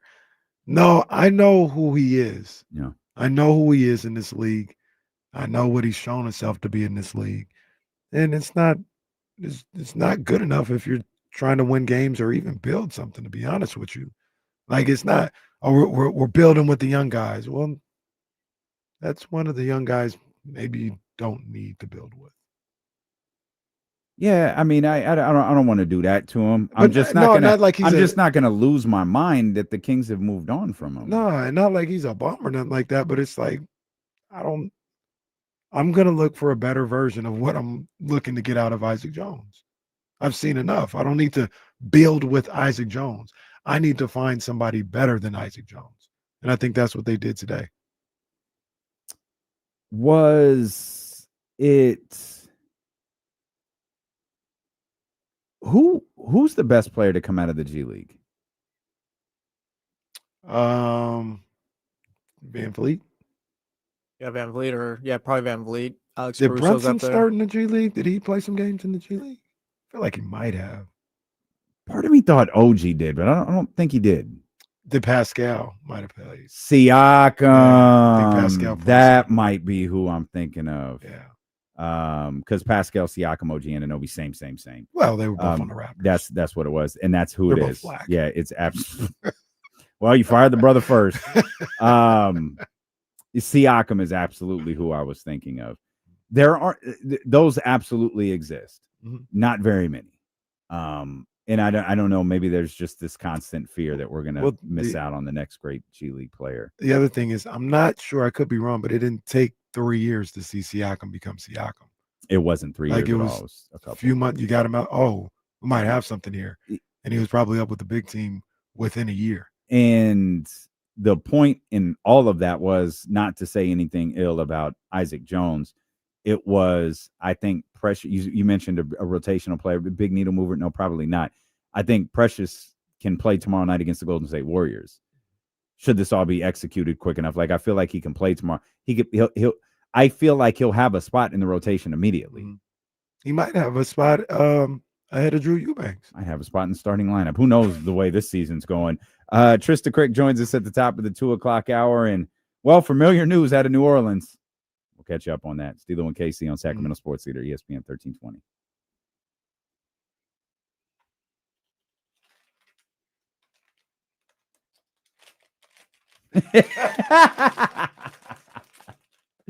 Yeah, man, that's fine.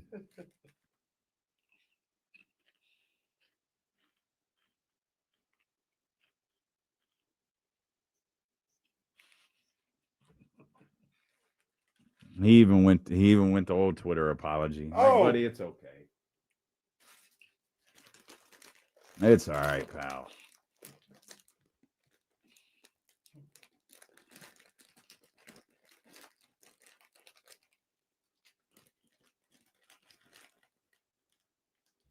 I feel like Precious should start a fight with Draymond. It works for me.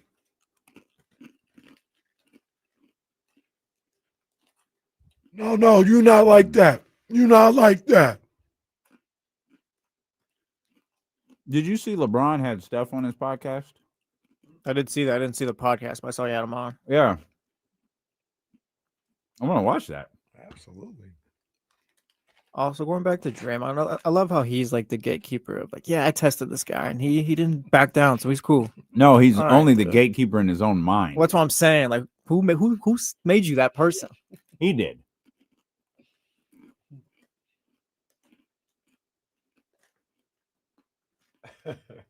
Ryan Rollins got Draymond Green's respect, so he's got mine.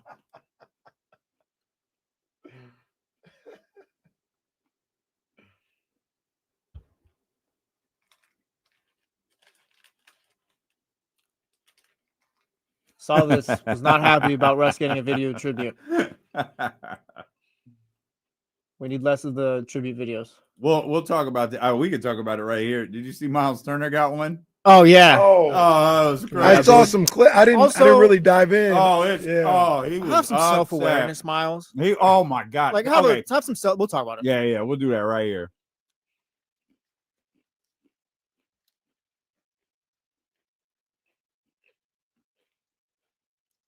That's great. 2-minute video tribute to Russell Westbrook. Thanks, Dario. What are you gonna do? Throw up Dario's highlights of him sitting on the bench? You cheered so well. Forgot to put this in, but the Russ comments afterwards were interesting. Pause, but Yeah. Play on. I guess Yeah. it's during commercial break. It's like when the wrestling goes on during commercial on USA.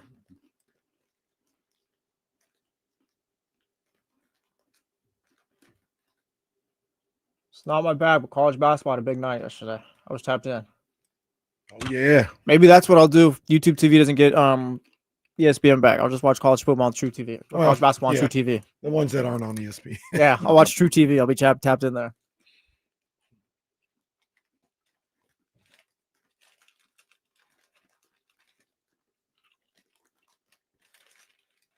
Oh, Kyle, they booed the shit out of Miles. Has there ever been a time like this where we're just going through periods without just like these channels or whatever? Where like it's just playing out so publicly?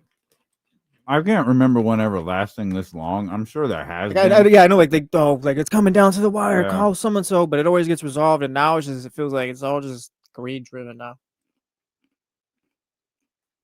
Or now it's just all right, yeah. Now we're gonna go a month without ESPN or whatever. This is one of the bigger power moves we've seen, though. What ESPN is doing, and they.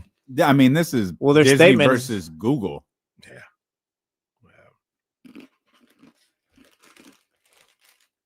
Sorry, guys.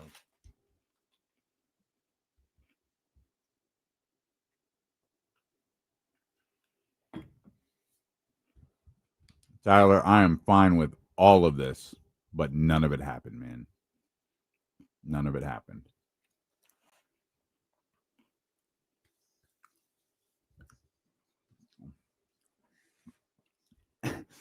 Let's get into this conversation we were having during the commercial break, because it looks like Jesse's got the video clip up. Bucks and Indiana play. The story is Giannis. Mm-hmm. Giannis is having, hear me, and know that there's no hyperbole in this statement. Giannis is having an historically incredible season. He is destroying his own numbers. The man has won the MVP, what, 2 times? Or 2 times? 2 times. And it seems like he's been outlawed from winning them again. If it's not that he's been outlawed, it's been Jokic has been that much better. Maybe Joel has been that much better. He is incredible. 34 points, 13 rebounds, 7 assists, 68% from the field, 60% from 3. I'm not gonna look at the attempts. I don't care. What's the 70% effective field goal percentage if you do that sort of thing? His what is that Hollinger stat? PER? That. Yeah. It's higher than anyone we've ever seen. Jordan in his peak, LeBron in his peaks, to all those guys. He's just having like an incredible start to the season, and against who I think is their rival, the Indiana Pacers, he hit a turnaround game winner on their home floor. Giannis's PER is 43.14. That's about 7 points higher than Doncic. He was second. Jokic is third, and he's only a point behind Luka. Giannis is creating some ground. I think the highest Jokic has ever had was a 32. Bron. What were the examples I heard? Bron, Jordan. I don't remember if it was Steph. They've all had as high as 31. No one has had a PER of 34. No one has done what Giannis has done so far this year. He is killing to start the season. So that was the story. The turnaround game winner in Indiana to send that crowd home matter than they were when they arrived. Because during pregame introductions, they welcomed back Myles Turner, who once played for the Pacers, but decided to sign with their rival, Milwaukee Bucks. And here's what they got. They're going to go. The video is airing right now. And they're letting him have it. And he was expecting this emotional moment, and he's not hitting it. He's not pleased. Yep. Trying to play the villain. Oh, he is not happy. He is not happy. Yeah, you can do the close the book hand gesture. You're mad. Yeah, he made it clear in his post-game tweets and media availability. He was not happy with that response. What did you think was going to happen? Thank you. Like, what did you think? Honestly, like, I get, like, we just play basketball, blah, blah, blah. Like, we know how sports work. Okay. You went to the finals with the Pacers and then went to your rival. I'm not tapped into the Bucks Pacers rivalry and how deep rooted that is or whatever, but you went to your rival. Like, what did you expect? Buddy, you used the word loyalty. That's red flag number 1. When talking sports, do not use the word loyalty. Once again, if you've not watched sports, not as it pertains to basketball, not as it pertains to your team, not as it pertains to fans. Do not use that word, because loyalty and professional sports, those two words do not go together. Yeah. Also, Brody, you signed with their rival. Like, end of story. Mike Bibby is not the Sac State head coach if he signs with the Los Angeles Lakers in 2002. Right. He's not, because that love for Mike is not here. Right. You can change that. Doug Christie, not the head coach of the Sacramento Kings, if he signs with the Los Angeles Lakers in 2002 or 3 or 4 or maybe 2012. It wouldn't have mattered if you signed with the Lakers at any point. Kyle Burnett also brings up a good point. You were also talking about Tyrese Halliburton on a podcast, I think, recently. Yeah, didn't he say something about he's a fake tough guy or something like that? Yeah, basically he said like he wouldn't do that stuff if he was outside, like on the street, blah blah blah. And it's he said he knows. He said he knows he has backup, so he runs his mouth on the floor because he knows he has backup. But I think he was kind of saying that tongue in cheek a little bit because unless I'm thinking about two different things, he showed Tyrese a lot of love. Said he's a great leader. I think it was Myles. I think it was Myles Turner who was talking about he's the guy who organizes all of the team dinners and team outings and all of that stuff. I think it was Myles that said that. Yeah, I don't think he was like really like trying to take a true shots at Tyrese, but also that's gonna get clipped, and the Pacer fans are gonna see that. No, I mean that's very true. The internet does not care about the truth. But also, like, yeah, like I don't get the point of saying like, he wouldn't do that like by himself. Like, yeah, whatever. Like we're playing basketball. I don't. It all makes perfect sense to me. What happened last night in Indiana from Myles Turner? I don't know. It just wasn't on my radar. I didn't think about Myles Turner going back to Indiana. I assure you, I did not. Well, like I said, it's Bucks Pacers, not the biggest rivalry. It's gonna be. I gotta at least see that intro. Mm-hmm. Like it. Goodness, it came up on my feed. Like that's oh yeah. Yes, it came up. I guess it came up on my feed after Giannis hit the game winner. Then I dove into the game a little bit and was like, "Oh, this looks interesting." Correct me if I'm wrong, but it feels like Russ's comments post game were really a bigger story than the Myles Turner booing stuff. It was more like, "Oh, Myles Turner got booed." Yeah, that was interesting. Denver didn't want him. Yeah, that was interesting. Can you pull that clip up? Yeah, because I read the quotes. I didn't see him actually saying it, so I'd like to see it too. But yeah, when he opted out, the big thing that we thought here on D-Lo and KC was always got a deal ready to go somewhere. Yeah, you got a deal for more money, and apparently for him that just wasn't the case. Yeah, it definitely, and I was told flat out it wasn't the case. I was also told, and first let's play these comments from Russell Westbrook last night in a terrific honor to gift shirt right there. Nice shirt. What you contributed to a playoff series win, to a game 7 win. Well, how do you kind of look at your year here? That was great. Yeah. I guess other people didn't. Was it them who did not? I do think there was a reporter and speculation that they had sort of. The speculation. The truth is that they didn't want me back. It ain't up to me. Yeah. Sorry, John. God always has a plan. Be patient. Not up to me. They don't want me. That's okay. Somebody else do. It is a player option. Would you have considered picking that up even if they didn't necessarily want you to? Well, they told me not to. Okay. Yeah. I don't go anywhere I'm not wanted. Yeah. I don't need to. So there's the whole clip. Fire. It's cold. Not the best audio there, but you heard Russ just fine. The questions the reporter was asking was, would you have picked up the option? He was saying they told me not to. They didn't want me here. And he said that's perfectly fine. We heard the feeling was mutual. Now, I don't know if that started, if the feeling was mutual after. Right. You know what I mean? He was told. Once he was told that, I don't want to be here either. Yeah, like it could have been, it just a reaction to what they told him. I'm not sure. I have no idea. I just know what we were told, and that's like he didn't want to be a part of that anymore. And it sounds like both sides didn't want to be in each other's business anymore. So I do find it's I guess that's the game though. Like, hey man, I know you gotta you can't do this with like a $25 million option. But hey, I know you got a $3.5 million option. Don't pick it up.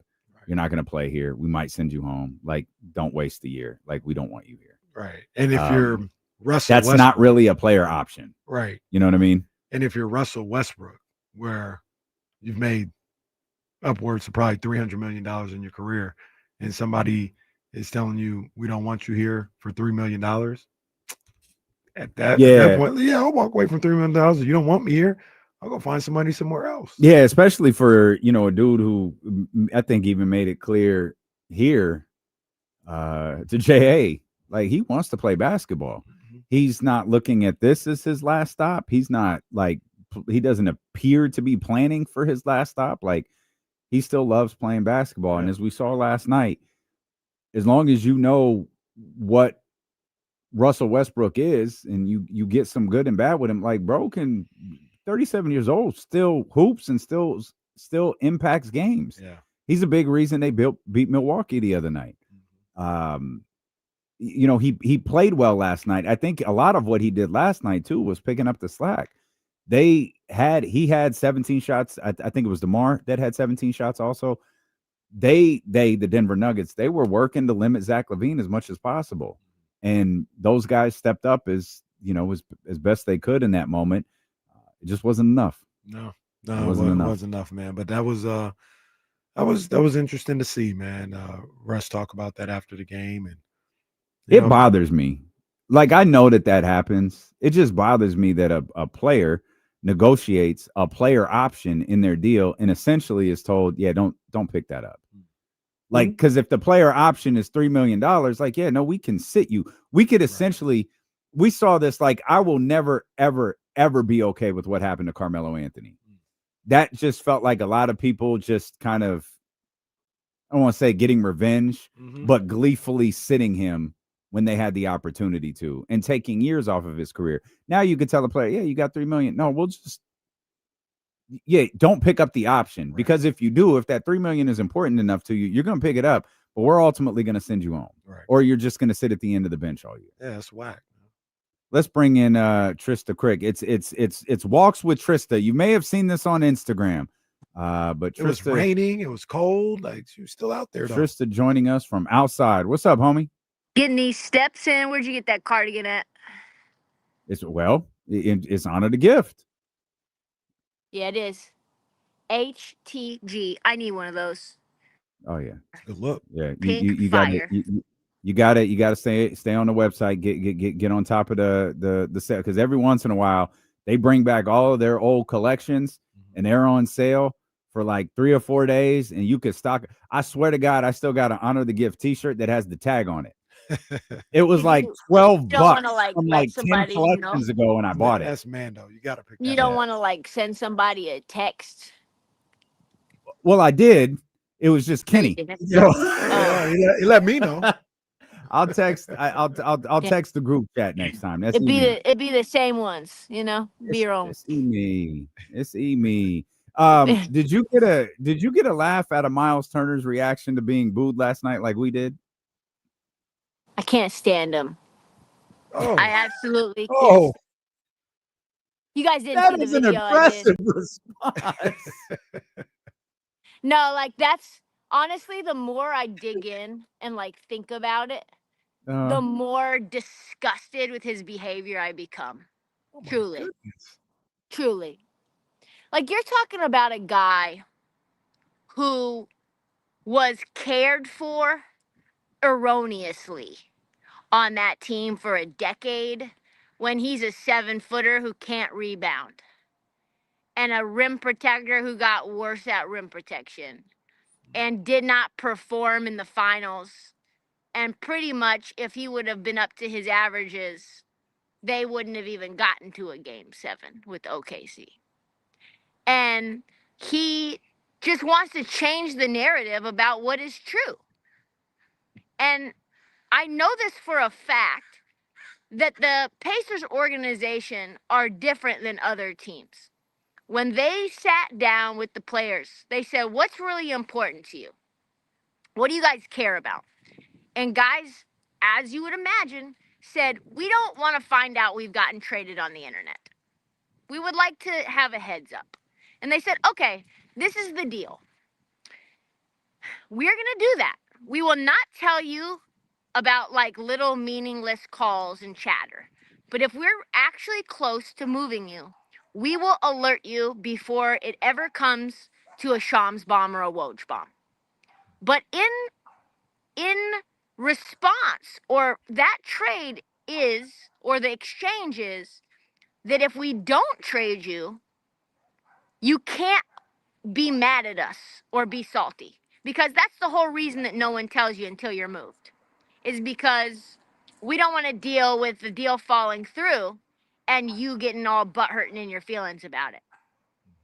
And so they agreed to that. And there was only one time that Myles Turner was truly on the trade block. And I know this for a fact. And they told him. And it didn't happen. For whatever reason. I forget what the deal was. It might have actually been.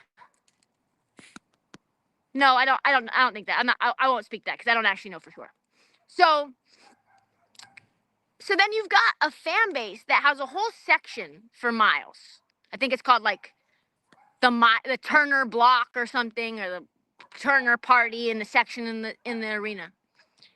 And this guy is hearing his name in trade rumors when he knows that these trade rumors are fugazi because they've already made this agreement with the front office. So anything that you're hearing as whispers are coming from the people who want it to be seeming like they're going to be trading for you, like the Lakers. Lakers consistently were trying to say they were trading or close or pursuing, or that there were talks about getting Myles Turner. We know that. Okay, fine. So they do an extension for him midway through January, a 2-year, $60 million extension that gives him an extra $17 million in his pocket immediately, the largest in NBA history. And yet the narrative is that they didn't want him. The narrative is that they didn't believe in him and that they were always trying to trade him. He even had this whole Players Tribune article that he came out with in the playoffs last year about how nice it was to be wanted and how these trade rumors were really messing with his mental and da-da-da-da-da, and that he was really happy to become a Pacer for life. So then, your absolute cheeks in the finals, your superstar player that you throw under the bus, tears his Achilles, and they don't want to give you the absolute last dollar that they possibly can and go into the luxury tax. They're willing to go into the luxury tax for like the first time for you. And you go to Milwaukee, a known rival, and then throw the team under the bus after you do that. And then you don't even be a man and call your teammates when you've made that decision. You just leave the group chat, block them all, and change your phone number?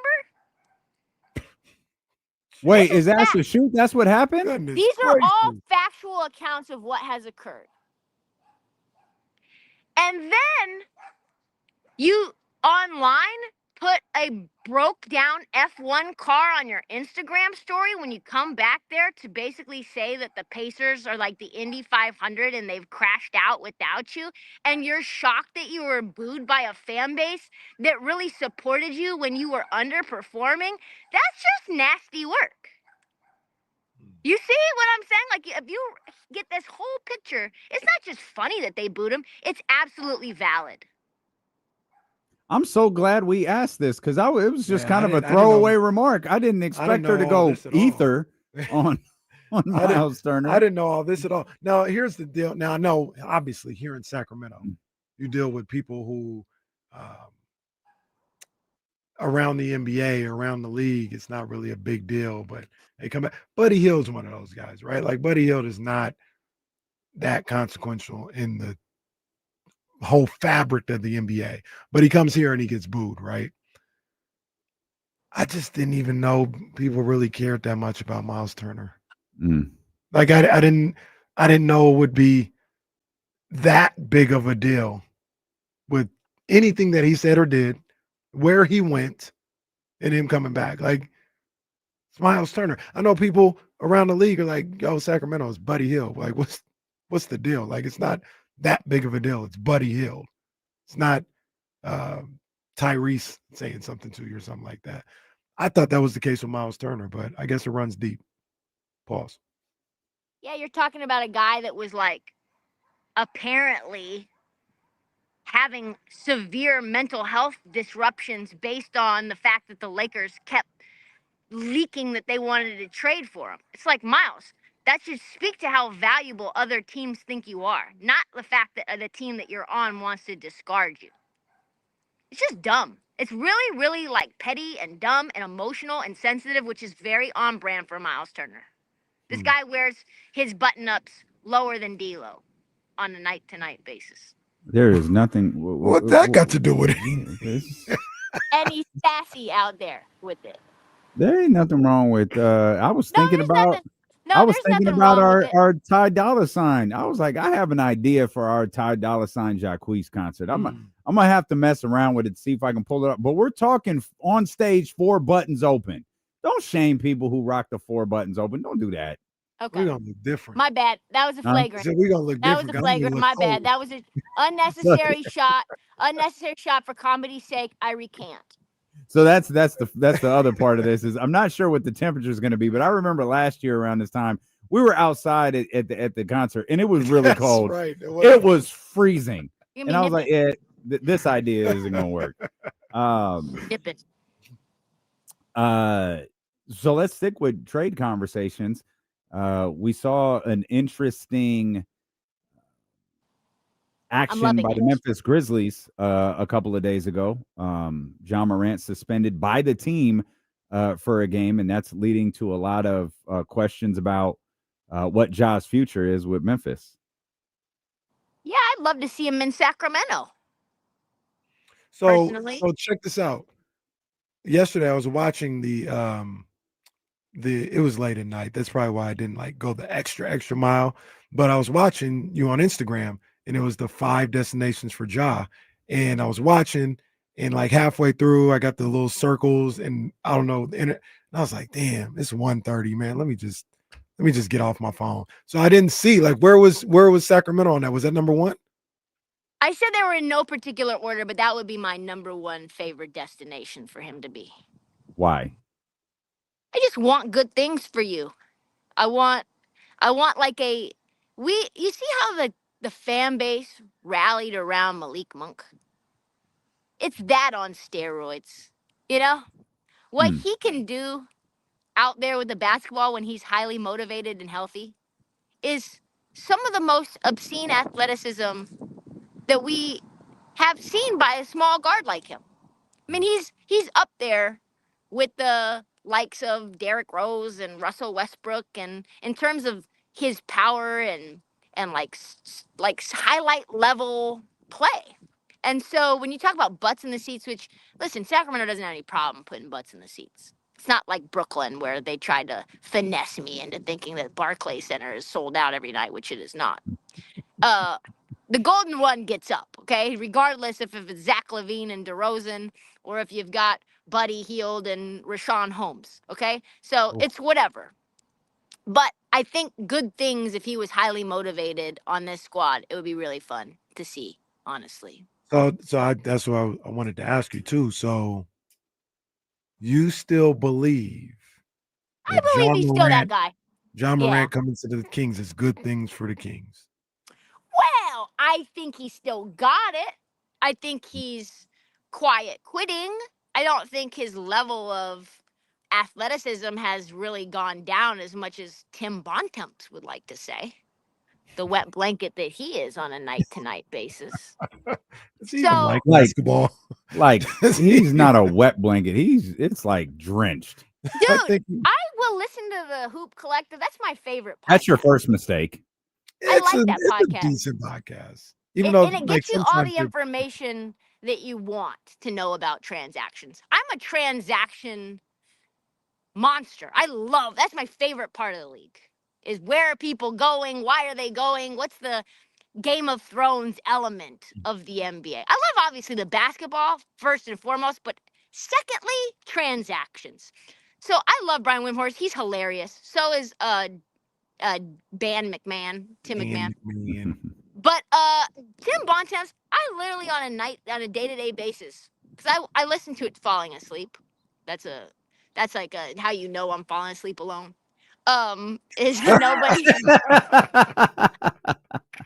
nobody's going for that, right? Like nobody's gonna allow that. Hold on, baby. So I got to put the Hoop Collective hold on. on. Just close And your eyes. the intro sound to Hoop Collective is just peak. Well, no, this is just the annoying sound of Windhurst's voice. Welcome to the Hoop Collective. We talk about the NBA. I love it. Listen, it's a It actually dream. is a decent podcast. It would be a dream of mine to be a guest on the Hoop Collective. That's how much I like it. So, but every time I listen, there's probably the over-under on the shut the hell ups of Tim Bontemps is like 2.5. I'm like, shut your ass up. You're so negative. You always want to put the cold water on stuff.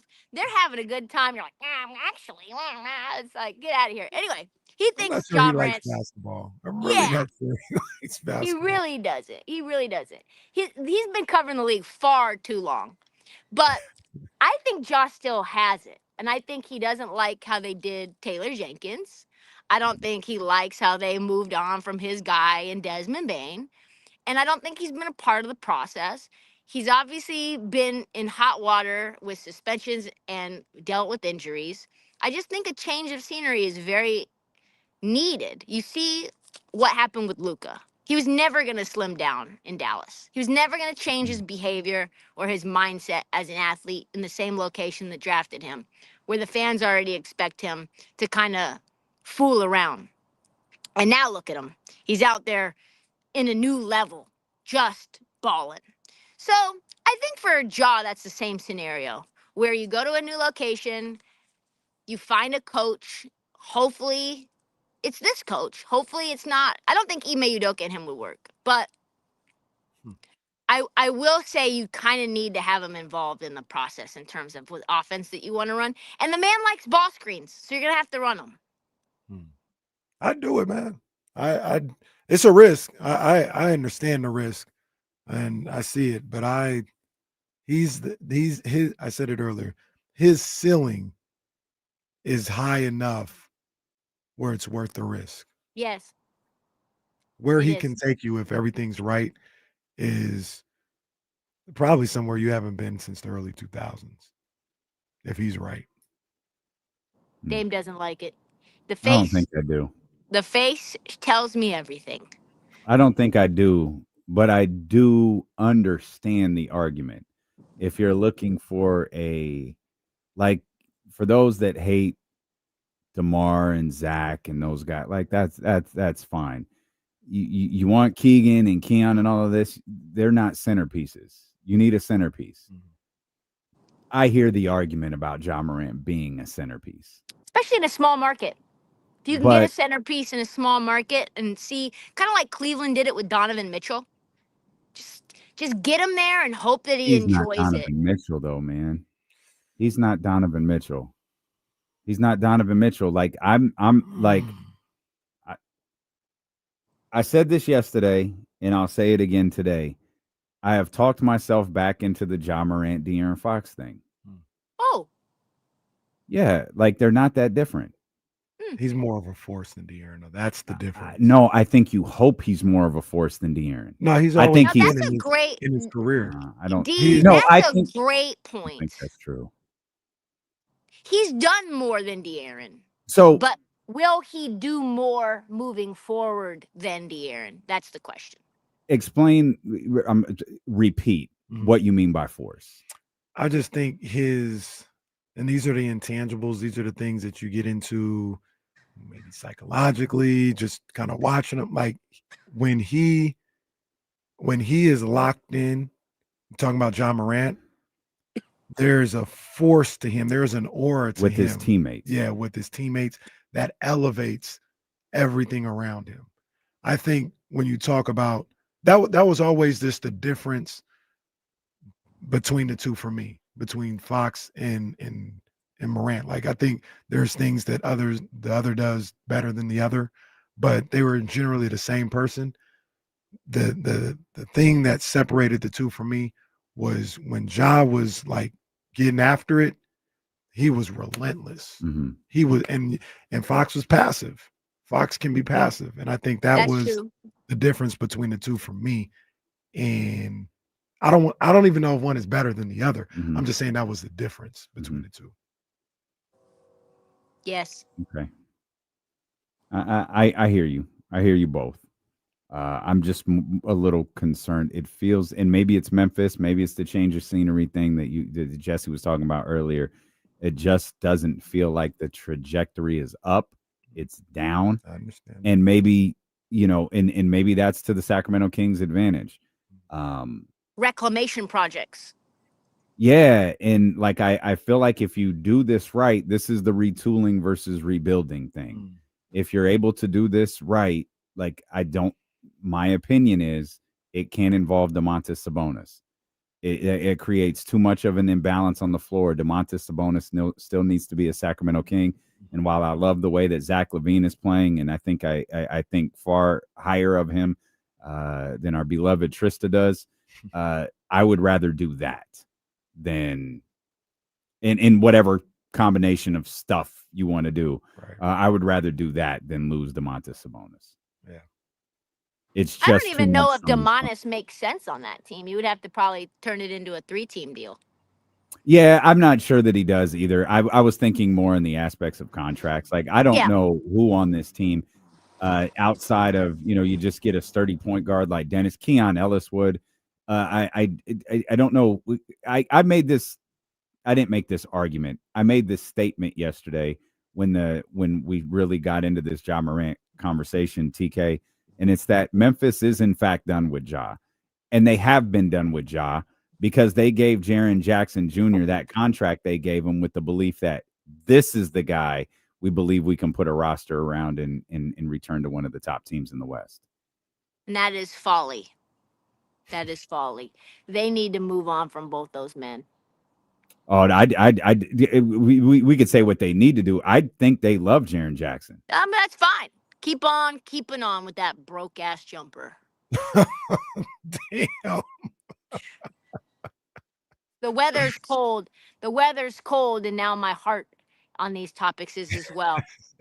I do want to break a little news. Oh. Okay. Okay, let's break news. We are back on 100%, 110. How about this? We are now 10 toes down. Oh, Jesus. That now, goes great where you're at. We are now 10 toes down. We are now, the wounds have completely healed with Dame. Okay. Well, that's not what I expected. Can you explain? We do not slant. There are no more digs. There are no more jokes. There are no more like, oh, I know Trysta, what she's going to, there's no more ricochet shots or anything. The wounds we have mended things officially. Okay.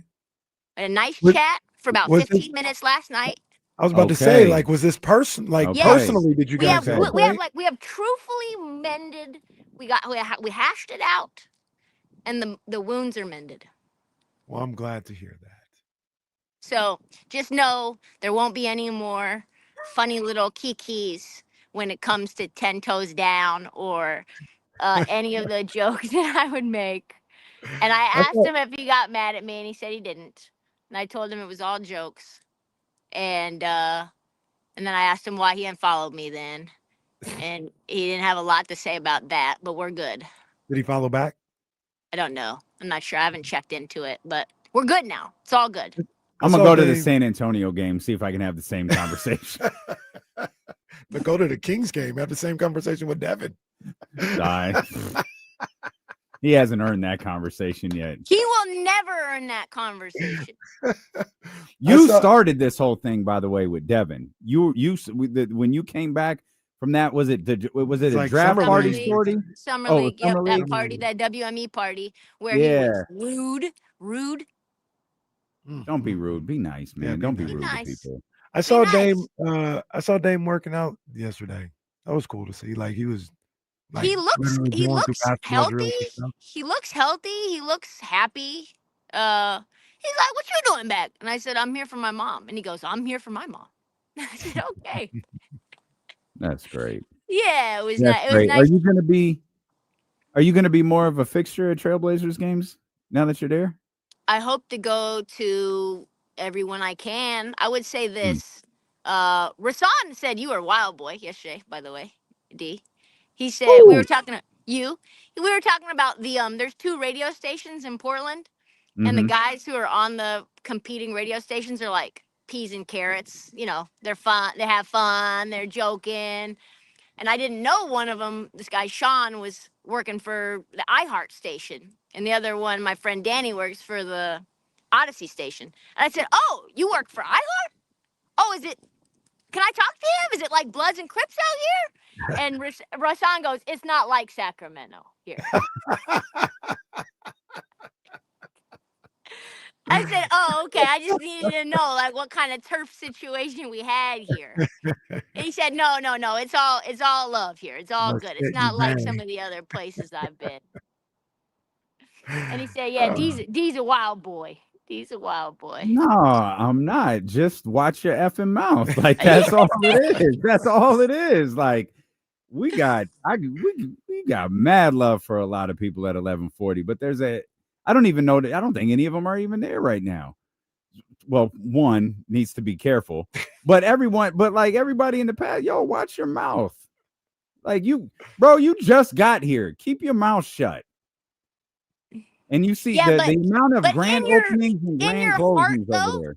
But in your heart, though, when you hear the term 1140, you think dun dun dun dun dun dun dun dun. That's what you think. Nah, that's not true. That's a lie. You're lying. Maybe it's a little true. Maybe it's a little true. Like, nah, but I bet you if I was like, yo, D, I got a job at 1140, you'd be like, what? Oh yeah. No, I would not. I would not receive that very well. See? I would not receive that very well. And that's yeah. Nah, let's not do that. So then that's I wouldn't receive that very well. Oh man, you wouldn't be the first though. I'll be there. I wouldn't do that. I would never do that. I'm too loyal. But you know me. I'm dying on the shield like a samurai. You know the thing that I think is 3D chess, though. Just really quickly about that, he was like, and I think this has been already publicly reported, but I actually believe he thinks that. It's like, we would have never gotten better, ever, away from the purgatory that was our team. If Haim hadn't. He was the only asset we had. There was any value at all. And he's back within 2 years. And we got Drew. And we got Denny. And we got Tumani. And we got Klingon. And we got Young Hansen. And we got a bunch of other young wings. No, it had run its course. It had run its course about 2 years before you traded him. Yeah, I agree.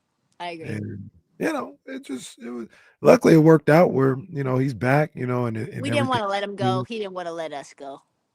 Yeah, it's understandable. Morgan's watching you right now. If you want to say hi. Are you coming to visit? I'm going to try. I'm certainly trying. There's some new logistical challenges with Tuesday. So yes, but not game day. Game day is Monday. Yep. So I have to figure it out. What, I might drive. No, it's next week. Next I think week. you might. Yeah. What? Might drive. That's crazy. The flights are. Here's the issue: is the FAA is like messing around where people are getting stuck at airports. And if I get stuck, if I get stuck in Sacramento on Tuesday, and then you're like, dog, I'm sorry, we got a full house, I'd be like, bummed. All right, bro, we wouldn't make you sleep outside. like, hold on, man. Like, what are we talking about here? We'll get it worked out. We'll see. We gotta make it work. We'll figure it out. I think. Yeah, that driving. What is that? 20-some hours? No, it's not 20. I bet it's 10 like hours. 14, isn't it? Oh, I don't think it's that many. It's 6 to the top of California. And then what is it from the top of What is it from the top of California to you? We could just go on Google Maps. No, that's what I'm talking about. From here to the top of California, it's like 6 hours. Okay, I just typed in Portland, Oregon, no particular place, and it said 9 hours and 1 minute. Yeah, it's 9 hours. I absolutely thought it was longer. That's not bad at all. Hey, what the hell? No, that absolutely is. What the hell? Play on. Dude, no, you heard it. We got to What guess. are you talking about? What's the problem? Do you guys have rats? Did it? No, you know what he said. What'd I say? I said it's 9 hours long. Oh no. What do you think? Oh, is that a pause? Is that a flag? He said, it's I 9 long? absolutely thought it was longer. Yeah, you did say that. Oh, Oh, come see, on, that's man. not. No, come on. Come on. Boo! Yeah. That's trash. It's not like when Jeremy, Get a flopping penalty. where Jeremy is that? Taché from the Miami Heat said yesterday on the alley oop, find it on DLS Hoops. He said that Alejandro Kirk is his favorite, has his favorite shape. All right. Come on. I said, what? That feels like a flag. What? Sir. We love you, TK. Love y'all. We'll talk to you soon. All right. Talk to you soon. Bye. All right. This league is in shambles, man. If Trysta wasn't here, we would have called a flag. I'm not gonna Really? lie. A flag for that? That's why I looked at him. Yeah, That's what I looked at for him. that? Yes. That was crazy. Yeah, I heard it. That was low-key crazy. Hey, Chris, are y'all hiring over there? Are there any adults over there? Come back. Man, I can't wait for 320. I'll finally have another adult to talk to when the professor joins us on Sacramento Sports Leader, ESPN 1320.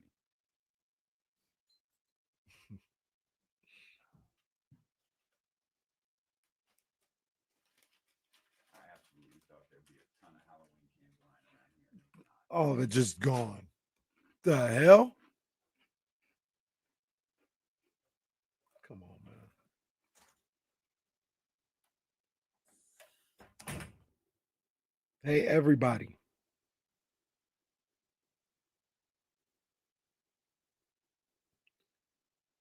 Sac State plays Dominican tonight at Hornet Pavilion. I was watching that women's game last night. They beat the hell out of Stanton.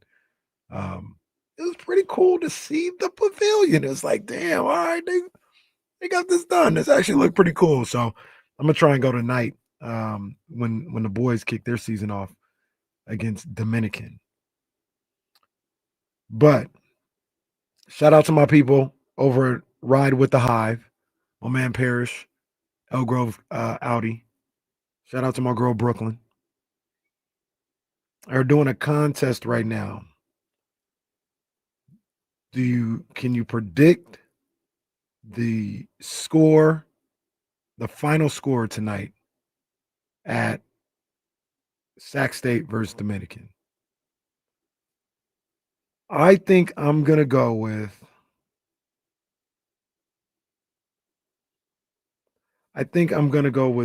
112, just because I like 112. It's where the players dwell. 112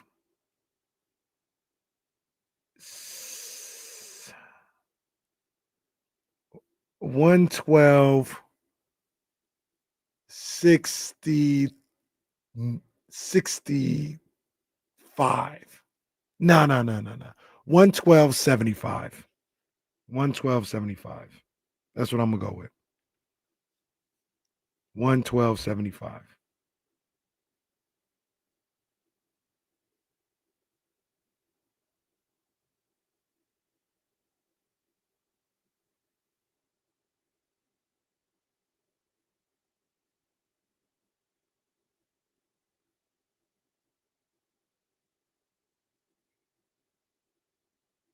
Oh, get him out of here.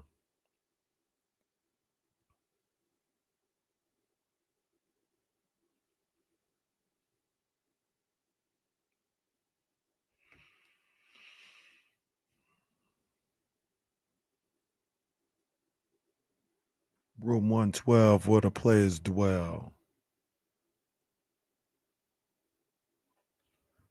I'll be in room 112 and bring 4 friends. And if you're going to hit me, it's got to be a quickie. And please, no hickeys, because wifey's with me.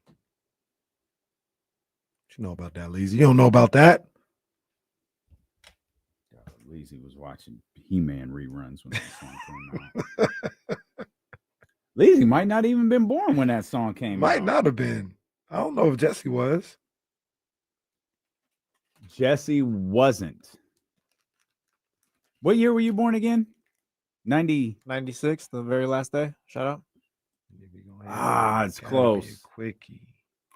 What are you guys talking about? I was close. cutting audio right now. Mace. Oh. And if you're gonna hit me, you gotta be a quickie. And please no hickeys, because wifey's with me. Why you over there looking at me? Why my girl standing there? What?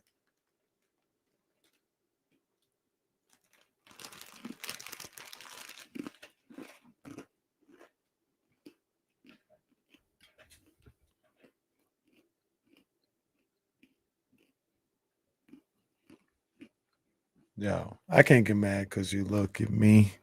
Because on the real, look at me.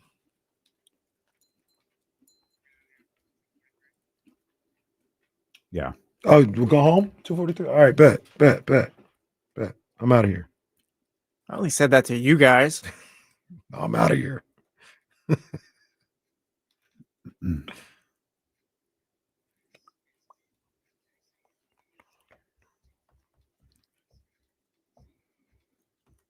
You want to get in on these phone lines, you can.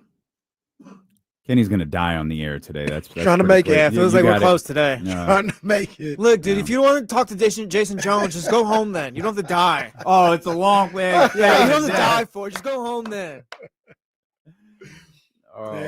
Yeah, you don't have to die. Hey, last night I was telling the chatty house during the break that shout out to my people at Ride with the Hive. Shout out to my man Parrish over at El Grove Audi. Shout out to my girl Brooklyn. They have a contest going on right now on Twitter. Predict the final score of tonight's game between Sac State and Dominican. The men or the women? The men. Because what exactly was the score in the women's game last night? I think it was 124-30 something. I'm not That sure. is that's I think it was 124-39. I believe was the final score. I watched the first quarter of that game just because I wanted to see. This was the point of me telling the story. Was I wanted to see what everything looked like, and damn, they actually got it done. They got the well set up for basketball, for college basketball. Pretty cool. I'm gonna try and go tonight, man, and check it out myself. But I was like, damn, they all right. Hornet Pavilion seats 3,000. It's a nice little step to what hopefully in the next few years will be a bigger arena, but had to get out the nest. So that's a good thing. The prediction I had. Do you enter through the football field? Is that how you get into it? Because I know you go were through in the parking front lot. of it. You go through the parking lot and then. Oh, just okay. around So that the other side. Yeah. Because there's an entrance at the football field, right? Well, yeah. So yeah, to answer your question, yes. Okay. I think that's the main entrance. I see. Yeah. Okay. Yeah. Interesting. 112-75 was the score I predicted tonight. 112-75 is the score you're predicting. If I win the merch, I will share with the show. Oh, sure you that's will. That's the sure you that's will. the prize. You It's get just the like my score. basketball jersey. I'm sure you'll Well, share. I gotta hit Coach Patrick up. I'm waiting for Coach Marion to go, hey, did you get that football jersey I got you? No, Coach, I ain't get it, man. Oh, I left it with Kenny. No, I know. I know. It's fine. It's fine. Yeah, good luck to Mike and that crew, and the whole crew at Sac State tonight, going into that game. You have to win by 90. Those are the rules. Yes. And I need that to happen too, because they're playing against Dominican University, which is a rival of mine. So yeah, I'm sorry. Wait, who's a rival of yours? Dominican. What do you have against Dominicans? We were in the no, not Dominicans. Oh, my bad. Dominican. Okay, what University? Yeah. They were in the same league as Cal State East Bay. We were rivals, bro. Okay. Did you beat them every time? Nope, didn't beat them once. Was it In really 2 a years. rivalry then, sweetie? Yes. If you never beat them, does it? Yes, absolutely. Okay. Actually, I lost them 5 times because we lost them in the championship at the Cal Pac tournament, which would have gotten us the automatic bid to the national. So you were 0 for 5 against them. Yeah, man. You should have just kept the first answer. It's like, yeah, we lost them for 2 years. I didn't even know the amount. Yeah, like Did you play him 5 times in 2 years? Bro, 2 times a year and then one time when in the Kings championship. versus Pelicans was that? Yeah. Not once? Man. Over 5. What? We lost. Ask the people with you, Dominican. At the Vlad people, Jr. hey, kicking his ass. How about Cal State, East Bay? Who? No, that's not our rival. We Who lost are they? at the buzzer in the championship game. We lost in overtime at their place. We lost at the buzzer at our place one time. Bro, just hit the last shot. I missed the last shot. I missed it. It's the one I'll never forget. That's when Joe Davidson wrote the article, KC's not clutch. He's cut out for radio, but I don't know about basketball. Man, he just can't close. It's the one I'm gonna take with me to my grave. That felt good. I thought it's the one you heard me talk about it before, like hit him with the little Kobe hesitation pull up. The dude fell. The dude fell on the shot. No lie. The videotape is there. So you were unguarded.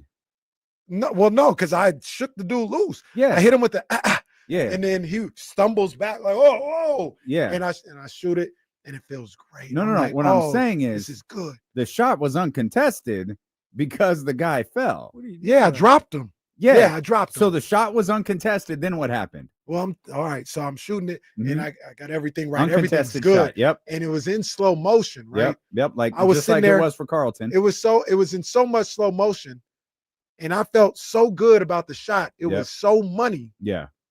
I was like, all right. I would start backpedaling. I was like, all right, how am I gonna celebrate? Do I go to my teammates? And then there was my homies over there in the corner.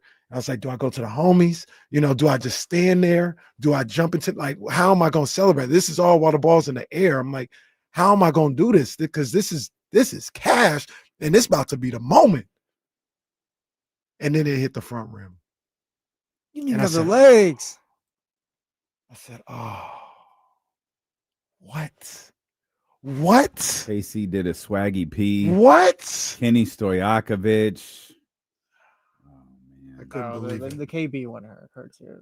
KC shot it, and the other team yelled, "He's with us." Kenny Barnes is crazy. Chill out, Stevie B. Chill out. Kenny Barnes. Relax. Hey, watch your mouth. Yeah, relax. Watch your mouth, Stevie B. Watch your mouth. Kenny Barnes sounds like a gangster that roll with, like, in New York somewhere. Nicky Barnes. Got Kenny Barnes. Yeah. Was it Nicky Barnes was referenced from Anthony Joshua that one time, I think? Full circle. I used to hang with the hustlers, the gangsters. Kenny Poole, the D-Lo and KB show. This is tough, man. It was tough. I'm never gonna get over that moment. Never, ever, ever. While we're talking about it, we always bring it up. I don't think there's a shot that's ever hung in the air longer than Harrison Barnes's. Oh no, that was a lifetime. No, that was. Really thought we was gonna be celebrating like crazy, bro. Telling the camera. See, you know what your issue is? You pre-plan the celebration. No, I didn't pre-plan. I just make sure everybody's in position. Okay, just in case. Okay, Leezy, we want you to get over here, and then me and D-Lo will go get on stage, and we'll do the thing with the crowd. Make sure you get all that. It was all contingent on Harrison Barnes' shot going in. It's like the people who go, if we win, the parade will be on Thursday. I've heard one of those before. Oh man, 2006. Ooh. So the first one, I wasn't here for it. It just went straight down J Street. Yeah. The second one was going to do something different. No, they said no. It was just if we win tonight, the parade will be. I think it was Thursday or something. I don't remember what night it was, but yeah. Damn. There is something about seeing those confetti guns and all, like the tape, and all of that stuff just out there, like not on the floor. When you go to leave, it's tucked away on the home side, but you see it, like there's confetti guns. There's all of this stuff that was going to be used for a celebration that's not happening. Damn. And it wasn't game 7. It was game 5. I think it was the first ever game 5 in the WNBA finals was on the road. And that's tough too. Like as a city, cause you got to do it. Like you got to plan. It's not being, you had to plan for everything. Yeah. Yep. That's damn. I remember specifically 2023. I saw WCW and Simone the day before the Super Bowl because we were at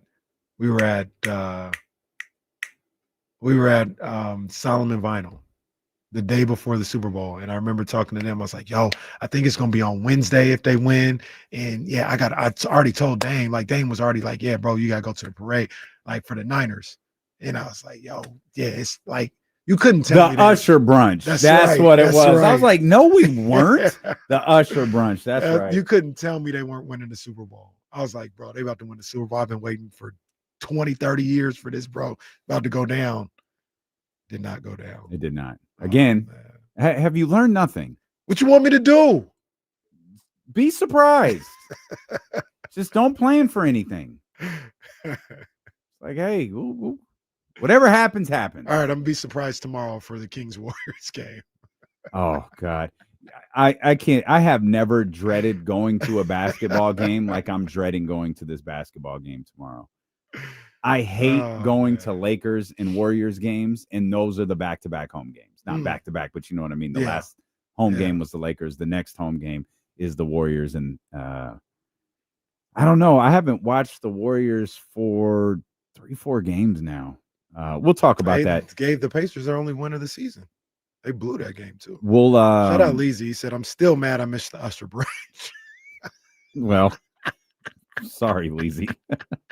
We'll come back. We'll have a couple of NFL overreactions, and then we'll get back into the Sacramento Kings and Jason Jones. Jason Jones actually hyped this visit up on social media. He was so excited. Asked me to collab on some stupid ass post. Are you crazy? Oh, don't worry. I accepted it for us. CeeLo and Casey on ESPN 1320. I'll get Baker when we get back. Diamond D, LBC. I graduated in 01. 97 was my freshman year. My freshman year as well of life.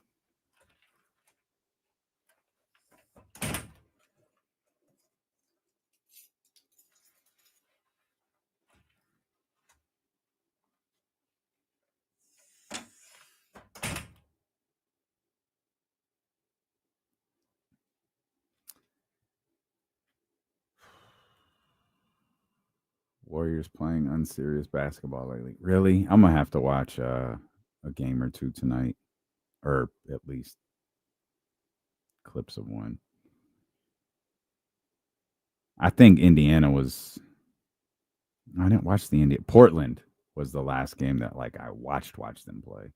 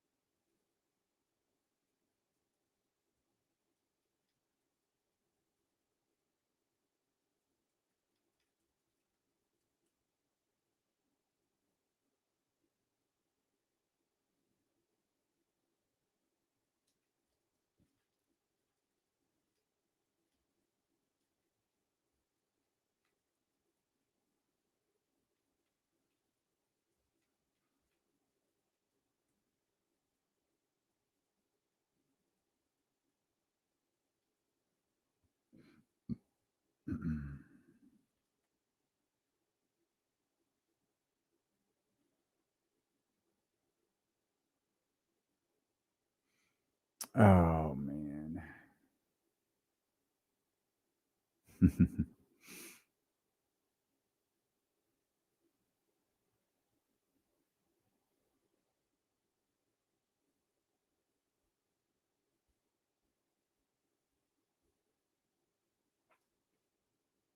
It looks like the Kings. Let's get that work email open real quick. There it is.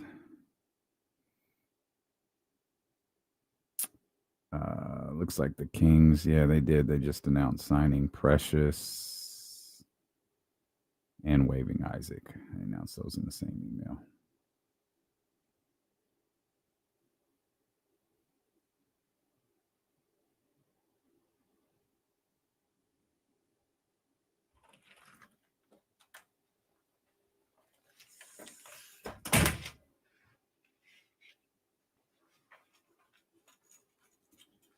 Oh, man. Okay.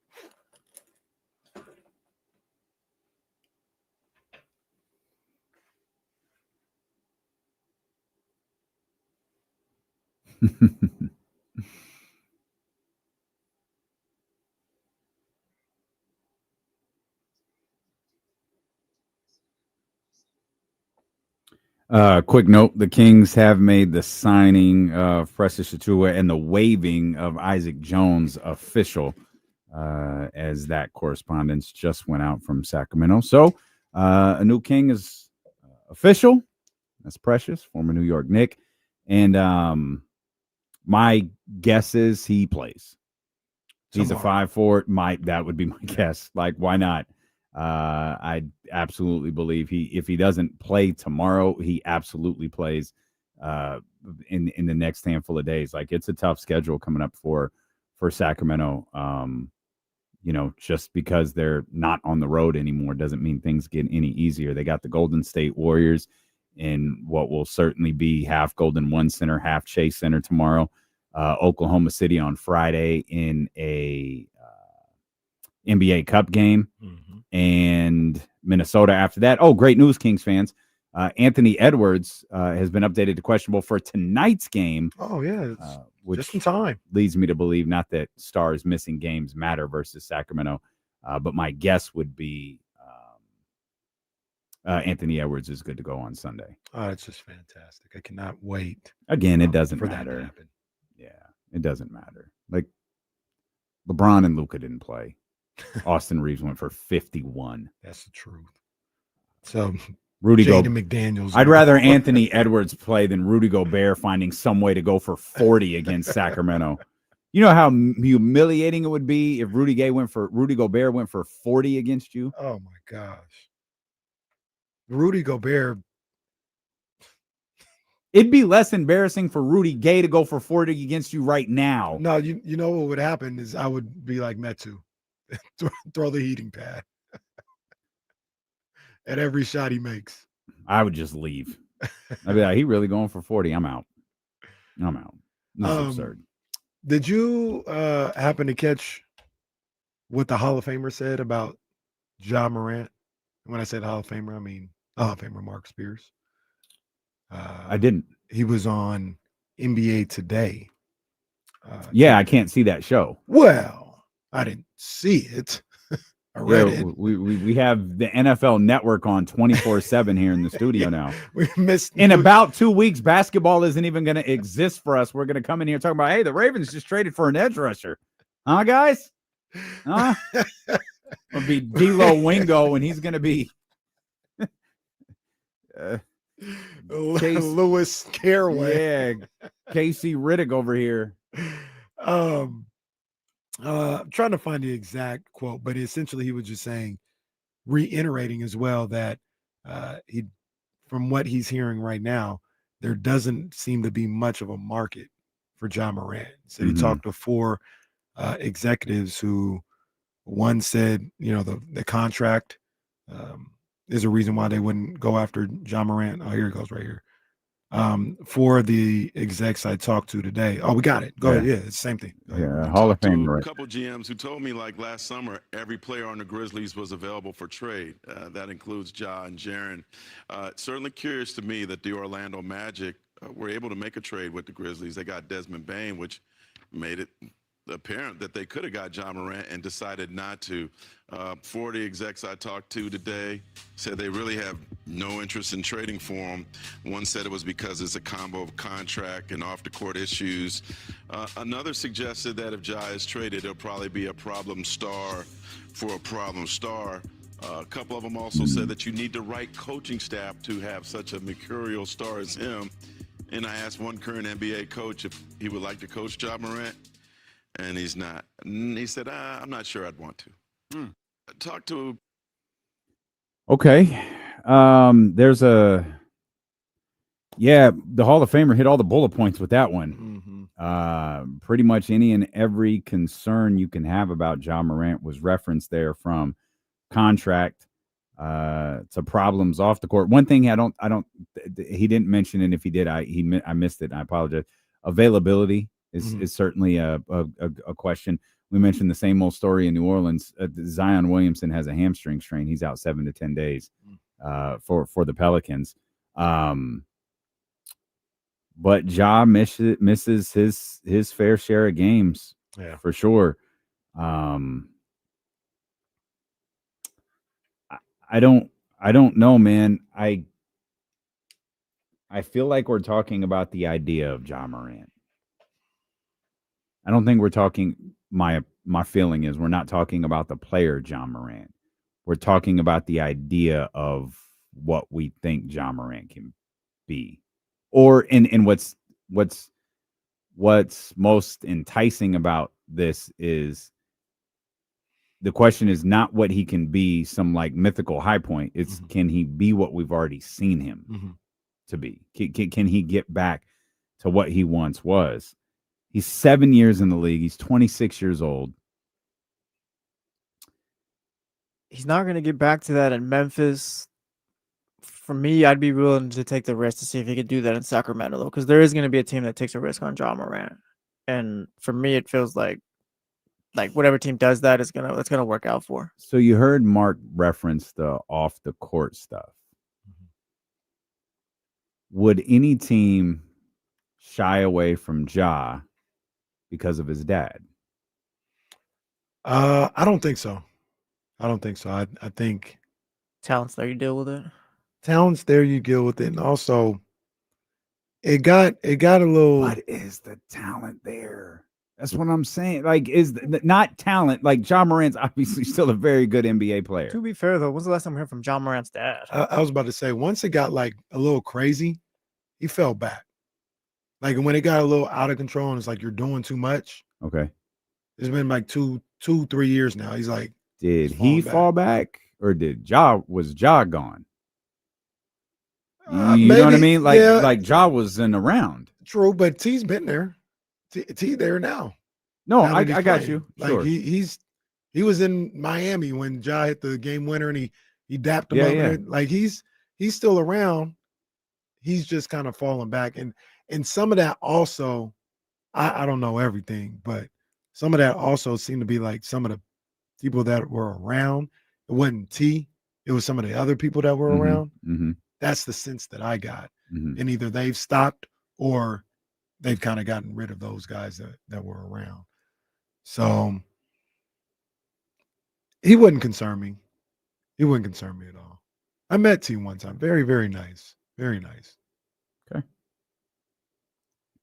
Again, 27, 26, 25, 23, 20 this year. Those are his points per game since the 2021-2022 season. Do you think Ja is just going to be an injury-prone player for the rest of his career?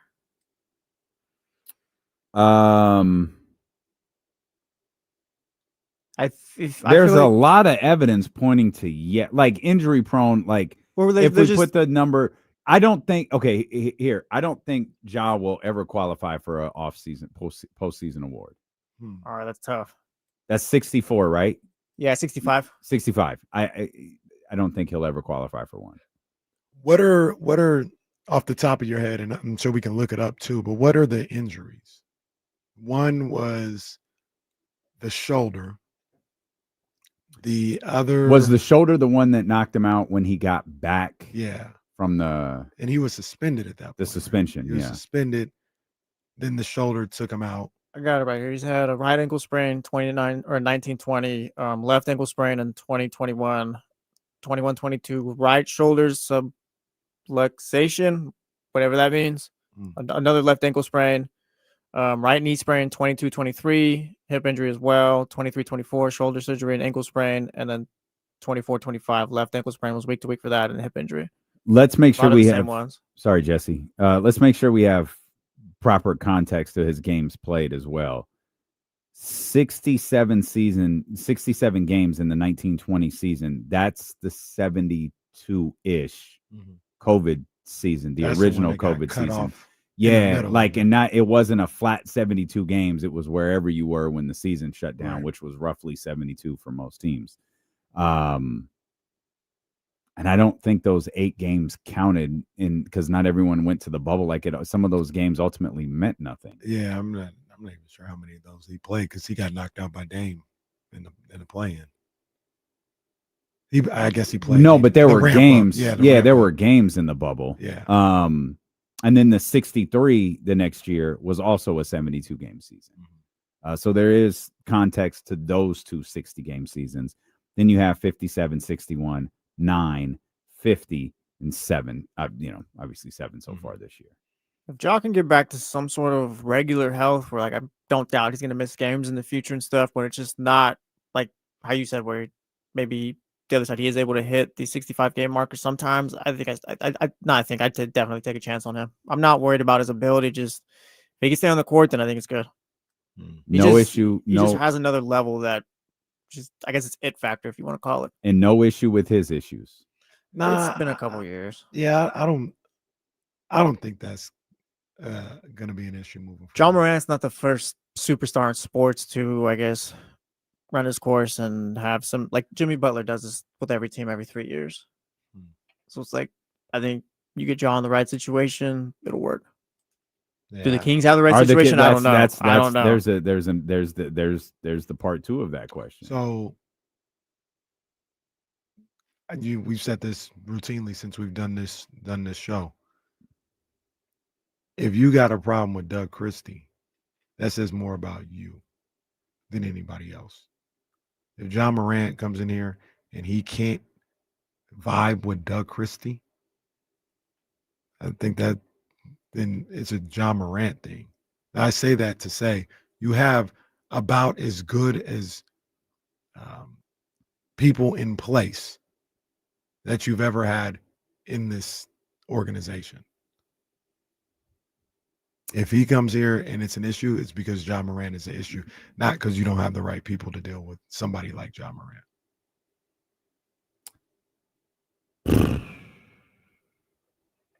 Okay. I even feel that way about Scott Perry to a certain degree. So, not as strongly as I do with Doug, but that's what I feel about Scott Perry so far. There's also the question too, where else are you going to get a guy like this? Like the draft, I guess, is the answer, but that's like wishing upon a star. Yeah, you passed on Trey, you passed on Kuminga, and it's just. Well, I don't think they passed. Well, not passed, but you didn't get those deals done. Yeah, they didn't have any interest in Trey. Yeah, which I don't agree with, but like you hope Trey out like a month. Thank good. Like that Trey's injury looked really, really bad. That was violent. You hope you can get a great player through the draft, but a lot of these contracts on the Kings too. James Hammond said it as much, like 2027. It's like now you got an opportunity to where a player here, he's got warts, like Casey says, but you got an opportunity to take a chance. Okay, so what does it look like if it falls flat? If it falls flat, you don't have, and I'm gonna just go with the deal that we talked about from Bleacher Report, right? The 2 first-round picks.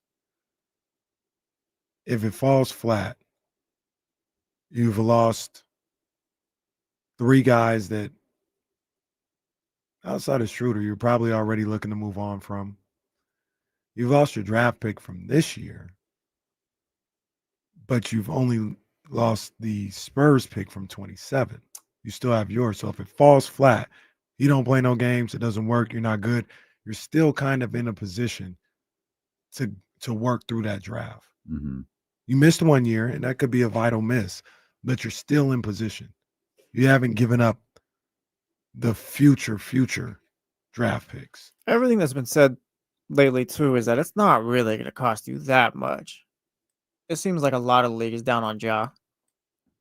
Mm-hmm. So this might be the perfect situation where like you don't have to give up much to get a player who, like, if it works out, can really take your franchise somewhere. But why would so many people who do this for a living be like, because to be honest with you, I don't know if there are too many teams that are in the position that the Kings are in. You look around the league. Everybody outside of Utah, maybe, either has a star already there or a star that they can move to go get somebody. Washington probably doesn't have the star, but Washington has a bunch of picks. Like, they're clearly we're looking towards the future. Mm-hmm. The Kings, I don't think they want to do a full rebuild. I don't think they want to do that. Mm-hmm. And they're in a situation where they don't really have, I don't know if they feel like they have the stars that can get them, that can net them either a high draft pick or a star. I see. Is there another team in the league in this situation with not having a star or not being bad enough to bottom out and be in the running for a Darren Peterson or something like that? Asking, not stating. Mm-hmm. Toronto? I thought about Toronto. It depends on how you feel about Ingram. And Scotty Barnes. I don't feel. Yeah, I thought. Barnes. Yeah, like I know you hate Scotty Barnes, but that was the guy I was thinking. I wasn't thinking. I didn't even think about Scotty Barnes before. You never have. Before his whole history of his pro career, you haven't thought about Scotty Barnes. But it depends on how you feel about those two. And like, hey, are these? Scotty might be a centerpiece, but I don't know. I don't think Ingram is. I think Ingram's a great, wingman, so to speak. But that's the first team that comes to. Chatty House brings us up as well. Someone's dad is also an assistant coach for the Grizzlies.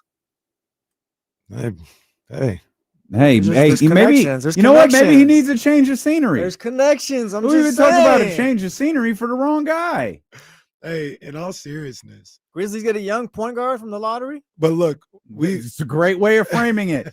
That's Kyle's SEO headline. No, yeah, Grizzlies acquire former lottery point We've got guard. this lottery pick right here that hasn't gotten much time because our last GM didn't know what he was doing, but maybe you do. Yep.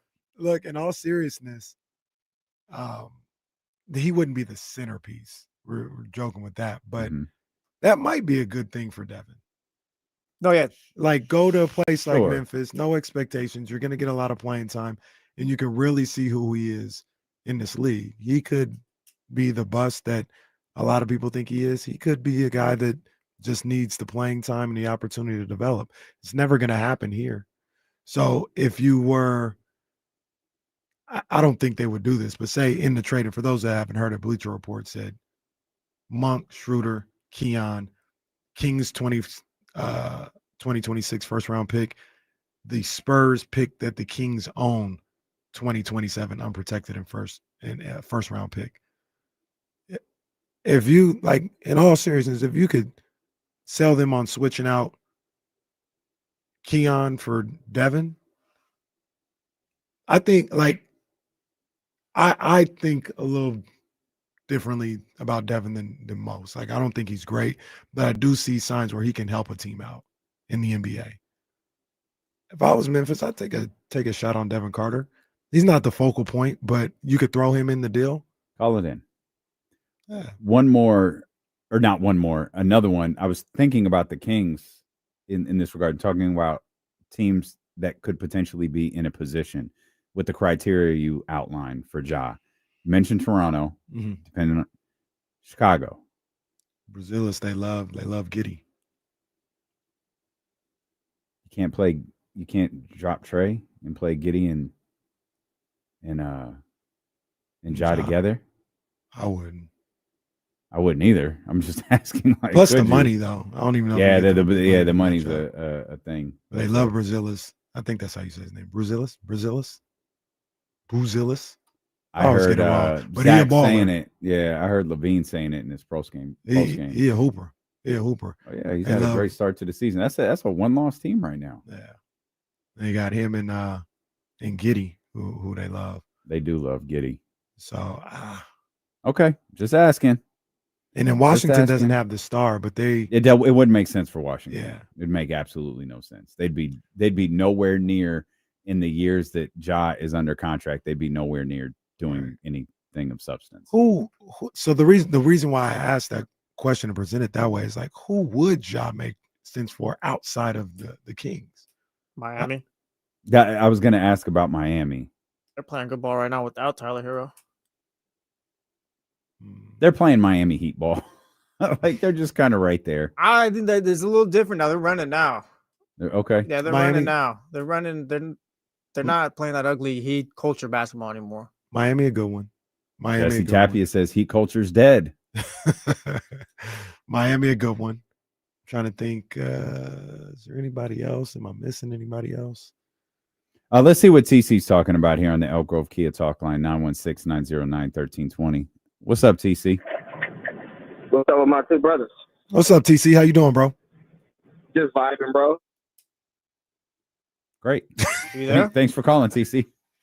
They keep playing with our dude, bro, and I'm not for that. His force in that starting lineup, bro, is needed.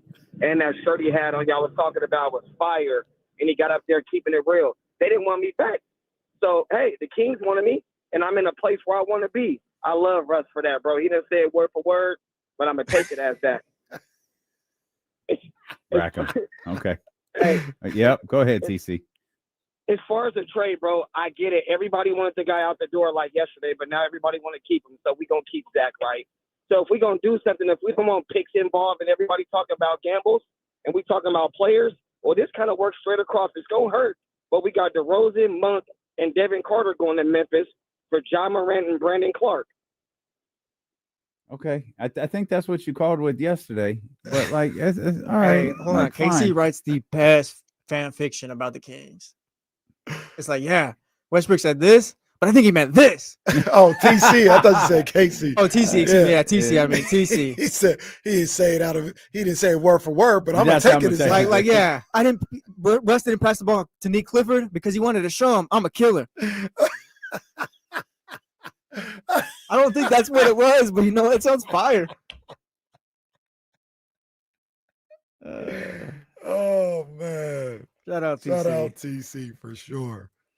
Yeah. I like that we keep track of the little TC-isms in the so there's a bro count of 4, one paraphrase, one awkward laugh, and one requested trade or repeated trade, excuse me, one repeated trade. Oh man. Look, I'm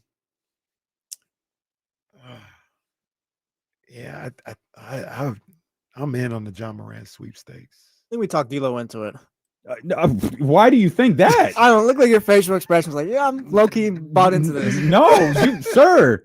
5 years together, you have misread my facial expression.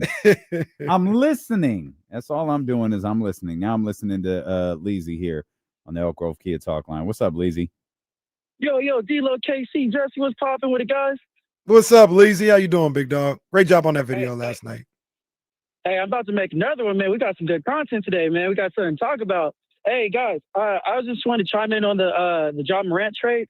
Hey, D-Lo, I'm kind of on your side, man.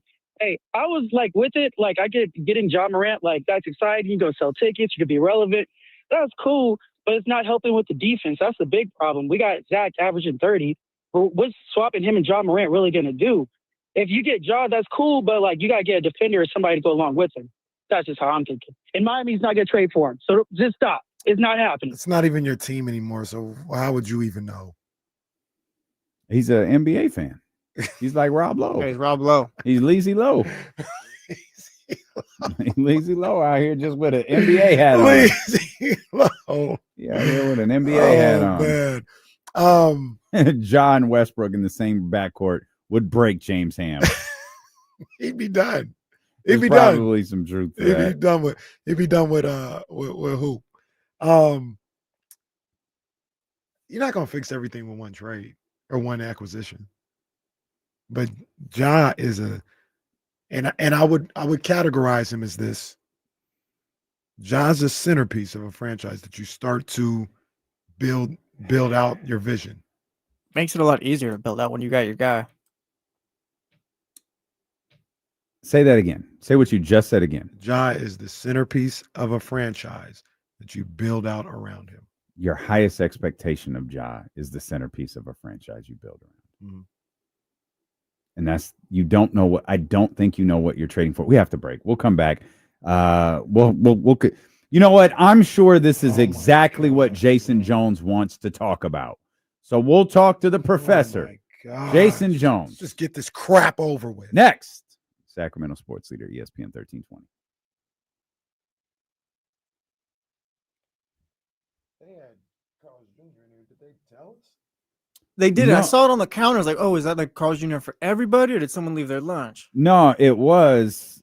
I don't think they told anyone. I think they just left it there. Has someone left a burger in the fridge? I think Which is kind of weird. I don't know if they brought him for Paul or Mark or who it was, but they had him this morning.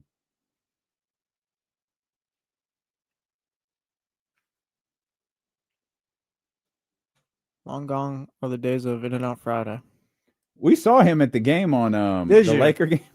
We walked in, and we're there not as early as I would have liked to been, but we were there pretty early. We go through our little, the media spot, and we turn the corner. I'm like, hey, let's walk down. We'll say hi to a few people, and then we'll go to the back. And as soon as we turn that corner, there he is, and he's walking with his beer, and he walks right by us, and he goes, hello, hello, and just keeps walking. That's it? That's it. All right. So we go down, and I was like, hey, I want to, go say hi to a few people. Do you want to go hang in the little spot in the back? She's like, yeah. I take her back and get her settled, get scanned in and all that. Come back out, see you, just make the round, say hi to a few people, and then, gonna go back and sit down with her and grab something to eat. And he's standing there drinking a beer with her. And they're not really talking about anything. He's just they're talking about something though. And I walk over and he looks at me and he doesn't really say anything and just goes, well, I was just standing here. So now I will leave. And then he turns around and leaves. That sounds right, honestly. I don't know. He just left. And I thought, oh, maybe he's going to sit down with his girl. Nope. Just went and sat by himself. I'll never forget. I seen him at the game one time and he comes up to me and he's like, all right, don't bullshit me right now. I was like, oh my gosh, he asked me a serious question. It's like, don't BS me right now. When did they change the basketball from being orange to brown? Okay. I look at him, I was like, I don't know, dude. I'm gonna go with my friends now. Oh man. Shout out. Awkward interactions. This may sound like a stupid question, although there's no such thing as a stupid question. I disagree. But you think he was like hurt by everything that happened? Like not just like, oh, this happened, but like hurt by it. Because that's what it sounds like when I hear that interaction. Maybe I didn't do it. No, but yeah, just like not, I mean, yeah, I don't know. The weird thing was he was talking to Katie. That's what I'm saying. It sounds like he has an issue with Damian. Like he was clearly were like he was standing there. Like it's not like he walked up when I walked in. Like he was there. I don't know how long he was there, but he was there. And then just, well, I was just standing here, so now I'm going to leave. And then he turns and leaves. Like, hang out, pal. It's fine. All right, man. Well, I wouldn't go that far. Well, I'm just saying, like, like you don't have an issue with him. Yeah, it was fine. But yeah, I mean, I guess, I mean, that stuff lingers for a while. Like, it does. That stuff lingers for a while. Well, see you at the crossroads, big dog. Ouch. And I said, I'll see you at death. So you won't be lonely. Michael, I saw this earlier. I don't know if I ever said Fox or anybody ever said Fox was not a centerpiece. He might not have been the right centerpiece. Ja Morant might not be the right centerpiece, but both of them are the centerpiece to what you were doing here in Sacramento if you were to get Ja Morant.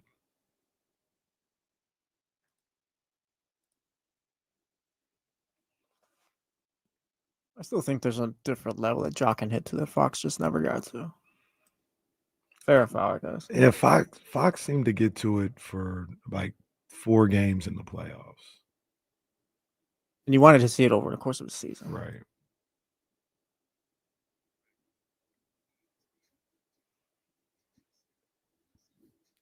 Hey, bro. Nobody loves Draymond Green like Draymond Green. What do you say now? I read this clip. Sam Amick reposted it. I was like, well, Sam Amick just reposted something from KD. What was it? And it's a clip of Draymond. It says it's not it's an exchange, I guess, from The Athletic. Draymond fires back at Kevin Durant's claim that offense wins championships. Draymond says, those who don't believe defense is as valuable as it is, they simply just don't win. I don't think anyone has ever really been hell-bent on caring about the opinion of those that don't win because your opinion equals 0. The reporter, and I don't know if it's Sam or Anthony or who it was, says, yeah, I hear you, which leads me to believe it's Sam because so I hear you is a very Sam Amick phrase. Yeah, so I hear you, but Kevin has won. And Draymond said, yeah, he won here, and the defense here was, Porter says, it was absolutely incredible. It was incredible. And Draymond said, absolutely. And then KD retweeted, and the offense was, ? Right. Draymond, when it comes to something like that, would be insufferable to talk to. When you talk about all that. Yes, your defense was unbelievably important to what they were doing. You also had no less than 2 of the best offensive players in this generation on the team. And I know I haven't won anything, in my opinion, doesn't matter. But if you take Steph Curry's offense off that team, you don't win a championship. Not just offense, the greatest shooter in the history of basketball. That part shooting too. is the main thing. He had 3 of the best shooters to ever play on the team at one time.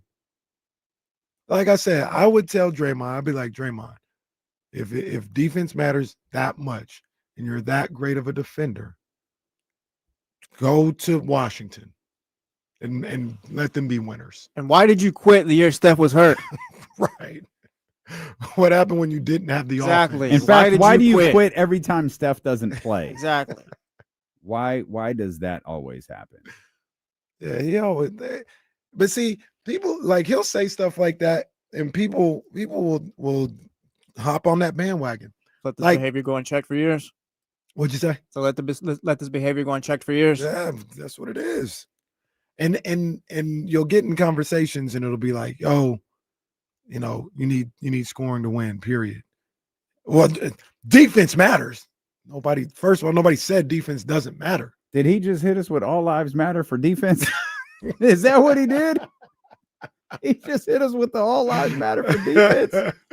Nobody says defense is not important and you don't need to defend, but don't lose sight of the plot. You have to score to win. And then we talk about all the time, there's a reason why the top scorers get paid what they do. And Bruce Bowen made what he made for his career. Tony Allen made what he made for his career because there's a premium on that. There's a reason you got a very overpaid $100 million and Steph will get 350 at like age 40. Also thanks Steph. Yeah, also thanks Steph. Hashtag Jordan Poole was right.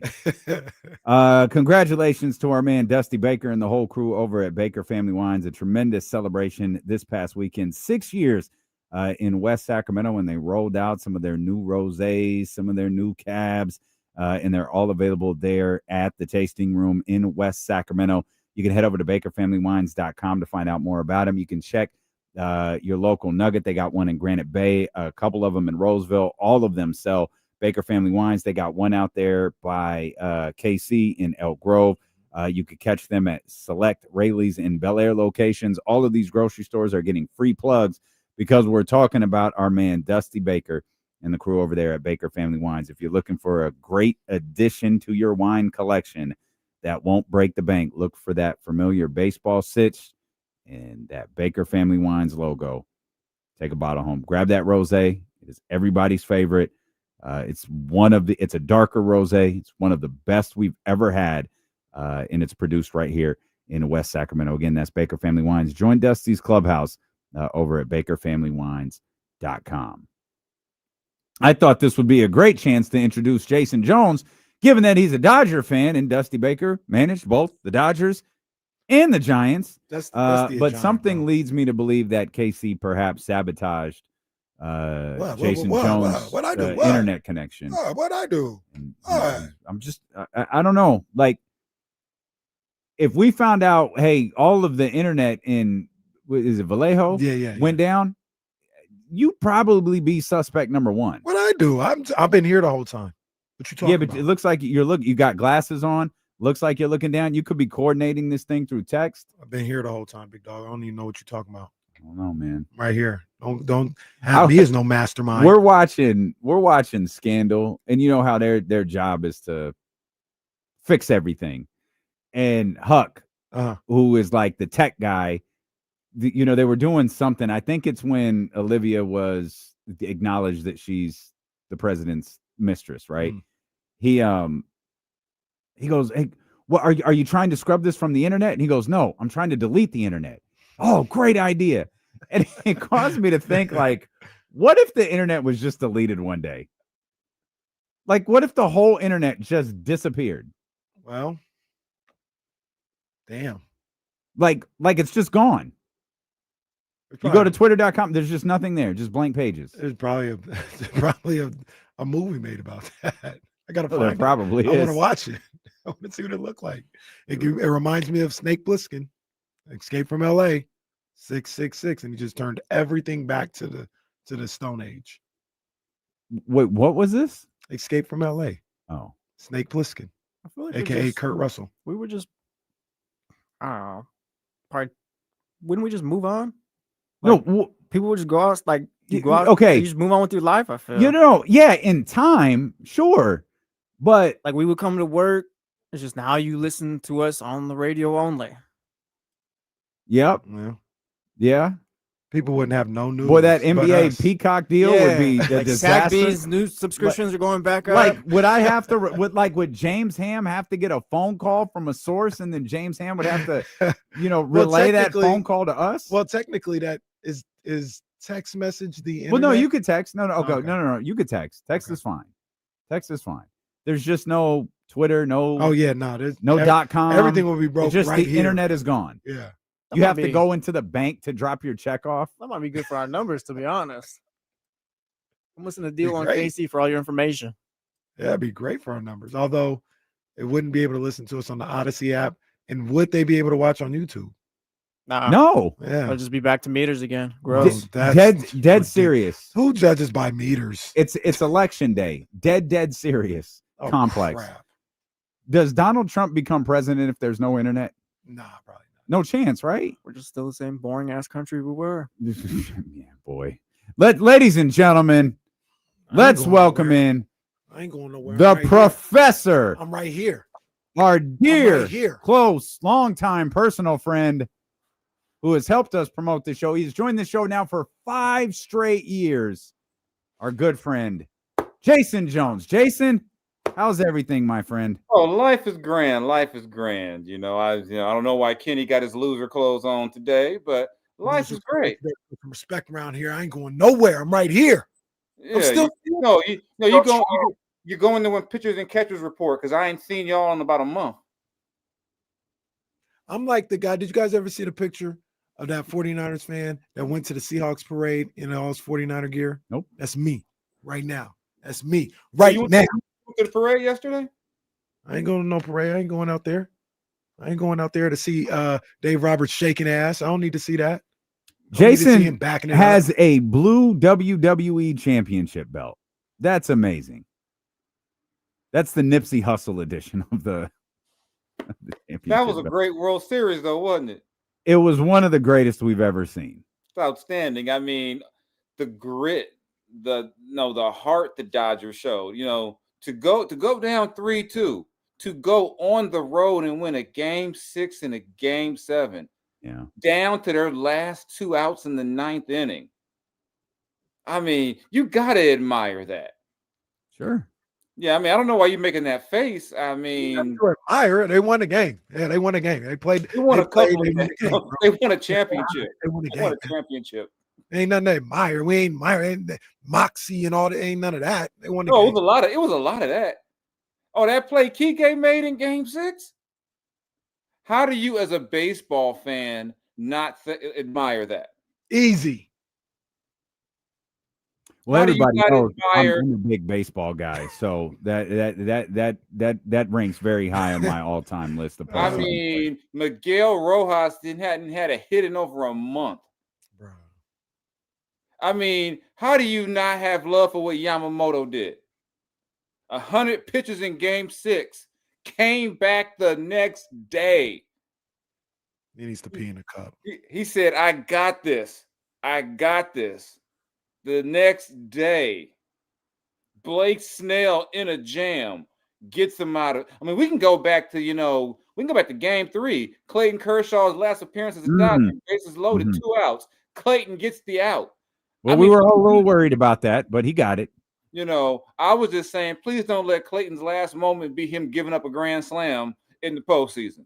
Clayton gets the out. I mean, I can go on. Will Klein. You ain't never heard of Will Klein. Man came out there and dealt. How many times in that Game 7 did you think it wasn't going to go the Dodgers' way? About 1 million. Yeah. They go down 3-0. I'm like, why did you start him today? And then Glass now go. They get it down to 3-1. Then it's 4. Then it's 3-2. Then it's 4-2. Then Muncy. When I saw a couple of things happened. Your boy Aubrey started talking mess after Game 5. Yeah. Your boy Aubrey started yapping. And he used your Savage as part of his little trolling game. So they put him back in. Of course, he gave up a bomb to Max Muncy. And then he had the game with the little duck lip look and the weird looking hat and all that. So shout out to Aubrey, for doing what he does to teams. Toronto loses again. Yeah. Toronto won the NBA championship. What are we talking about? And now the Raptors don't want him around. He was just at the game the other day. They don't like him. He was sitting courtside in his seats. They don't like him. You shouldn't like him either. He talked mess to DeMar. Have your boys back. Have your boys back. I wouldn't feeling out because DeMar's my boy. I like DeMar. You shouldn't. Why you defending Aubrey then? Look, I'm cool with Drizzy. I'm cool with DeMar. I hate to see the Brodies like that. Well, one's a real one. The other one is Aubrey. Jason, this baseball team that used to give you so much angst and heartache has now won 3 World Series. 3-ish in the last 5 years. That heartache is and Jay, let's be honest, man. There's no end in sight here for your Los Angeles Dodgers. Like, I know Freddie's a little, Freddie's a little older, but Shohei, he ain't going anywhere. Blake Snell's not going anywhere. Yamamoto's not going anywhere. Sasaki will be in the rotation. I mean, and then, if we got any hole, think about this. Last year, they won basically with no starting pitching. This year, they won with no bullpen. I mean, you got to give Dave Roberts credit for pushing all the right buttons when they need it. Putting Pajes in the game defense. And look, it's making Kenny sick to realize I'm telling the truth. Putting Pajes in right when he did. I've been said this stuff. But now you gotta live it. Now you gotta hear it again from me, because you're a closet Dodger fan. It's okay. Oh, please. What size shirt you need? What size Yamamoto shirt you need? I don't need nothing. I don't need nothing. You ain't wearing what you want to. You see what I'm doing over here, man. You see what I'm doing? I'm still standing. I'm still strong. We right here. I ain't going nowhere. Halloween passed already. I ain't going nowhere. I'm right here. Y'all ain't going nowhere in the division either, so that's kind of apropos. All right. All this is done because, Jason, you don't know nothing about this because one of your championships ain't even real. You don't know nothing about this. Oh, wow. We doing that. It ain't real. Okay. When you win 3 championships in 5 years, 3 real championships in 5 years, you do lose a little bit of your edge. You know what I mean? You start to sleep in silk sheets. You know what happens. But you guys, you guys have turned. They ain't win 3, bro. That was an AAU tournament. That was an AAU tournament. 2020 was an AAU tournament. Missed the playoffs in between winning? Like just missed the playoffs altogether? 2020 was an AAU tournament. Oh, the AAU tournament that the Giants couldn't win? They were in that tournament. And it wasn't a Major League Baseball championship. And they lost. It wasn't and they lost. And they lost. 2.5. And they lost. 2.5 titles in 5 and years. They lost. Still a good accomplishment. But the whole point and being, they lost. You wouldn't understand winning 3 in 5 years, because when you win 3 in 5 years, you get a little happy, and you lose the edge. Weird that you're saying the edge is back. The edge is back. You sound so sad now. The edge is back. Y'all done woke the sleeping giant. No pun intended. The edge is back. You know what you sound like? You sound like a Cowboys fan. The Cowboys, man. What you talking about? Those are fighting words. You Cowboys fan. Somebody ever talking about how you gonna tell me about winning when y'all ain't won since Obama was in office? I wish he was still in office. Y'all ain't won. Last time we saw y'all in the postseason, we sent y'all home. You did. So I mean, you like I said, giving Dodger fans advice on how to deal with winning is kind of funny. We were still sleeping in silk sheets. You know what I mean? Now the hunger is back. Who on that team was sleeping in? Who on that team? What are you talking about? What are you talking about? Hall of Famer, 3-time world champion Buster Posey. What are you talking about? 3-time world champion. He need to focus on being a good executive. That's what he need to do. Like I said, the hunger is back. Okay. The hunger is back. Go ahead and spend more bad money in free agency. The hunger is back, baby. Y'all gonna find a new. We'll see who's y'all. Gonna be your new Barry Zito? Who's gonna be the next Barry Zito you sign? We won a championship with Barry Zito. He was on the team? Yeah, he was on the team. He pitched game 5, got us back to San Francisco in 2012. We won a championship with Barry Zito. Who's going to be your next Barry Zito? That was a great investment. Y'all signed him to win one game. He won a winner go home game 5 in the NLCS. Won a championship. That was a long time ago. I'm talking about what's going to happen now. You know, is that going to be what? I told you what's going to happen now. We back. You guys didn't let the hunger back up. Y'all the 4th best team in the division. Stop capping. You ain't better than the Dodgers or the Padres. Stop capping. You probably ain't better than the Diamondbacks. Like I said, we're gonna see y'all next year. No, yeah, because you're on the schedule. Because you're on the schedule. I don't even know why I'm doing this with a loser. I don't know why I'm doing this. We like I said, I didn't see the Giants in the postseason. We got 3 true championships in 5 years. You got 2.5. You got 2.5. Don't nobody recognize 2020. You do. I recognize it as a joke. That's what I recognize it as. So if the Giants would have won, you wouldn't have recognized it. Nah. You a lie. We don't do that. You see this, Damien? This man gonna sit on live on the air and lie. We don't do that. If we would have won in 2020, you a lie. Like, we got to prove ourselves. You a liar. That's not like the other ones that we won. You're a liar. Did the Giants ever win back-to-back championships? Did not win back-to-back championships. No, because they missed the playoffs. Did not win back-to-back championships. Yeah. You know, without that that needle, you know, a little cheating here and there, they ain't really have much. Who was cheating? There was nobody cheating back then. What you talking about? What was my man who was cheating? Was it 2010 to help y'all get home field? Was it Melky? He went on that show. He didn't even play in the play. He got suspended in July. All them games he helped y'all win didn't count. Okay.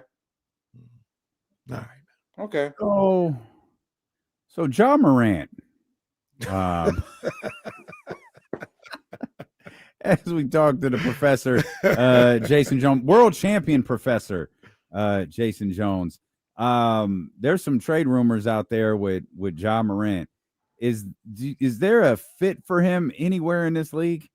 Like a real, this makes sense fit? I don't know. I mean, it's not the talent, it's the other stuff. We kicked around Toronto, and I mean, Sacramento keeps coming up. We keep talking about teams that might not be too far away, but if you're a team that's close, what do you give up for him? And never mind the other stuff. He's been a guy who's been hurt a lot since 2023. Mm-hmm. I mean, I don't know. Yeah. I think if you're a team that's taking a while, I can see why Sacramento would come up if you're assuming Memphis is going to sell low and just get rid of it. I don't believe they're at that point where they're just going to sell low and get rid of it. I think they're going to be forced to sell low, but I don't think it's not going to be something that, like, I think you have to make matching salaries. You want something to expire there. They'll get draft picks in return. I don't think they're getting a Desmond Bane return for him though. Yeah, I think in some that was a weird sentence to say out loud. that is great. They're not getting the Mikal Bridges return on right.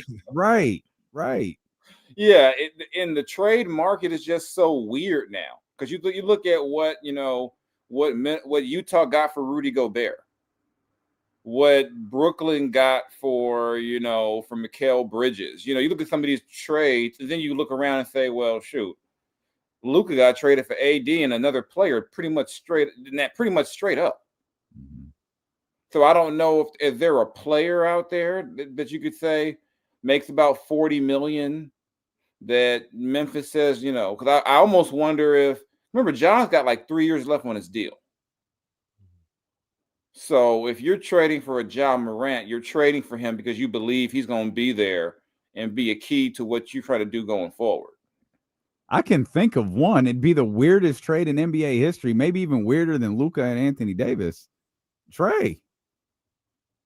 If Atlanta's out on Trey, you could just swap the money. John, Atlanta would be crazy. Yeah. I'm not sure. I'm not sure why Atlanta would be out on Trey but in on Ja. That would be wild. Well, would they be in on Ja for, let's say they executed it tomorrow, roughly 130 million, 40 million?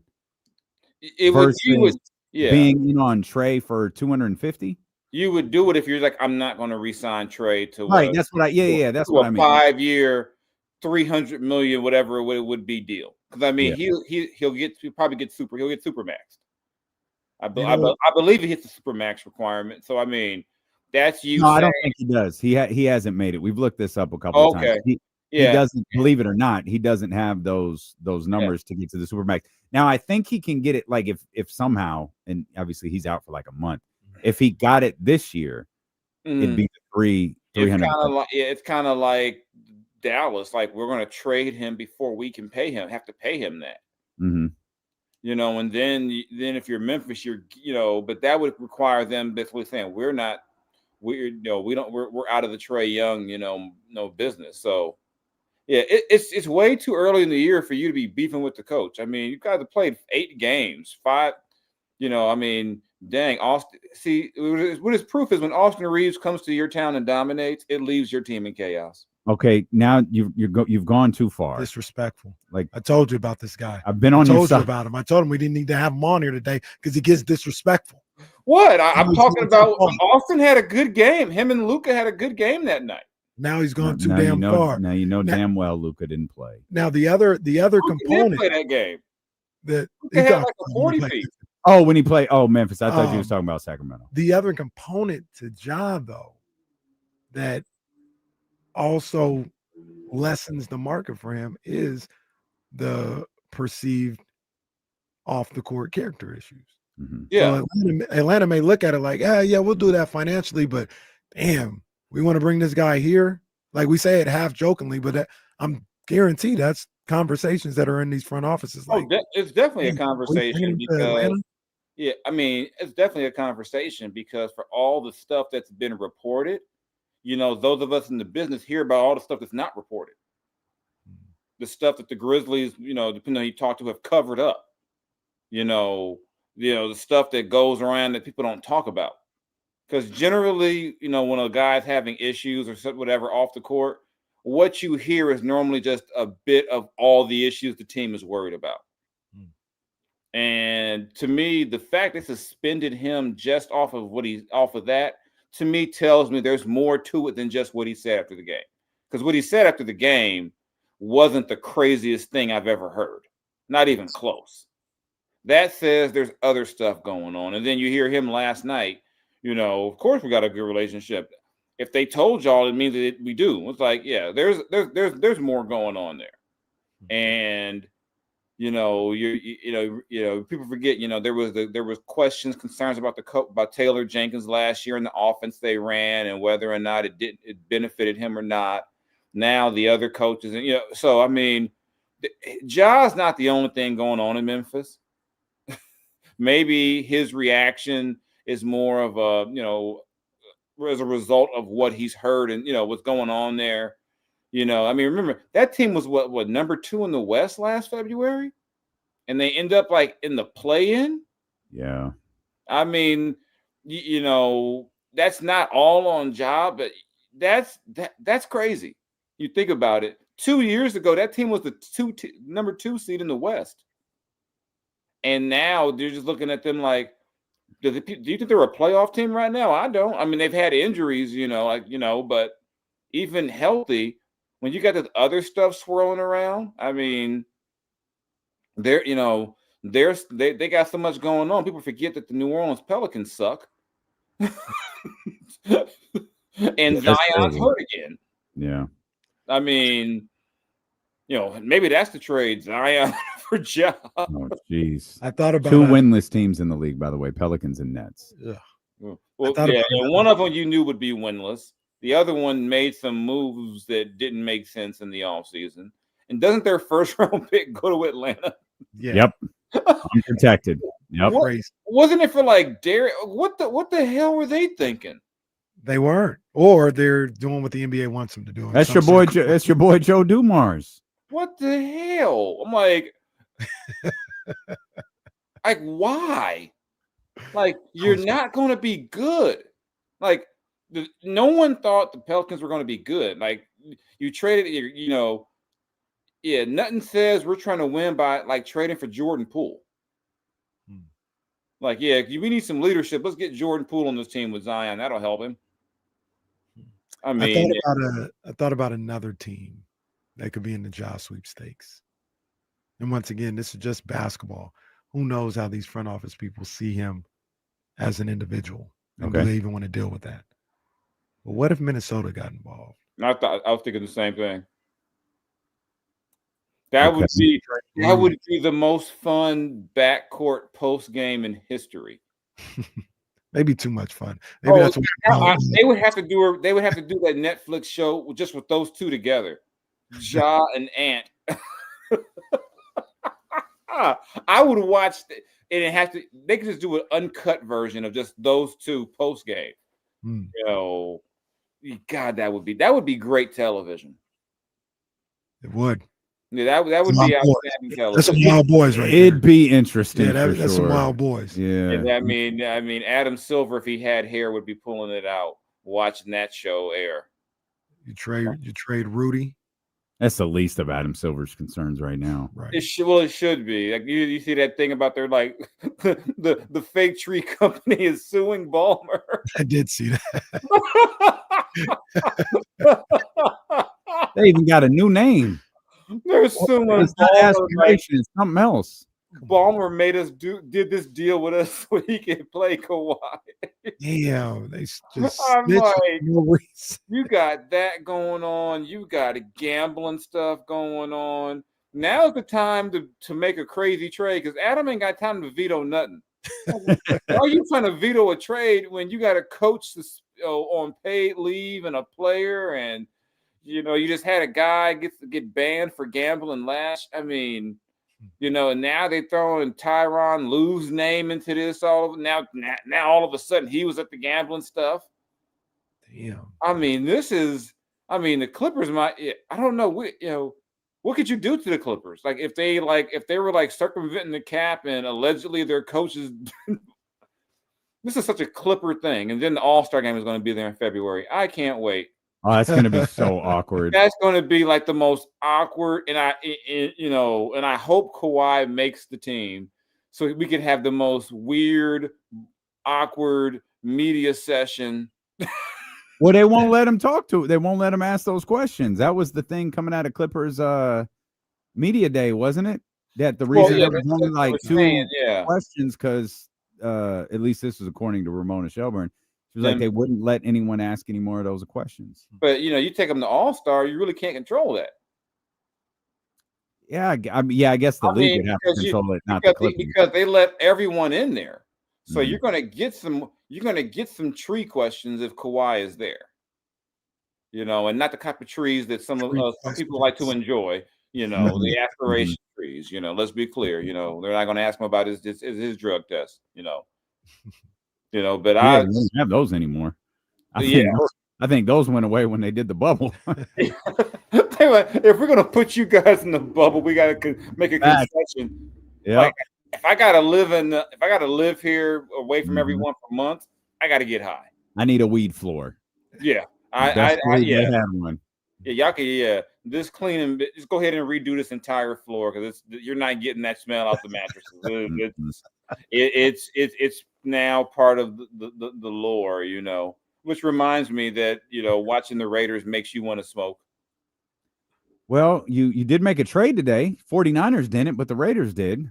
Making moves. Kobe Myers headed to Jacksonville, saw him on Sunday, and we're like, you know what? We need that guy. Based on the effort he gave against us, we got to have that guy on the team. There have been some crazy trades. I mean, the Jets giving up. Well, they gave. I mean, they aren't good anyway. But nothing says give up like trading your two best defensive players. Jeez, they're just like, what the hell? We need all the picks we can get. It's got to blow this whole thing up. Does that Sauce trade move the needle for you when it comes to your thoughts on Indianapolis? I think it definitely helps them big time because I remember they were trying. What's my man who went over there and then played the Rams and retired? Oh, I'm blanking on his name. My man played the Rams and said, "Ooh, this is too much. I don't do this anymore." Oh man, I can't. He was on the Colts this season. I can't remember. Xavier Howard retired from this season, I think. Yeah, it was Xavier Howard. Yeah, was that this season? Yeah, this season. That was this season. Yeah. Hey, I'm retired. He was like, "I'm done." I don't know if Quinnen Williams helps the Cowboys pass coverage. I mean, that clip of Deron Bland against Marvin Harrison Jr. Oh yeah. But Bland has about 5 of those this year. Get that one against the Bears where it's like, what are you doing, my man?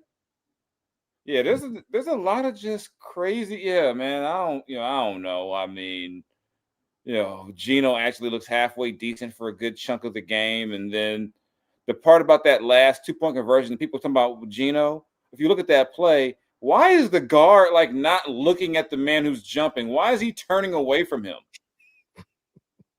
I'm like, the Raiders O-line does some stuff that I don't understand. They'll have people right in front of them, and they're like, I'm not going to block that guy. Why would I block the guy in front of me? Because, well, why would I? Then you wonder why you're God, I'm glad I got the Dodgers because if I had to depend on the Raiders for happiness, I'd be sad. Well, understandable. Yeah, that would not be good for my mental health if I had to, But somebody said the biggest rivalry in the NFL is Pete Carroll at the 2-yard line. Come on. Oh, come on. They said that's one of the greatest rivalries in league history. Even I'm watching Fox after the game. Yeah, what you would call it, Julian Edelman goes, of course he threw it. I know about that. I'm like, damn, Pete just. That was uncalled for. I was like, that wasn't nice at all. That was very mean. Come on, Pete's trying to establish a culture in Vegas. You got to go through these lumps. They tell me, even though some other teams managed to get good way faster, but those teams also didn't waste draft picks for a decade and a half. I mean, maybe Tyree Wilson will show up, some point. To bring it almost full circle, like half circle, because we started talking about Ja Morant a little later. Mm-hmm. Currently, from what I see, the Kings are currently the favorite to be his next team. In order, it's Kings, Heat, Rockets, Hawks. They're always trying to send somebody to the Kings. Rockets, Hawks. Russell Westbrook was always the favorite, or the Kings are always the favorite for Russell Westbrook's next team as well. Y'all, yeah, I know y'all ain't really sold on Ja, but I mean, he is. I'm not. I'm sold on taking the chance on Ja. You know what? I kind of fall. You know what? What do you have to lose at this point? And that's kind of where I'm starting to lean right there. I'm like, I mean, what do you got to lose? I mean, that's I mean, that ain't the best pitch. I mean, Ja Morant's a hell of a player. Shoot, maybe that's Weber 2.0. Maybe he gets to Sacramento and he just stays healthy, and all of a sudden you got this dynamic. Because I think Sabonis has to have that dynamic guard with him. And right now they got some guards, but there's not a guy where you're like, oh my God, it has to be the point guard. I just think I think I'd be intrigued by a Sabonis Ja Morant combo. Yeah. It'd be intriguing. I don't know if you have to give up to get him, but we've worked out multiple deals to where it could work. I asked Kenny earlier, like, oh, well, what would it look like if it didn't work? I don't know that it will look much different than it does now. Yeah. I mean, it's like I'm a big believer in all else fails, you take the talent. Yeah, I'd rather have the more talented player than not. Unless you're talking about like your 6th, 7th, 8th man, talking about a glue guy. But I mean, the Kings are just probably going to be frustrating all year. Like they'll have games like Milwaukee, but then you'll have games like the Lakers and those other games they've had where you're like, what the hell? Like, how does this happen? Where you look like this, and then they'll go out there. They'll go out there and they'll probably beat Oklahoma City. Next time they play them, they'll like blow them out. But then they'll like lose to Brooklyn. But that's been the way it's been outside of 1 year for like the last 15, 16, 17, 18 years. So what do you got? I think if you can get a Ja Morant, you do it. I think if you're the Kings, you do it because he'd be under contract. He'd definitely be motivated. And maybe a change of scenery helps him. That's what everybody keeps saying. Maybe it will. Jay, I'll speak for both of us. We're so happy. Like, you look so happy, man, and we're so happy for you. We appreciate you. Never seen you happier during these weekly visits. Yeah, nothing Kenny Caraway can say will change that. He can talk all he wants. He can wear his Halloween colors just to try to, And I'm still hurt that you denied my invitation to collaborate on my post. I'm hurt. No, we're not collaborating on that crap. What are you talking about? I'm hurt. I was like, God, that was so mean. I was trying to share in the joy. Stuff. He hates. There was no joy. No, not. That's what Ja Morant said. He has no joy right now. We appreciate you, Jay. Thank you, brother. All right, that's our man, Jason Jones, decked out in Dodger blue. I don't know if anything. I'm gonna think more about Ja. I did a quick Google search, like Ja Morant's next team. They had the odds, yeah, and the stories. The Kings keep popping up. I don't know means. I'm not gonna say you've sold me on Ja, but we'll talk about it tomorrow. You know what I think I might have gotten sold on? I'm gonna try to talk myself off this ledge. Is the Colts. I really like this pickup by the Colts a lot. We'll talk about it tomorrow, man, when we finally get to the NFL and prepare for Kings Warriors. Oh, man. Yeah. That's all tomorrow here on Sacramento Sports Leader, ESPN 1320. Vamos, Ja.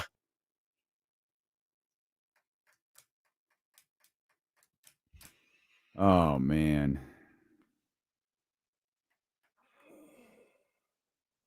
Hotline Bling said something that I thought was funny, but not necessarily wrong. Where was it? Where is he? Why wouldn't we be sold on Ja? We suck. Well, I don't know that that's true, but I get your point. Colts were in my top 5. They have to be moved out because of that loss, but when we were talking about the offensive defensive player, that got me kind of like, I never saw him as an island.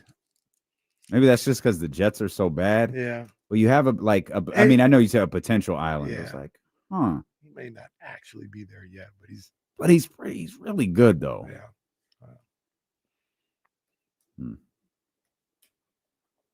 All right, y'all. We'll see y'all tomorrow at 10 a.m. We'll get ready for Kings basketball and whatever else is our way. Appreciate you guys.